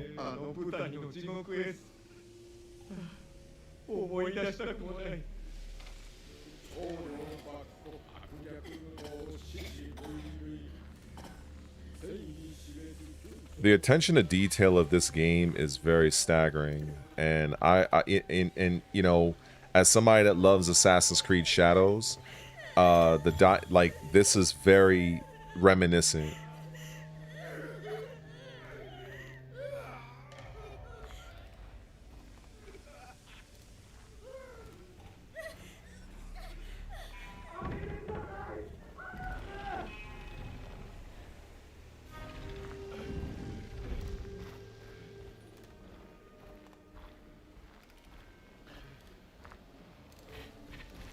You know, it's like every little thing that you see in terms of like the falling leaves. Just you can see how it's like fogging up a little bit. You see how the sun rays is peeking through the clouds. There's like little like subtle things that happens that, you know, people may not pay attention to. You know, all these things really add to the aesthetic.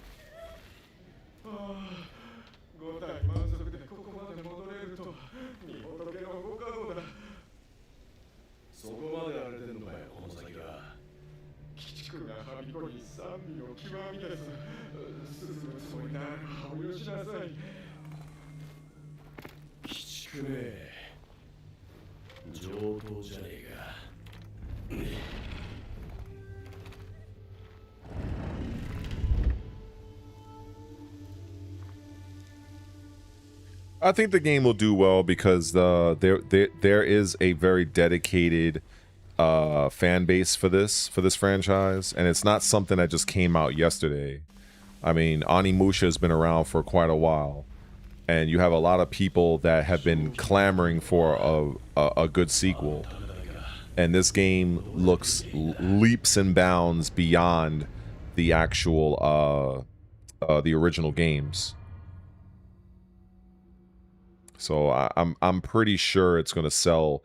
It's gonna sell well. It's gonna sell well enough to potentially warrant a sequel.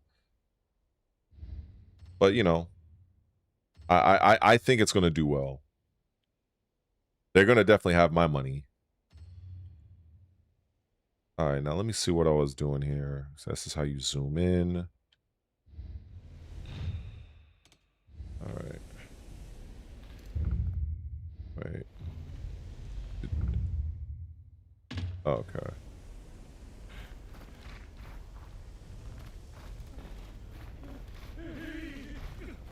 Oh. Careful.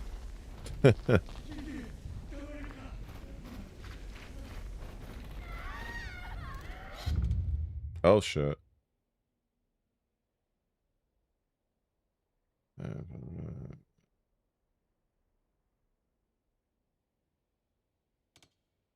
Okay. Oh, damn. Okay, to try that with me?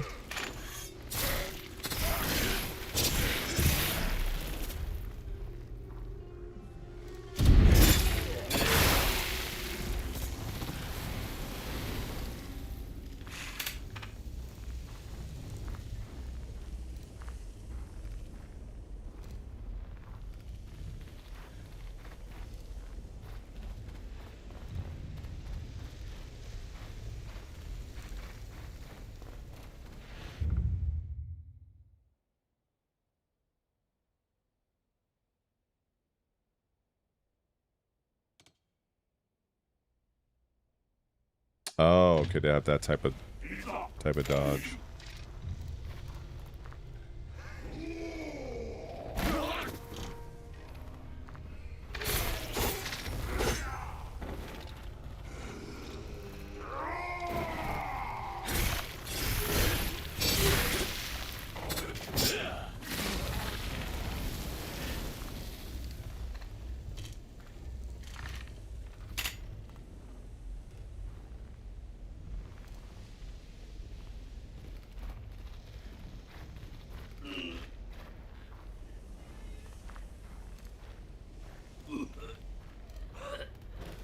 Damn, sucks to be him.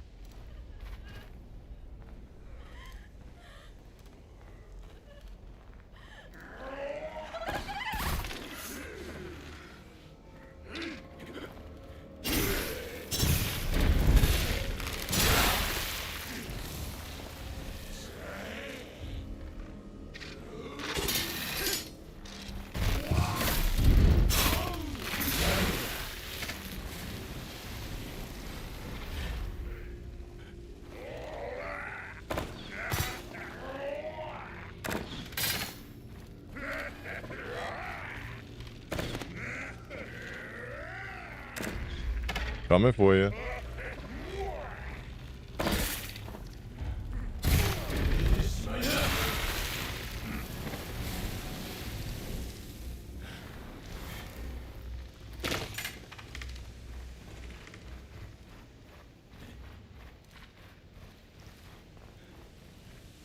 This is definitely a day one purchase for me. This is right up there with Lords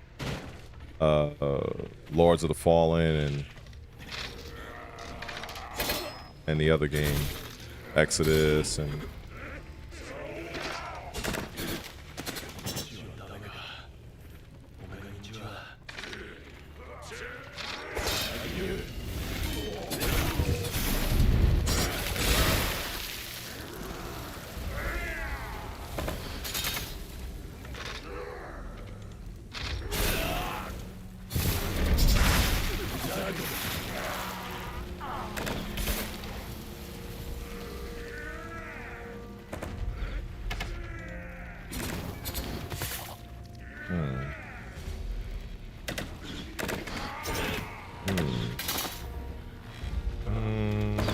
must be somewhere.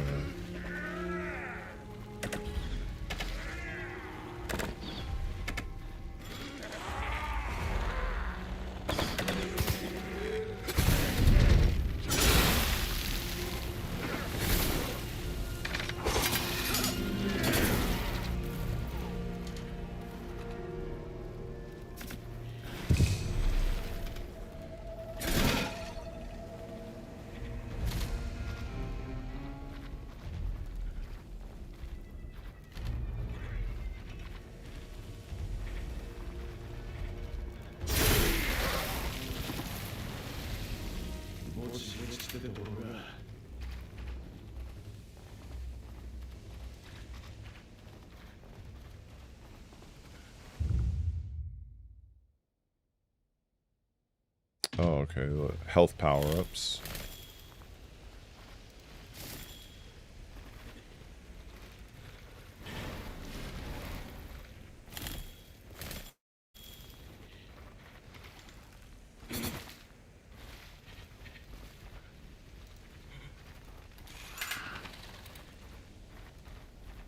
So much attention to detail for this game.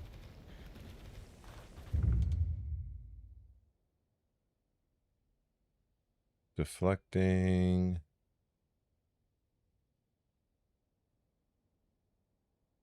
Oh, deflecting doesn't.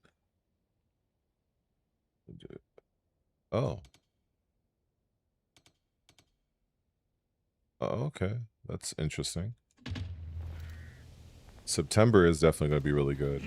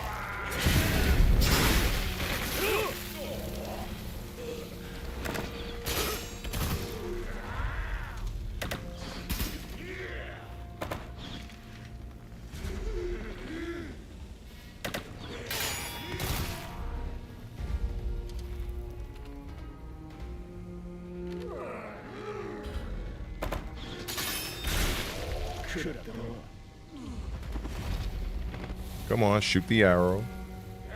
Come on now. There you go.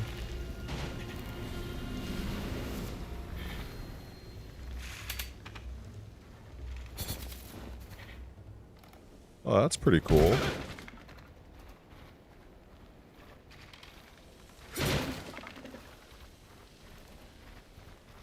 See if we go over there, get that little... Well, I definitely know that for next time. But that's pretty cool they even put something like that in here.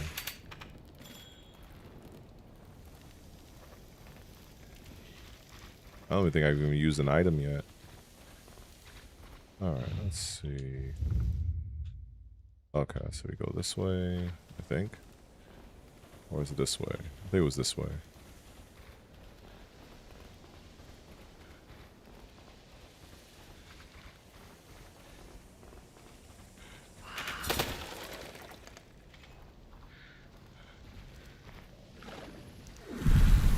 Ah, a waypoint.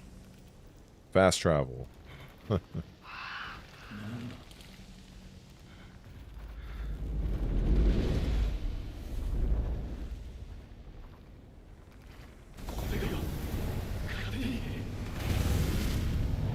Oh shit. Cutscene time.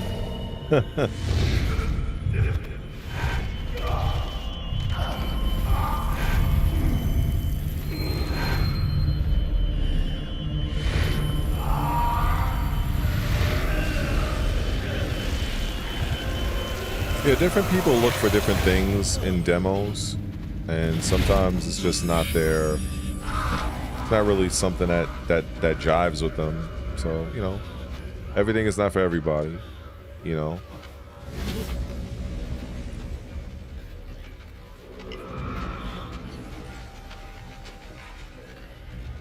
It was good that you still have some interest, though.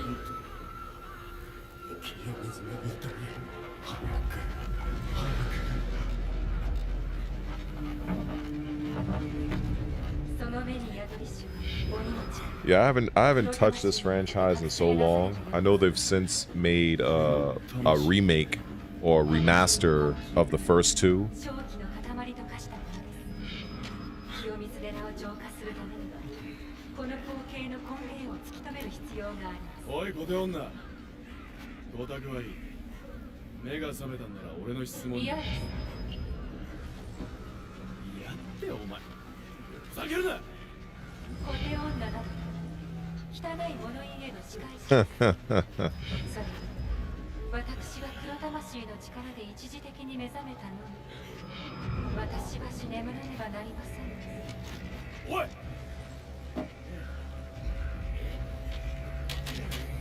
Damn. Man, getting frustrated.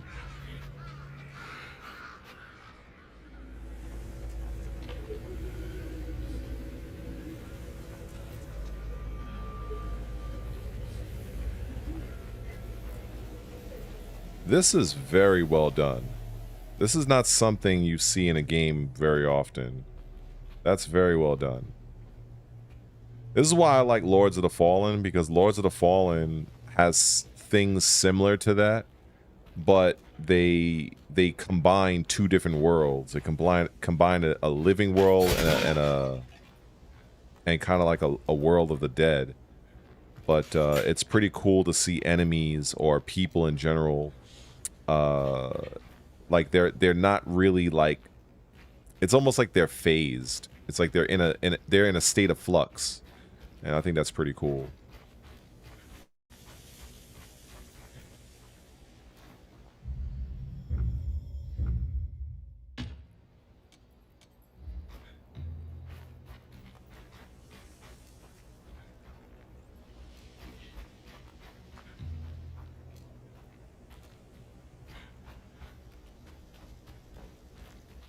Anything over here? Can't cut that.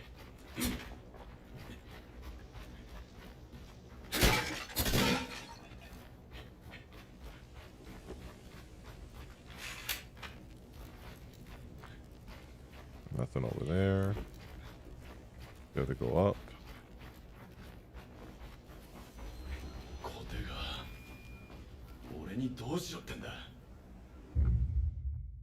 All right, left trigger and right trigger.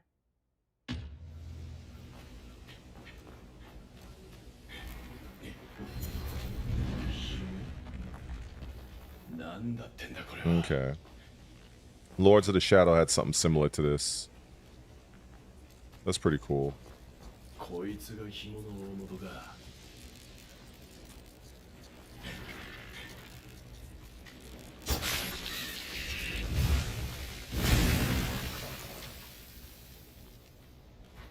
Yeah, I think that this is a good, solid demo for people to kind of get a really good sense of what this game is, what you can kind of do with it, but at the same time, not giving away too much from what I can see so far.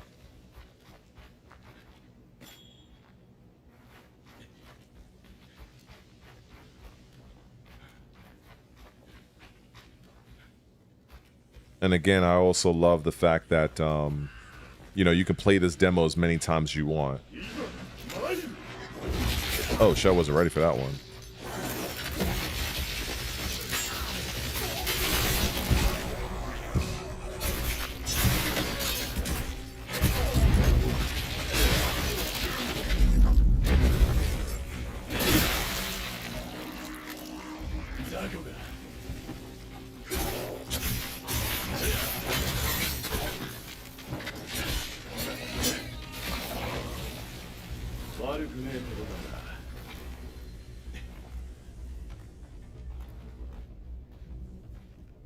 The performance of this game is amazing, given what's happening on the screen and the amount of detail it's on. Like it's like running silky smooth, at least on my TV.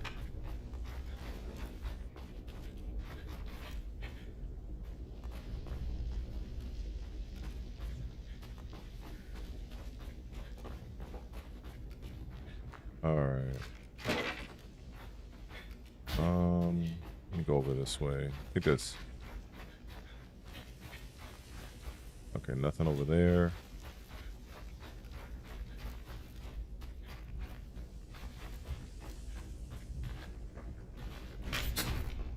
All right.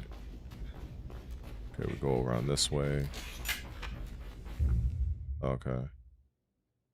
Press Y. Play barrage.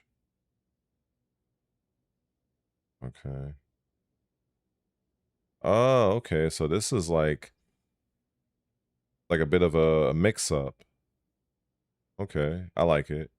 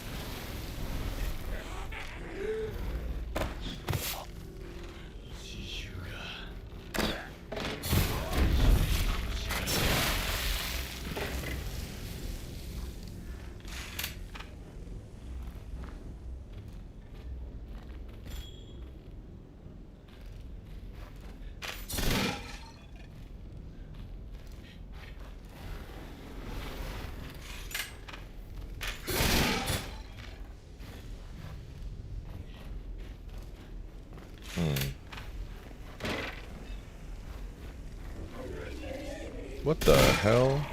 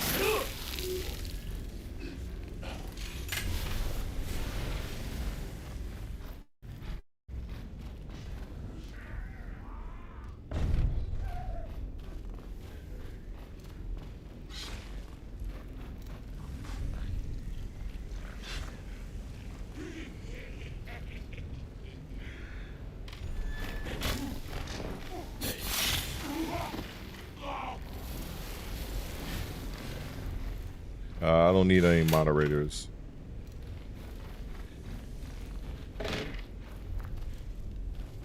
Not at this time, though.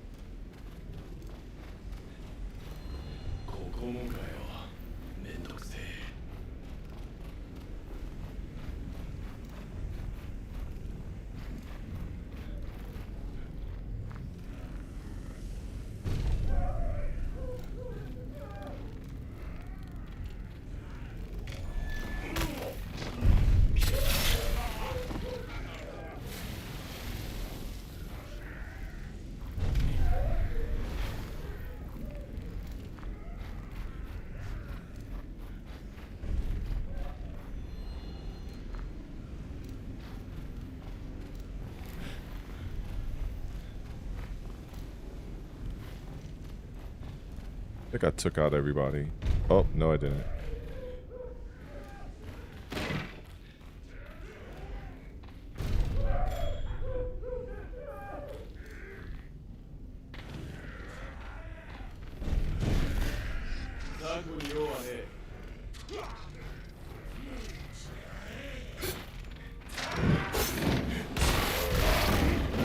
I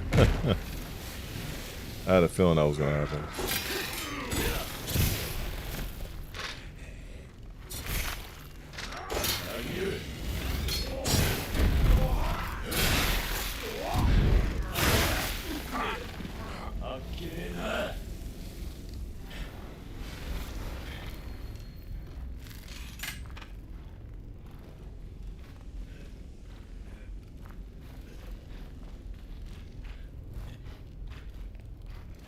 I haven't mentored anybody in Tekken in a very long time, and honestly, I don't really think I have really the interest in doing so. I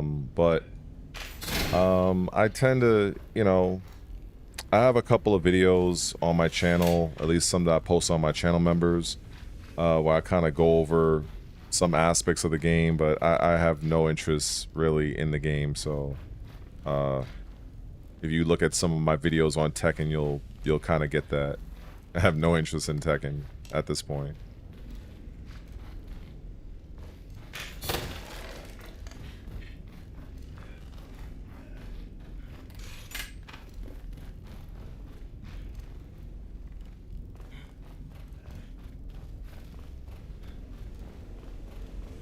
All right, now let's see. Let's just look at the map real quick. Oh, okay, so I'm supposed to go here. All right, so.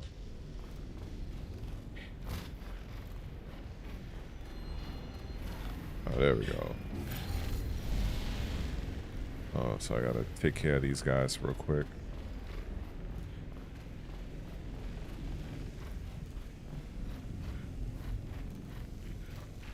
I gotta go in here. Okay.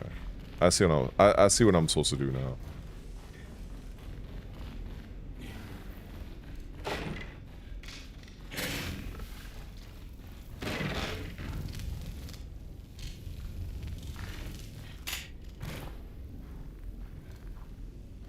So where was the...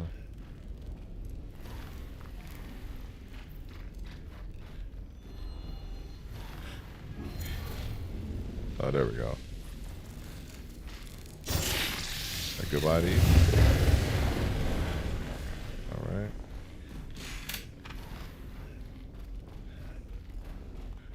Okay. All right, that's toward the beginning of where I was at. And now we follow this.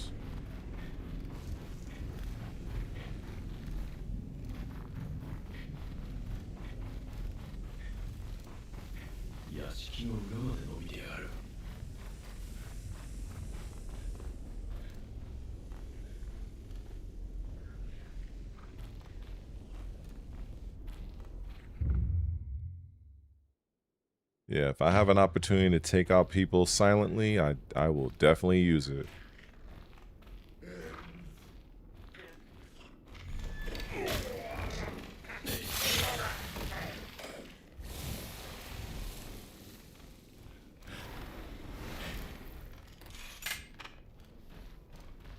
Okay, so you can't go through there. Alright.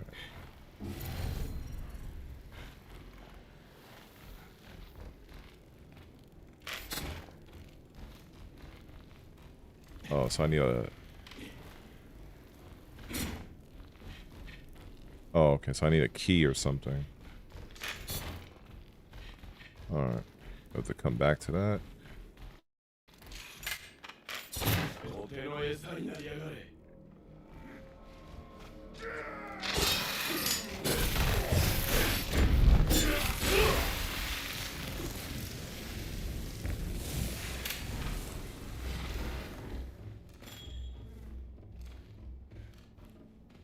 Right.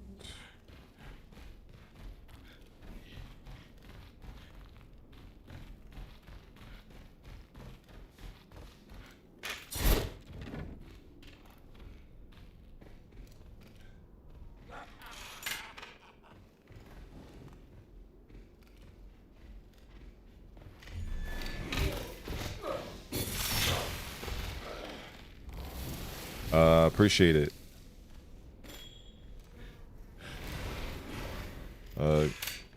Good luck with your future endeavors as well.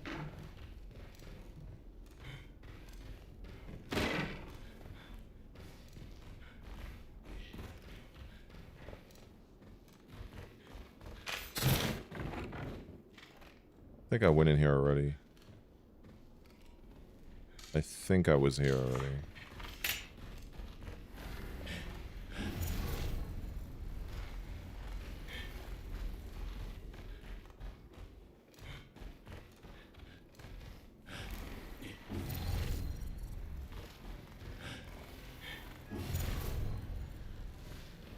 Okay.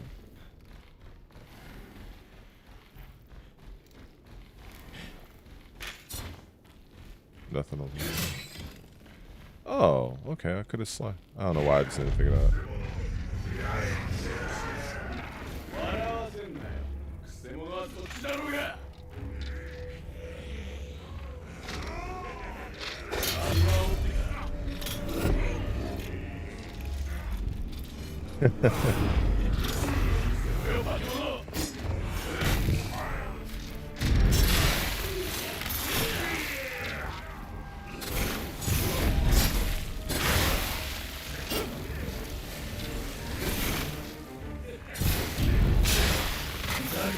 Yeah, buddy. Make a move. Nope. Oh. Light him up, light him up. Light him up, star. Oh shit, we got Jurassic Park in this bitch.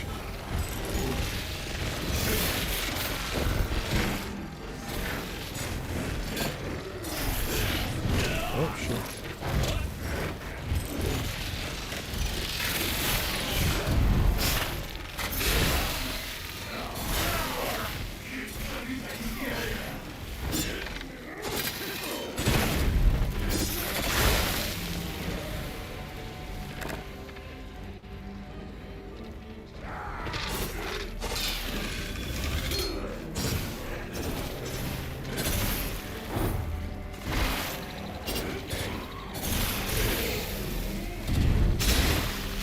Yeah, buddy.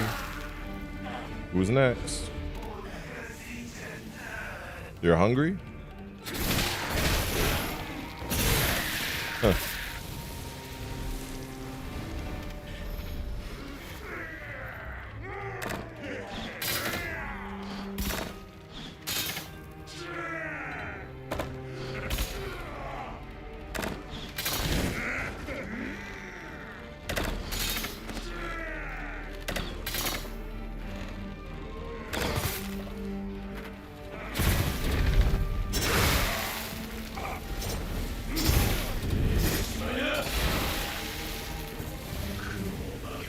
I like how he did the little kickback for it.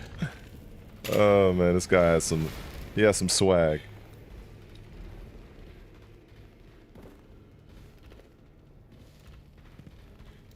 Alright. Anybody else left to maul? Alright, nothing over there.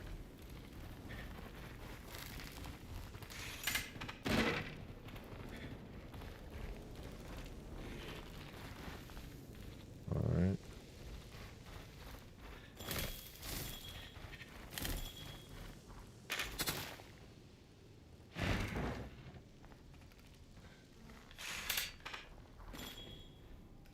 I haven't even used any of these items yet, so what do we have? I haven't used an item yet. Prevents effects of burning.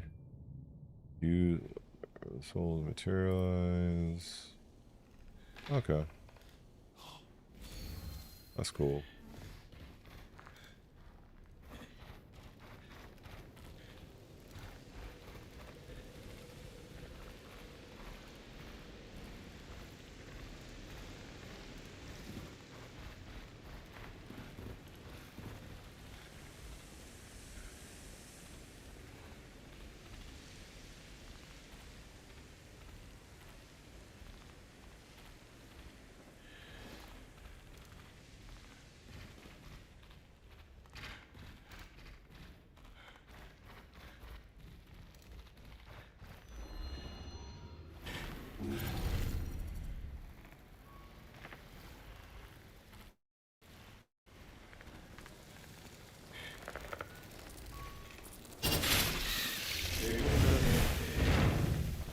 Treasure.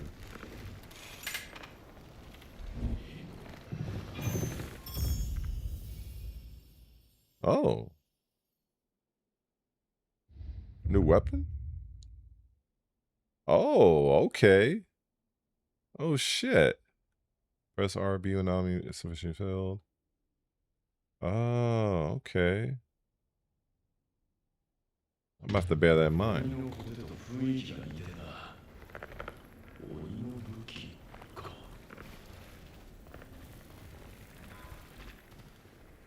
So I gotta go this way.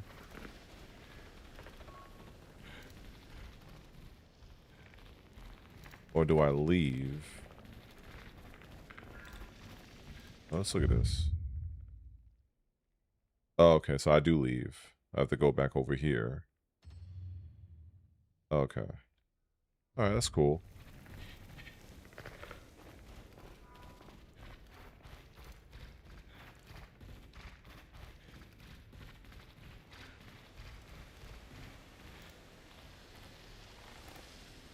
Nothing beats a good demo, as far as I'm concerned, when it comes time for you to like make your own purchasing decision.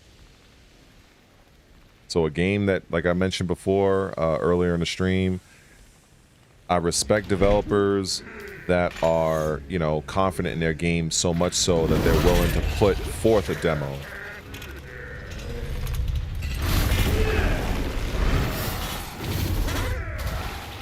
Oh shit.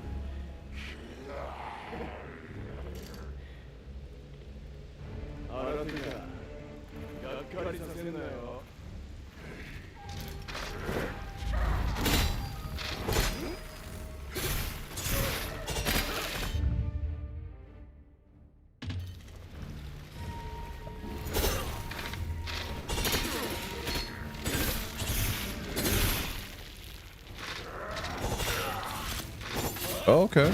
I respect it.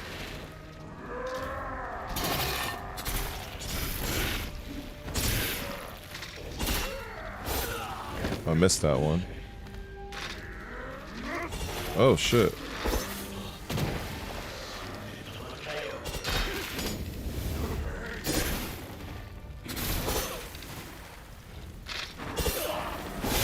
Oh. That's cool. I have fallen.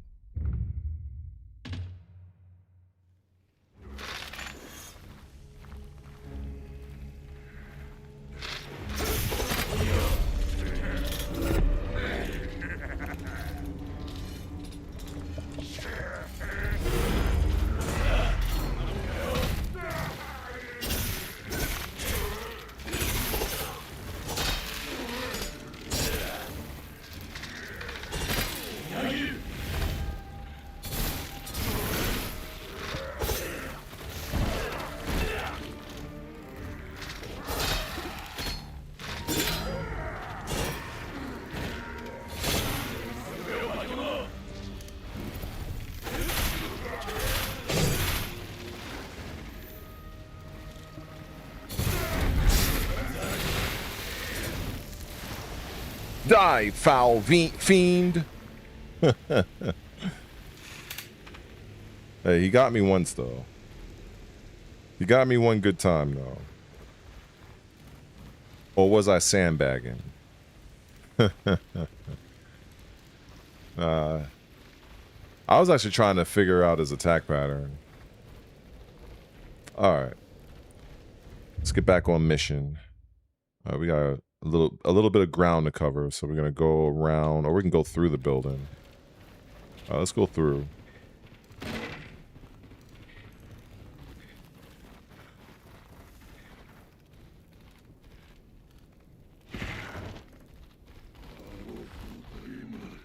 Somebody else in here? Huh.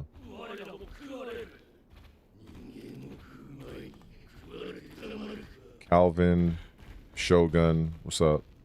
I'm doing fine, hanging in there. Day by day, enjoying this little demo. This is like the furthest I've gotten in this demo. Mind you, I've only played like initially like 5 minutes of it one time. So definitely loving it. About to body these unfortunate souls. Come on. Come on. Oh. Komennasai.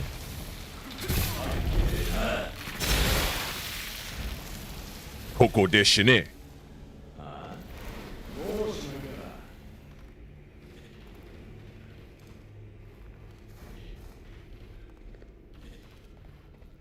All right. Let's see where we go here. Okay.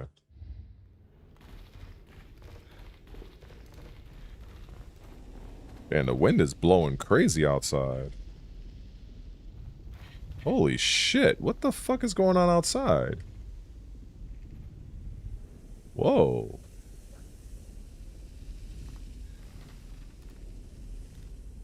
I'm just like looking out my window right now. I just saw like, I don't know. This shit is crazy windy outside. I don't know if there's a storm system in New York or not, but that shit's wild. I was just thinking about going to the store too. Oh well. Alright, let's continue moving forward.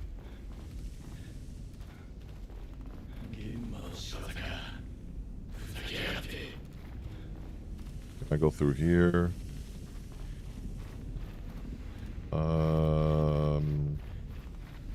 Oh, I gotta go through this gate. Gate time. Oh shit. Oh shit. We got the Yeti.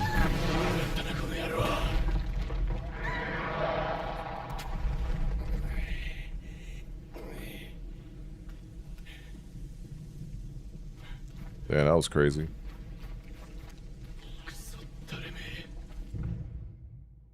Countering grabs. Oh, okay. That's what's up. Grabs cannot be blocked or parried. However, you can perform a grab reversal by pressing A. Part of the enemy will glow blue before they attempt the grab. Okay, I guess I'll have some oh shit.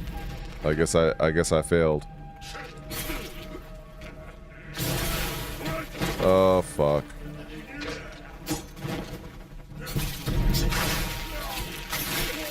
It's gonna take some time getting used to. What do we have here?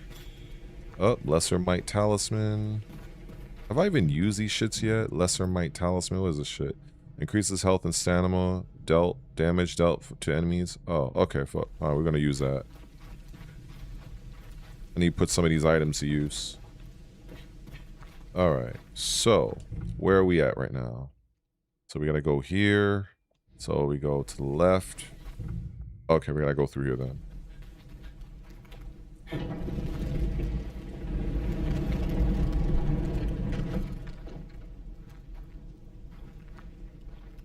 I love the lighting of this game. It like really gives a great atmosphere of like things that's like destitute and like hopelessness. It's like really cool.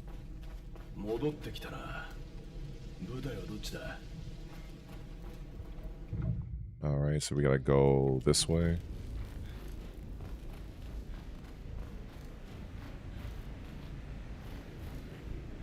No, this is Onimusha.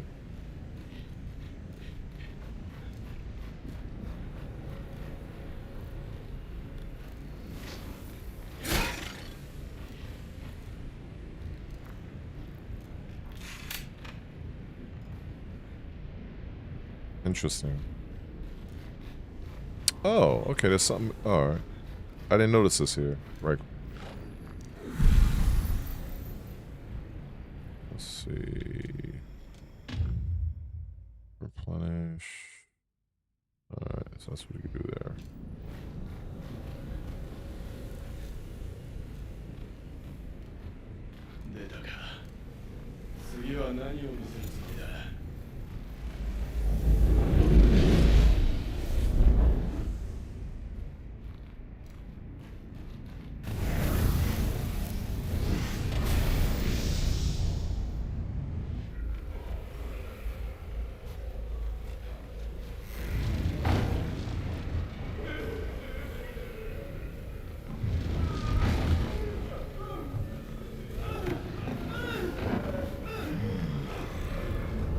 Oh.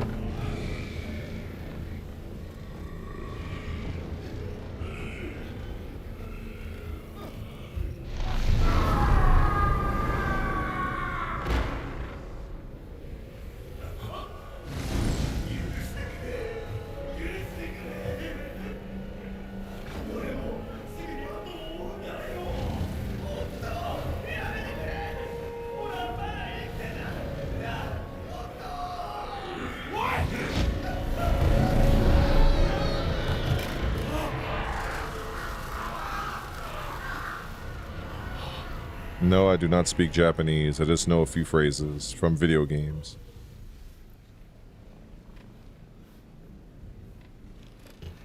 No Japanese over here.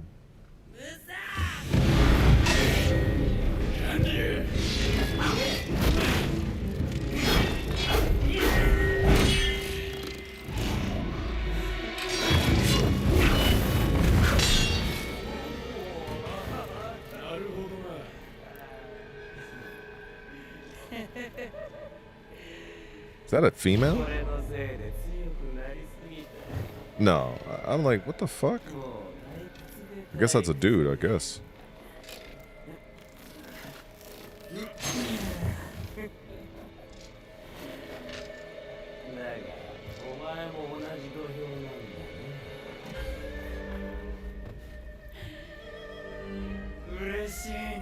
Oh, okay.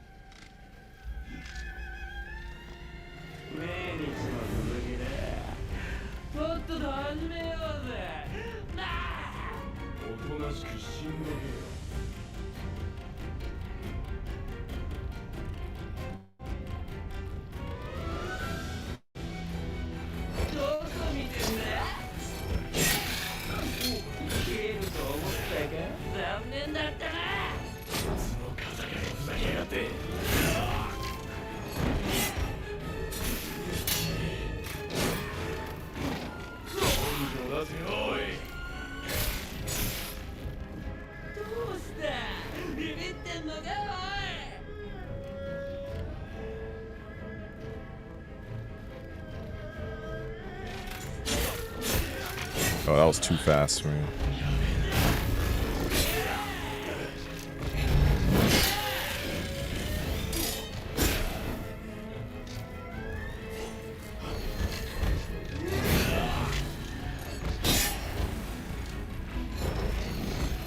Ah, the shit's throwing off my timing.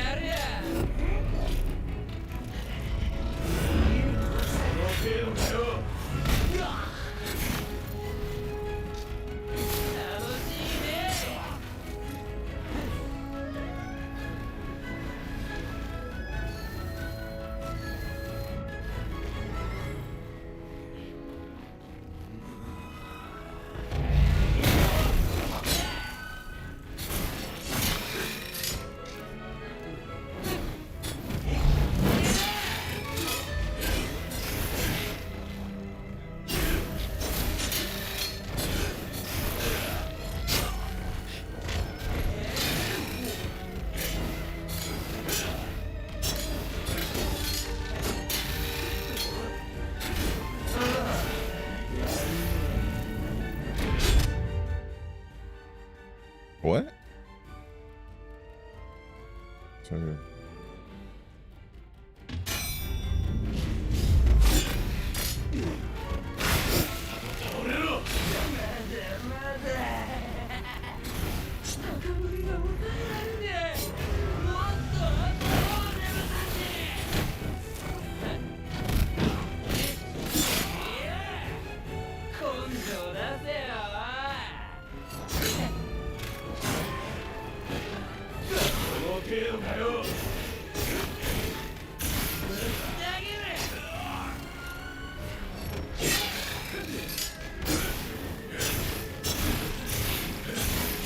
Shit.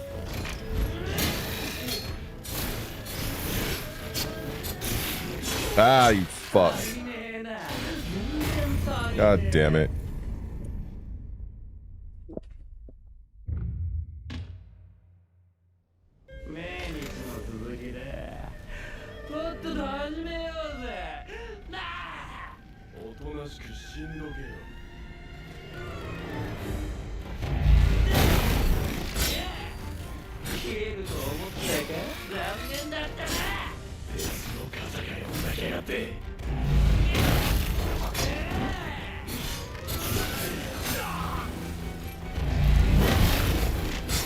Ah, Jesus Christ.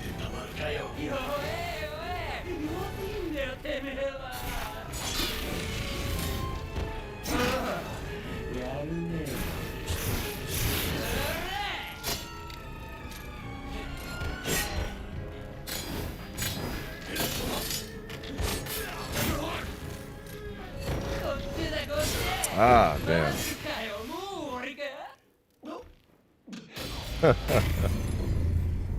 I wasn't ready for all this. Better than Tekken. I'll tell you that much.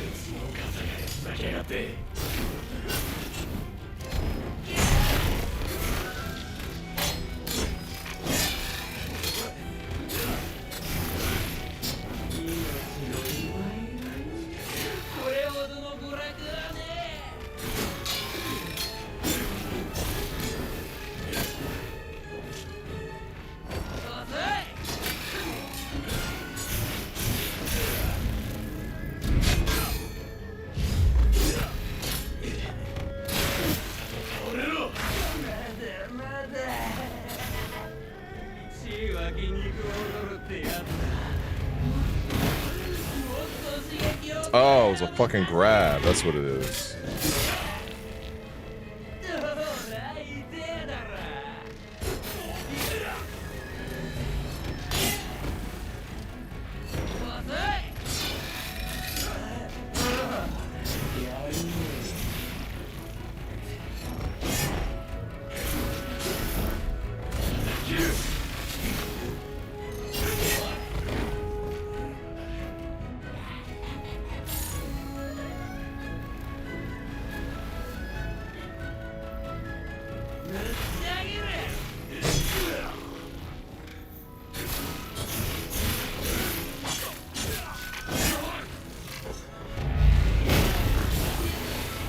Ah, fuck.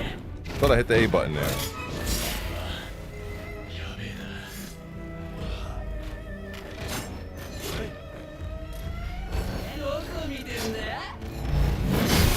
What? I didn't dodge? Oh, come on.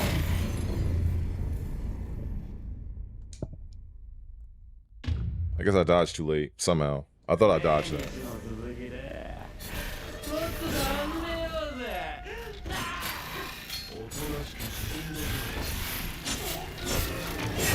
Ah, come on. I thought I blocked that. Ah, Jesus Christ.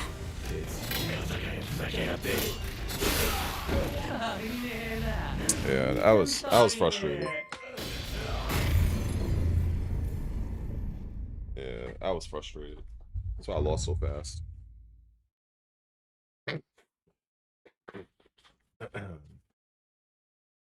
All right. So turn on the light. And I don't know. Let me try this a few more times.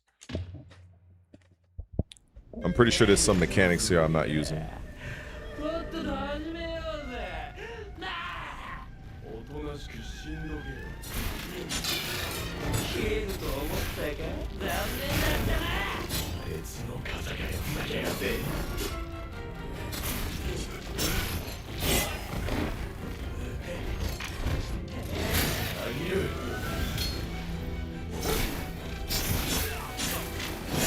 See that part? I'm like, yo, is that all guaranteed? If I miss the first attack?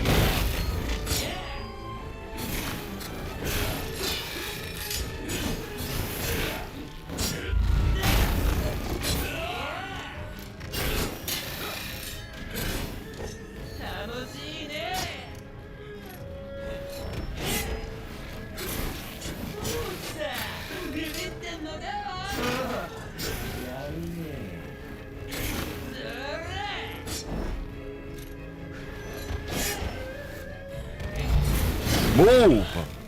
Shit.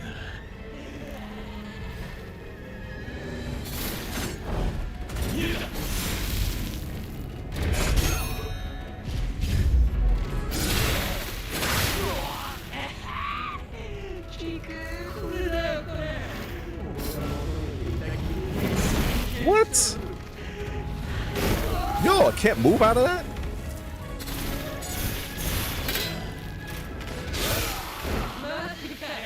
Come on, man.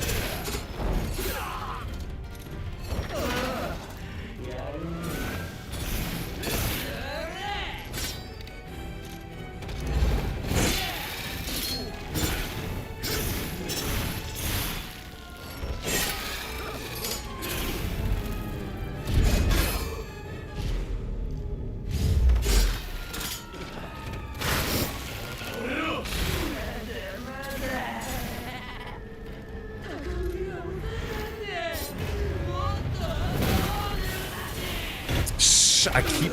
Oh, okay, I got out of it this time.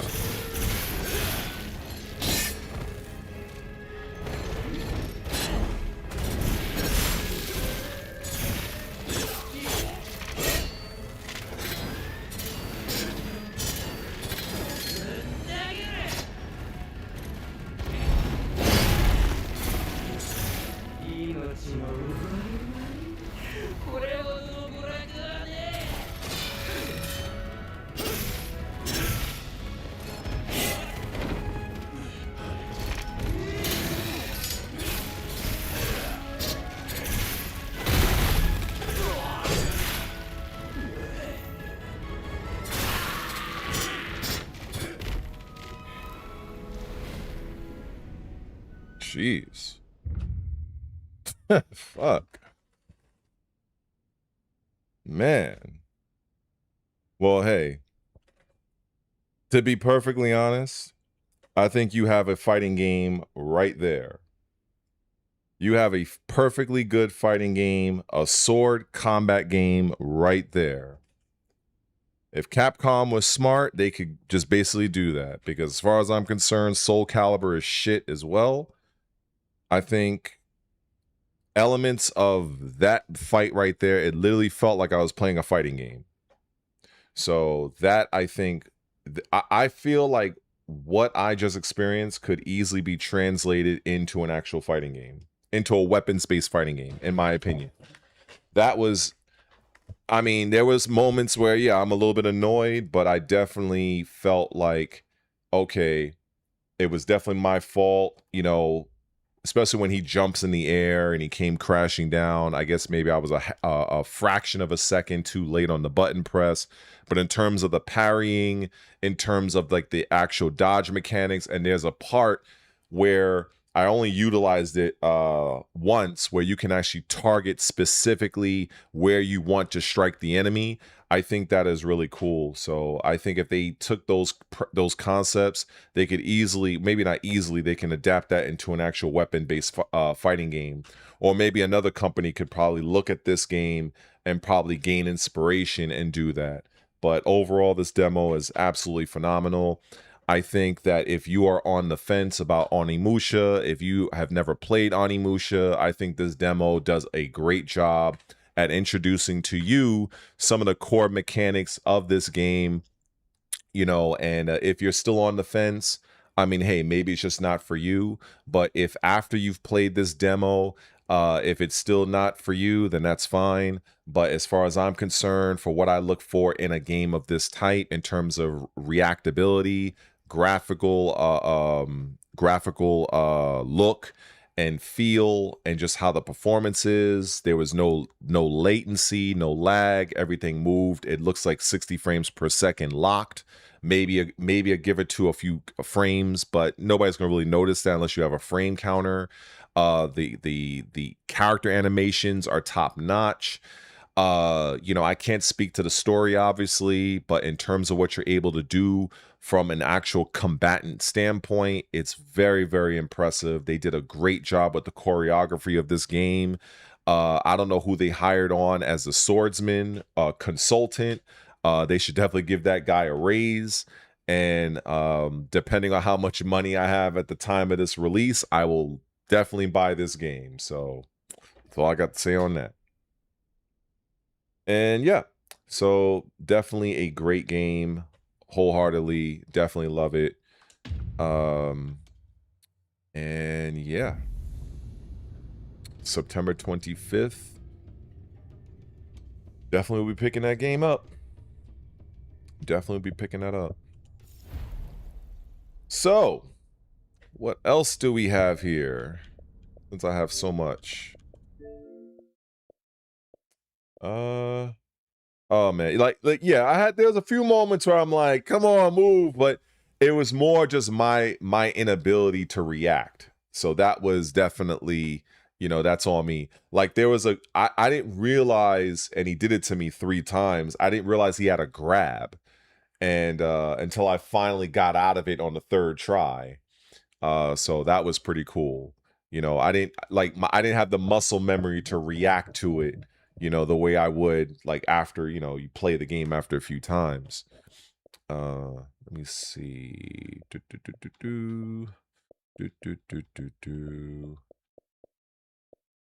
Now this is another fucking amazing game here. Truth be told, I have not completed the demo of this game, but this is during the time where I didn't have my Xbox and I was playing it on the laptop. And yeah, this is definitely a day 1 purchase for me. I think it comes out this month, and definitely looking forward to this one. I didn't finish the demo. I think I got decently far, but I didn't finish it.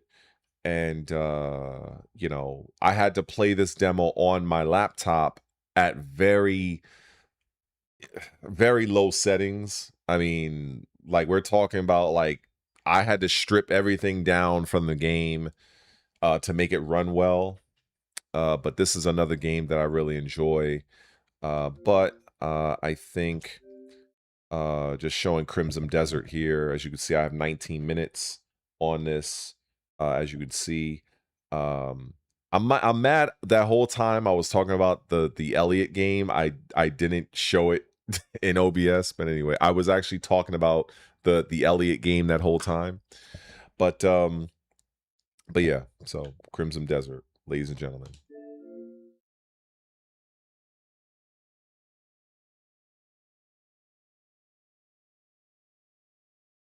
This is a game that definitely does not hold your hand.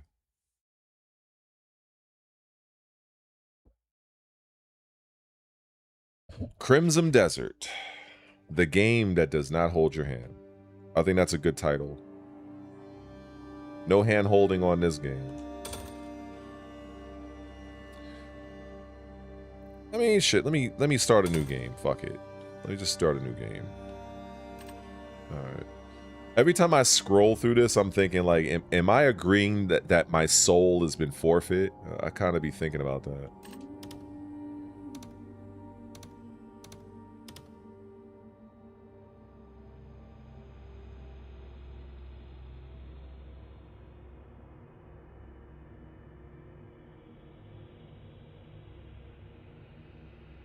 I will say that this game does have some awkward controls. It's definitely not the norm. So when I first played it, the first like 19 minutes of it, you know, I was like, like it's definitely it takes some time getting used to some of the controls, especially if you're coming from different games or whatever.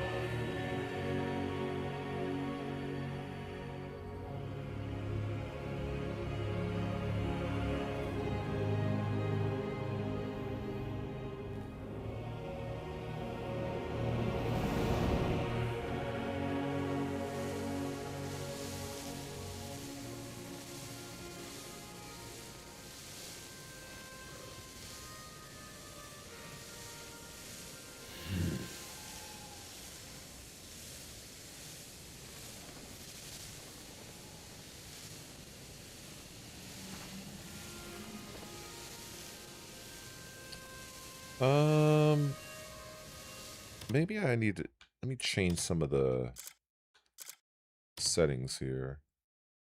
All right, graphics.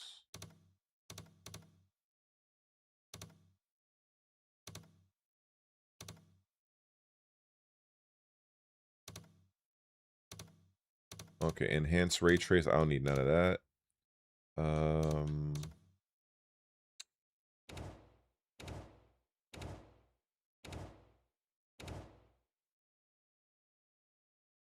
Wait.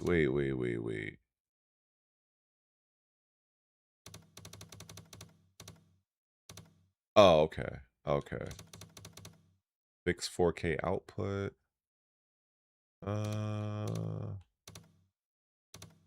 Okay. I think that's fine.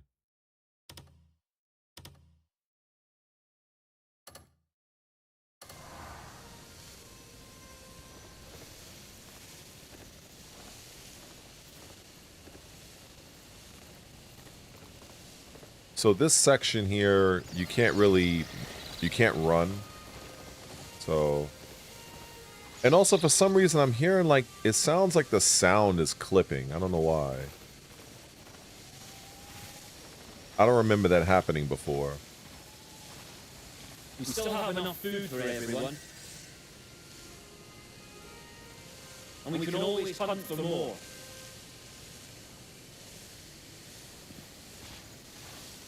I should take up the ground.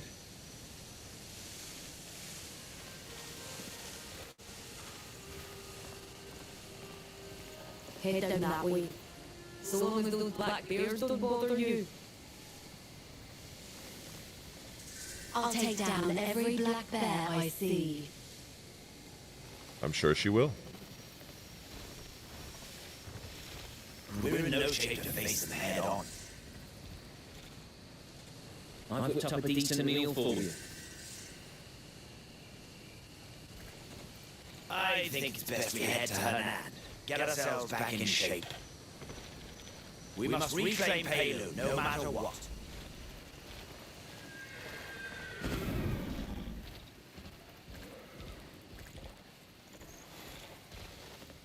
Come on now, keep it together. Hey, you were close. Giles. Aye, he was a good man.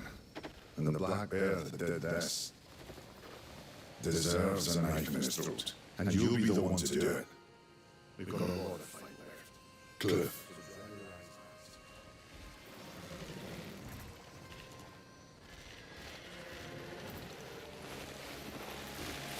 Giles' sword. His last words were at you, Cliff.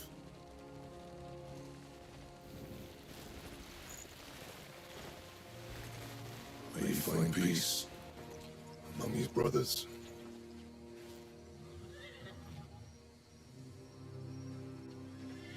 Come, say your farewells.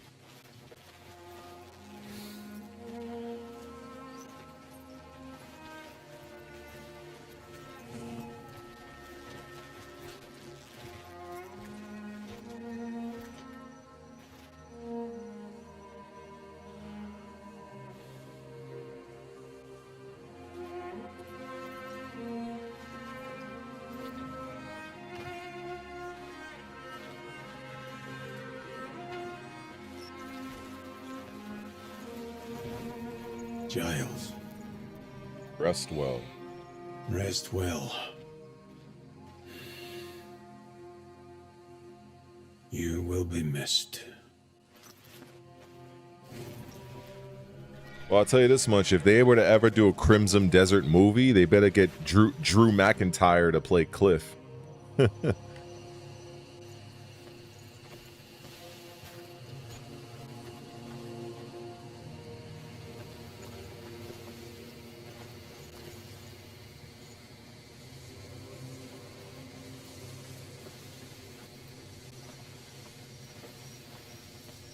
Alright, let's see. Who else I can talk to? I'll head into town and see what I can find out. Don't worry. I'm sure I'll find a lead on them. You know I'm the best man for it. I'll be back before you know it. They couldn't catch me even if they tried.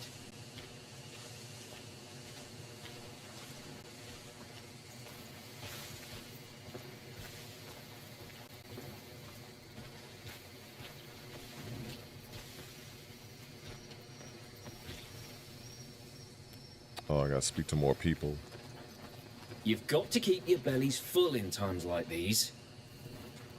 I've whipped up a decent meal for you.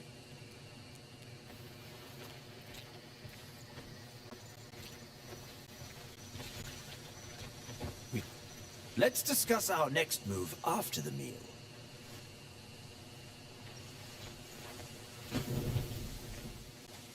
I'll take down every black bear I see. So long as those black bears don't bother you. Okay.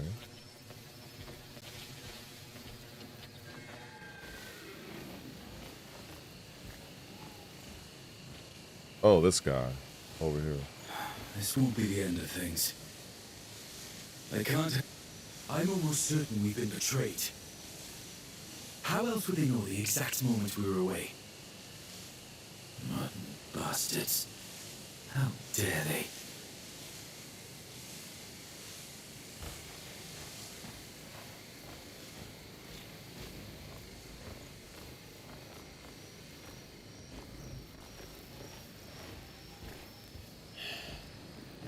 Come on. Hey, Cliff. Wish I'd just dumped Just eat it, Naira. There you are. Perfect timing as always. Sit down, dig in. We're still missing Ryan. Probably dead. Everyone got a bowl? Yeah? I suppose that's one less mouth to feed, eh? Oi, could make it two less mouths, you know. If you got a fight left in you, get your ass back out there. No one's stopping you.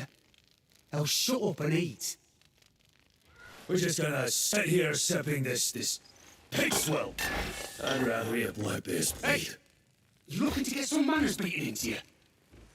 You better fucking pick that up! Oh, what, Jan? You gonna make me? Fine, that's enough. Forget it.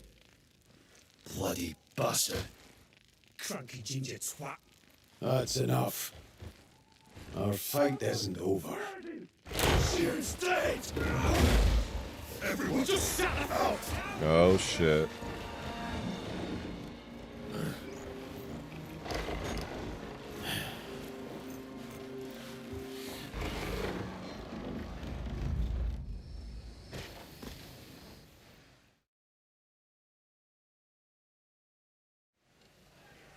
Gian has fallen. And with the great leader's death, our land, Payloon, once unified, has been plunged into chaos. And now, a bloody battle unfolds between the Greymanes, who fight to uphold his will, and the Black Bear forces that seek to set it aflame.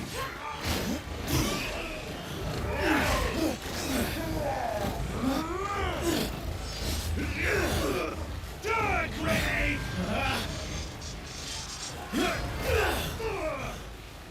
Fucking prick! Send him up to the grave! Oh shit. Okay. Yeah, they don't hold your hand here. You gotta figure this shit out as you go.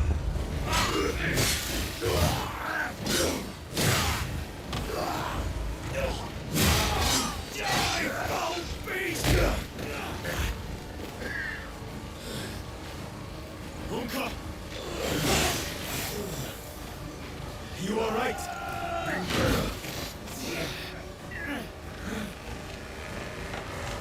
Look out! Get out of here! Watch your back.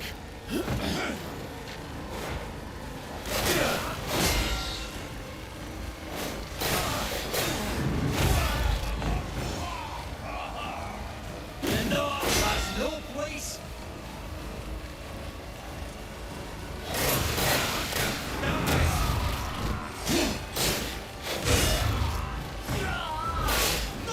Die here. Oh shit.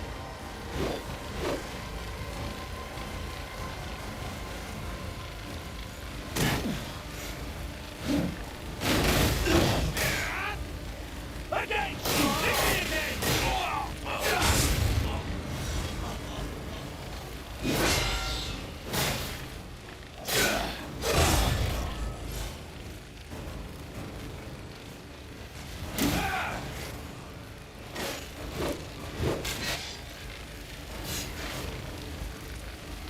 Damn, that shit's fast. I'm trying to time that shit.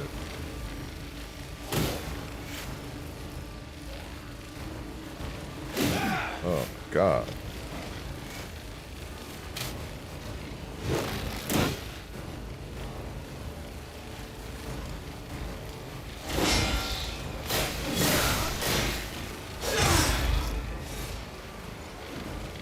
Nick, you there, yeah? Damn, I didn't parry that?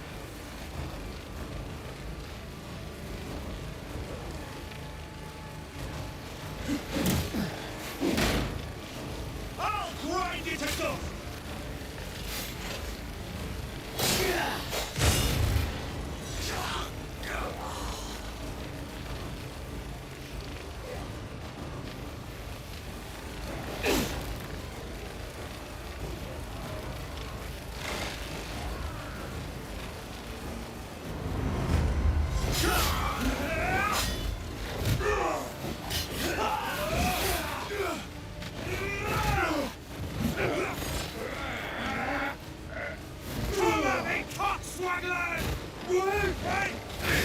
Oh, no.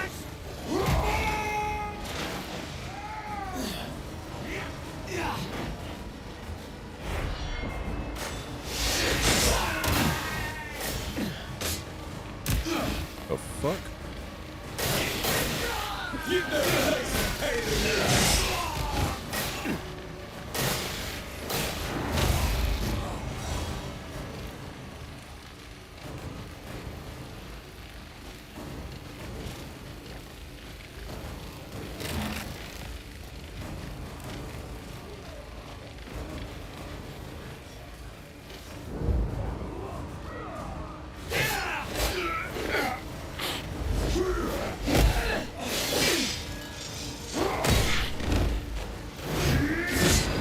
Go easy, will you?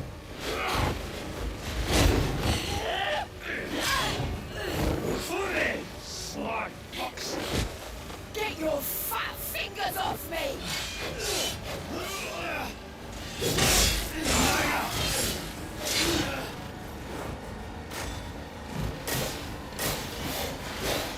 You won't get away!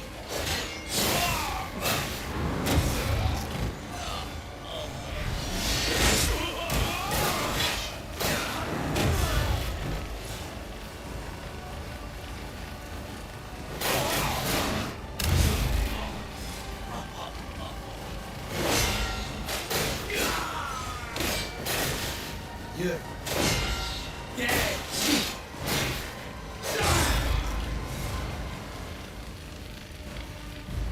Damn.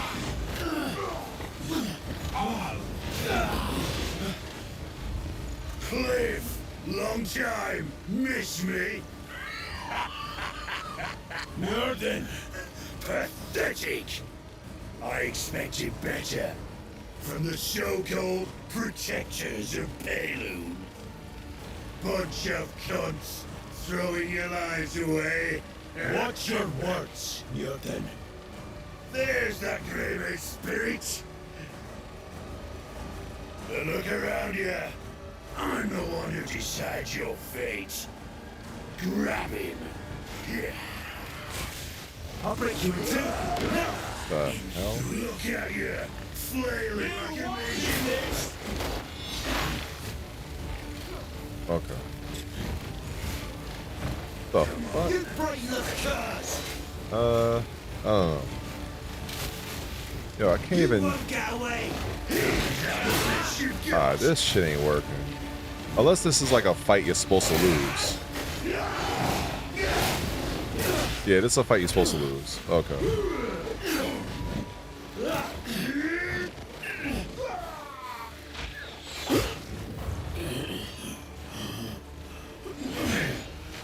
Look at you. All this effort, and you still end up bowing to me.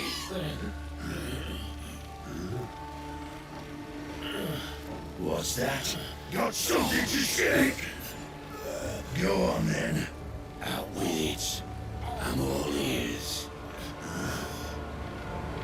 Well, you had your chance. Let this be a lesson to all you wolf whelps. Damn. Dead already.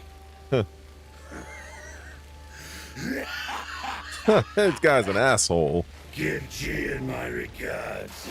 Damn. Hunt down every last grey maid. Leave none alive. Man, this guy got fish filleted, yo. Cause I'm like, look, there's no way I'm winning this. So I was like, all right. Maybe, who knows? Maybe somebody has a video of somebody surviving all that, but I'm like, fuck that. I know an unwinnable battle when I see one.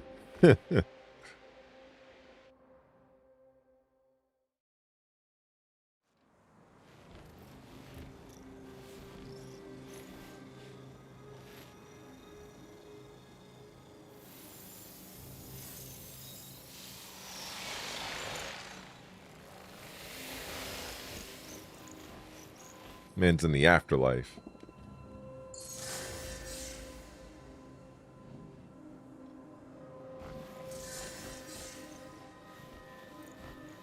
Alright, let me see what they say here. Is there like something here? Okay, realm of uncertainty. You've awoken in an unknown place. Find a way forward. What else we got? Skills. Okay, these are your skills. Alright, that's cool. That's what's up.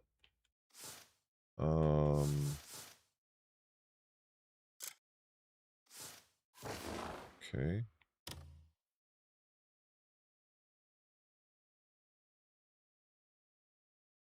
So, I guess this is the world map. Unless this is the map for this section I'm in. Huh. All right.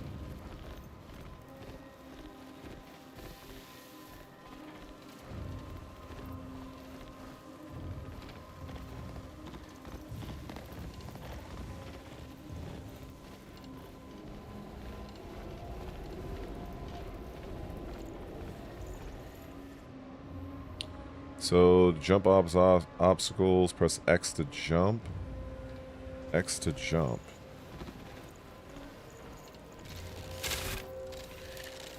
Okay, so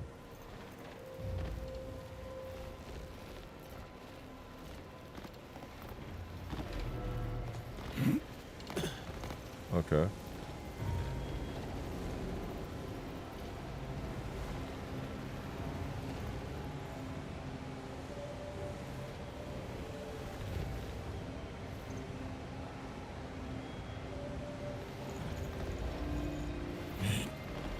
Well, that's I guess that's helpful.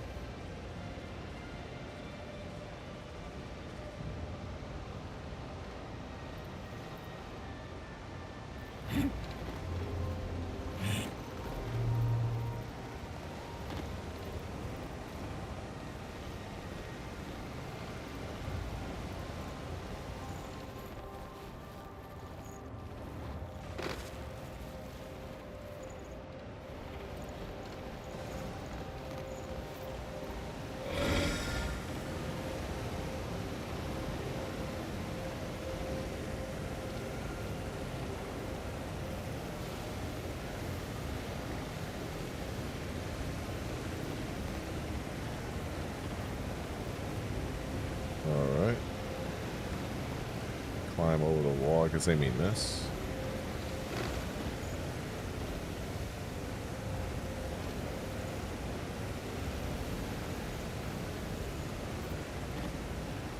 But surely they can't mean... Wait a minute.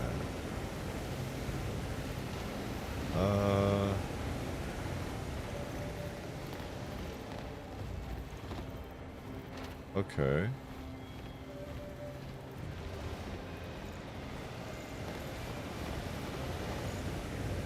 Am I really supposed to jump? Wait. No, oh, okay. Oh, okay, I see. I was like, yo, I was about to like literally jump into the fucking, into the abyss and see what happens.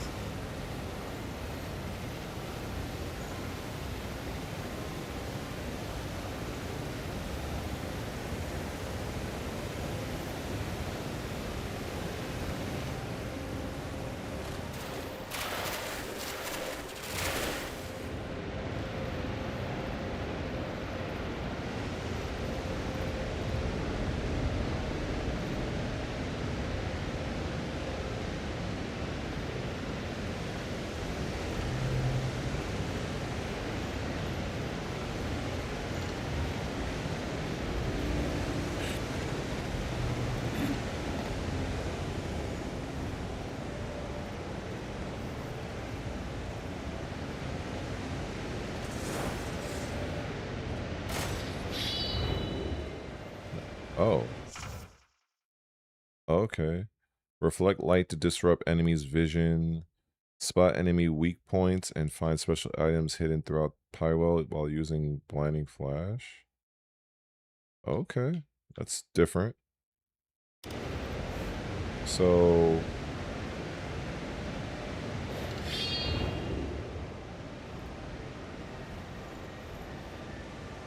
Oh, okay. That's, this is unique. So, alright. Holding right bumper, maintain a stance, aim at your target.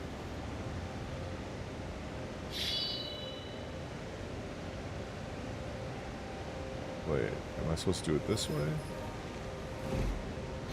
Oh, okay.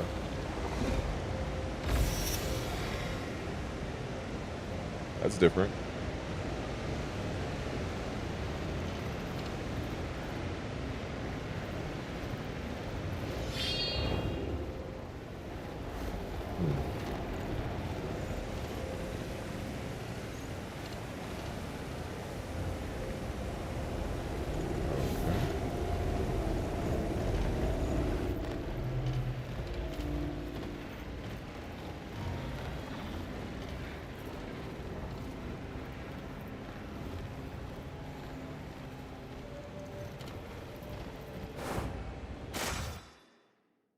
Lantern. Okay.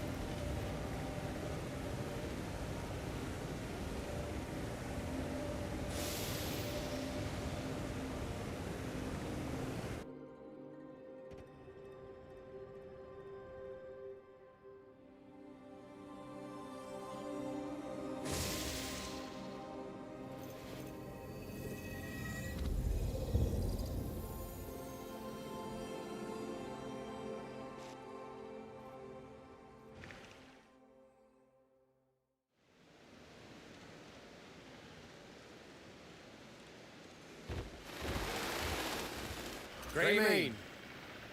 Greymane? Lost in thought again? Why don't we go inside?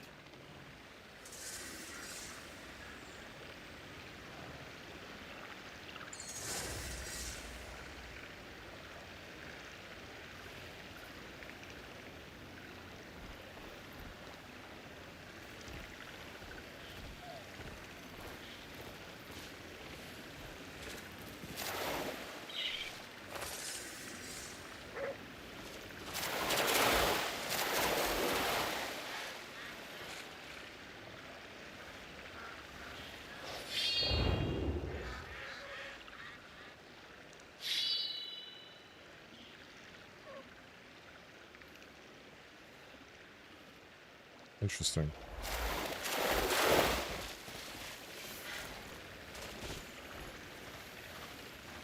Looks really nice.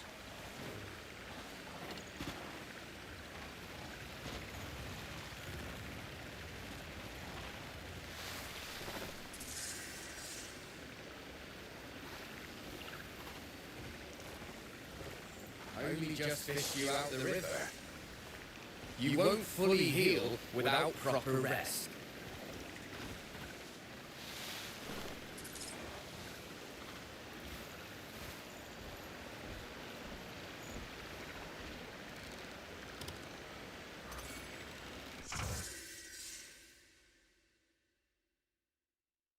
I can fish. Pretty interesting. Follow me.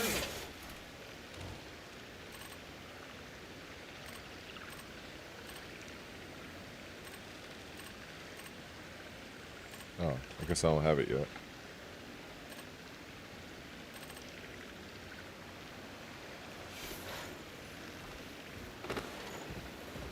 Let's be off now.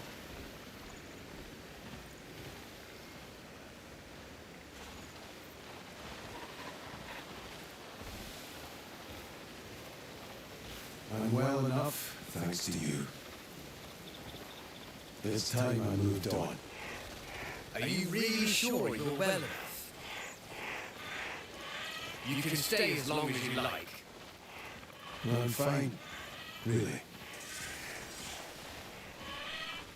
I think you should stay a bit longer.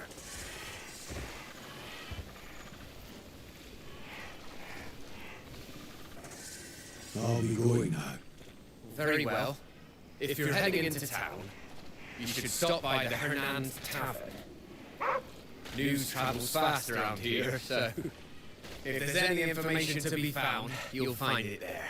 You've got an eye to free, sword? I'll take care of this. Look, I already paid you. We're here for the interest. What interest? Hey, kid, come here. Just If you could just... any trouble. Oi. We're not asking, we're telling. We'll beat the interest out of it. Or make the max come up in flame. Your choice. What are you gawking at? Don't you fucking know? Huh. That's the wrong one. Today will be your last. Will it now?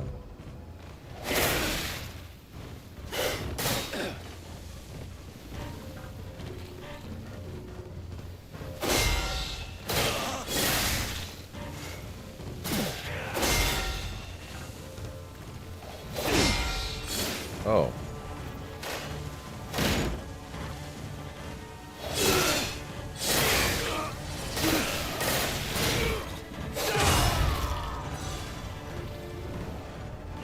Are you alright? I'm fine. Thank you. It's not the first time those bastards have laid into me. Things had got so bad, I was ready to pack up and leave. But they got what was coming to them. All thanks to you. Where are you headed then? Truth is, I'm also headed to Hernand. Can I tag along? Let's set off.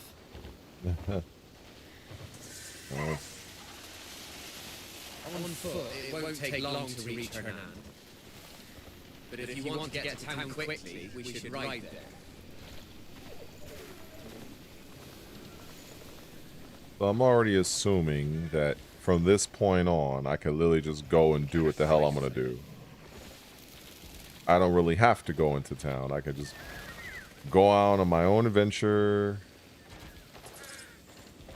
I can wander around aimlessly for like 20 million hours, collecting flowers, and do nothing.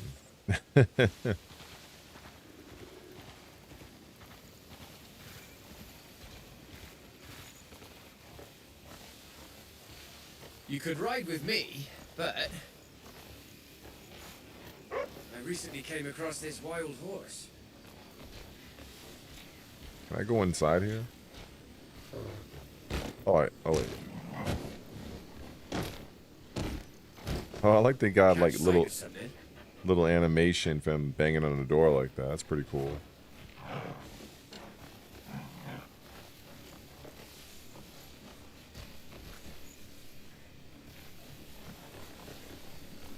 Beautiful spot, isn't it?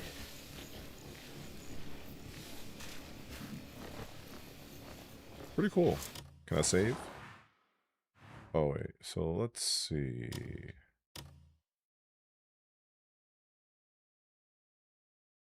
Oh, wow. Look at that. So that's, I guess, where I'm at. There's the horse. So basically, oh my God. Jeez, this is the whole fucking thing here. Oh, Crimson Desert. as is the name. Okay. Jeez. Yeah, this is a massive world, clearly. All right. Let me see. Yeah, let me save. I'm feeling a little hungry. I can't save at this point? Oh, come on.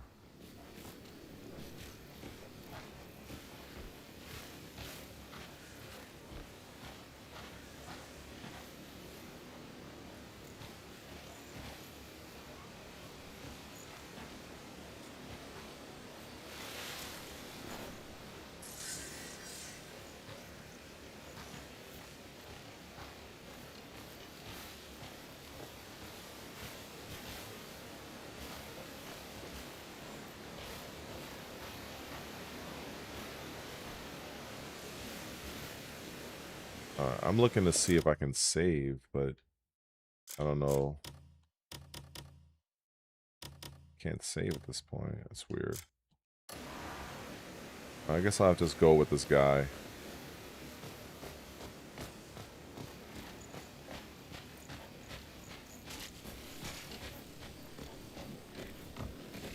Catch sight of something?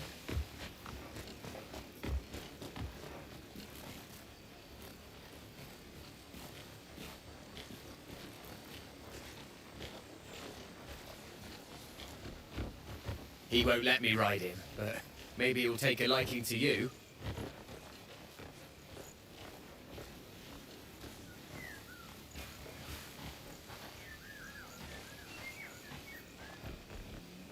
Oh, after. What's that look for? Okay.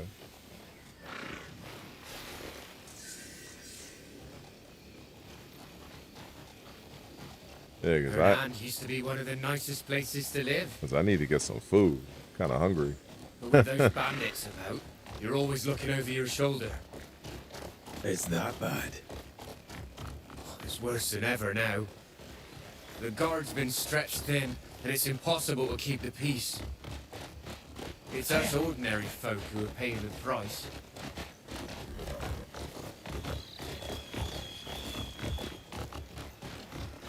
Oh, this must be the bridge you're talking about. Now this here is one of my favorite spots. The view from the bridge is absolutely breathtaking. It'd be a shame to just hurry past. Let's take it slow. We deserve a little serenity every now and again. I gotta admit, it definitely does look impressive. I mean, I can see that the frame rate is not... Maybe there's something I could do on my end. But the frame rate, like, comparing this to, like, Onimusha is, like, silky smooth. I can see that there's some issue with the frame rate here. But maybe there's something else I can do. Maybe if I turn down fixed 4K output. I don't know. Maybe that's... I don't know if that would do anything. I turned off ray tracing. Night tone mode. I put on performance. So...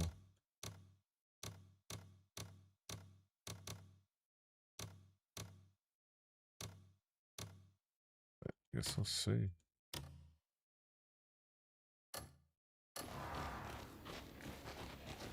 Oh, much better. Much better. Oh, yes. Beautiful spot, isn't it? Okay. Yeah, I never really cared about 4K like that. Okay. Much better. Okay. Some will need your help, like me. But others will just want to see how they measure up to you. That's the only way a fighter can test their strength. Funny, isn't it? Yeah, that change definitely did the trick for me. I thought about making a video about that, particularly that if I had to choose between resolution and frame rate, I will always choose frame rate. I don't care if I have to play a game in 720p. If that shit is running smooth, I will take 720p. We're nearly there. That horse seems fond of you, Greymane. A horse would make traveling a lot easier. Hernan's bigger than you might think.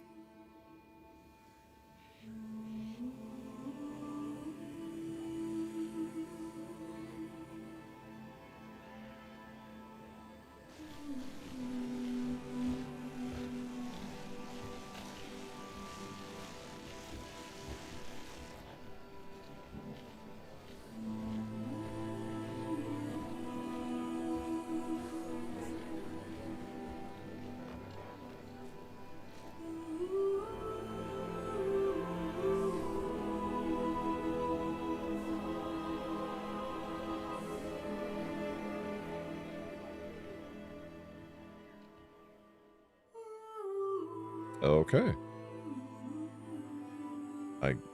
It goes by chapters.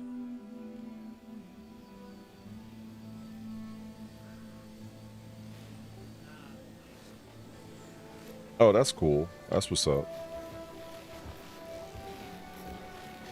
Yeah, maybe that would be better. I haven't tried that, honestly. Yeah. I never really played at 1440, but you know, because I'm I don't mind playing shit at 1080. I really don't. I mean, that's the fucking era I'm from, basically. Actually, no, I'm like, yeah, I'm way earlier. Shit, I remember when I was playing my 360 on 720 TVs, and of course being like, 8, 9, 7 years old. I mean, you can imagine the TVs back then. So for me, resolution was never a big deal.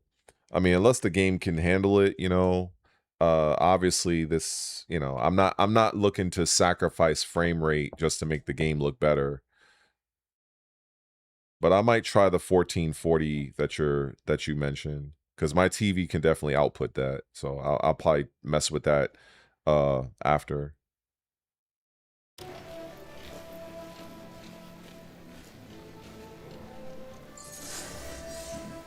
But I like how this looks. I don't mind this.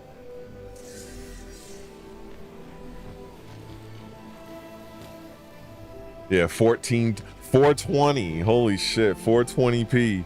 Nah, fuck that. It's not even P. It's probably I. 420i.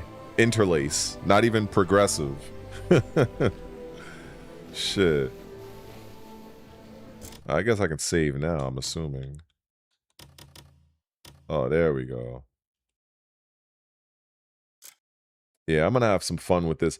Now that I know this is how I should have it set, I mean, aside from like, you know, trying out the 1440, but you know, I don't know. You know, I'll probably try it out, but yeah, I need to get some food. I've been streaming for 6 hours straight.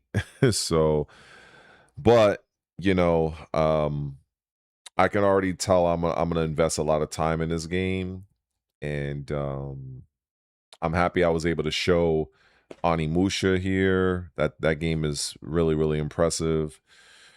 And yeah, tomorrow I'll definitely be streaming the Microsoft showcase. Definitely look forward to that.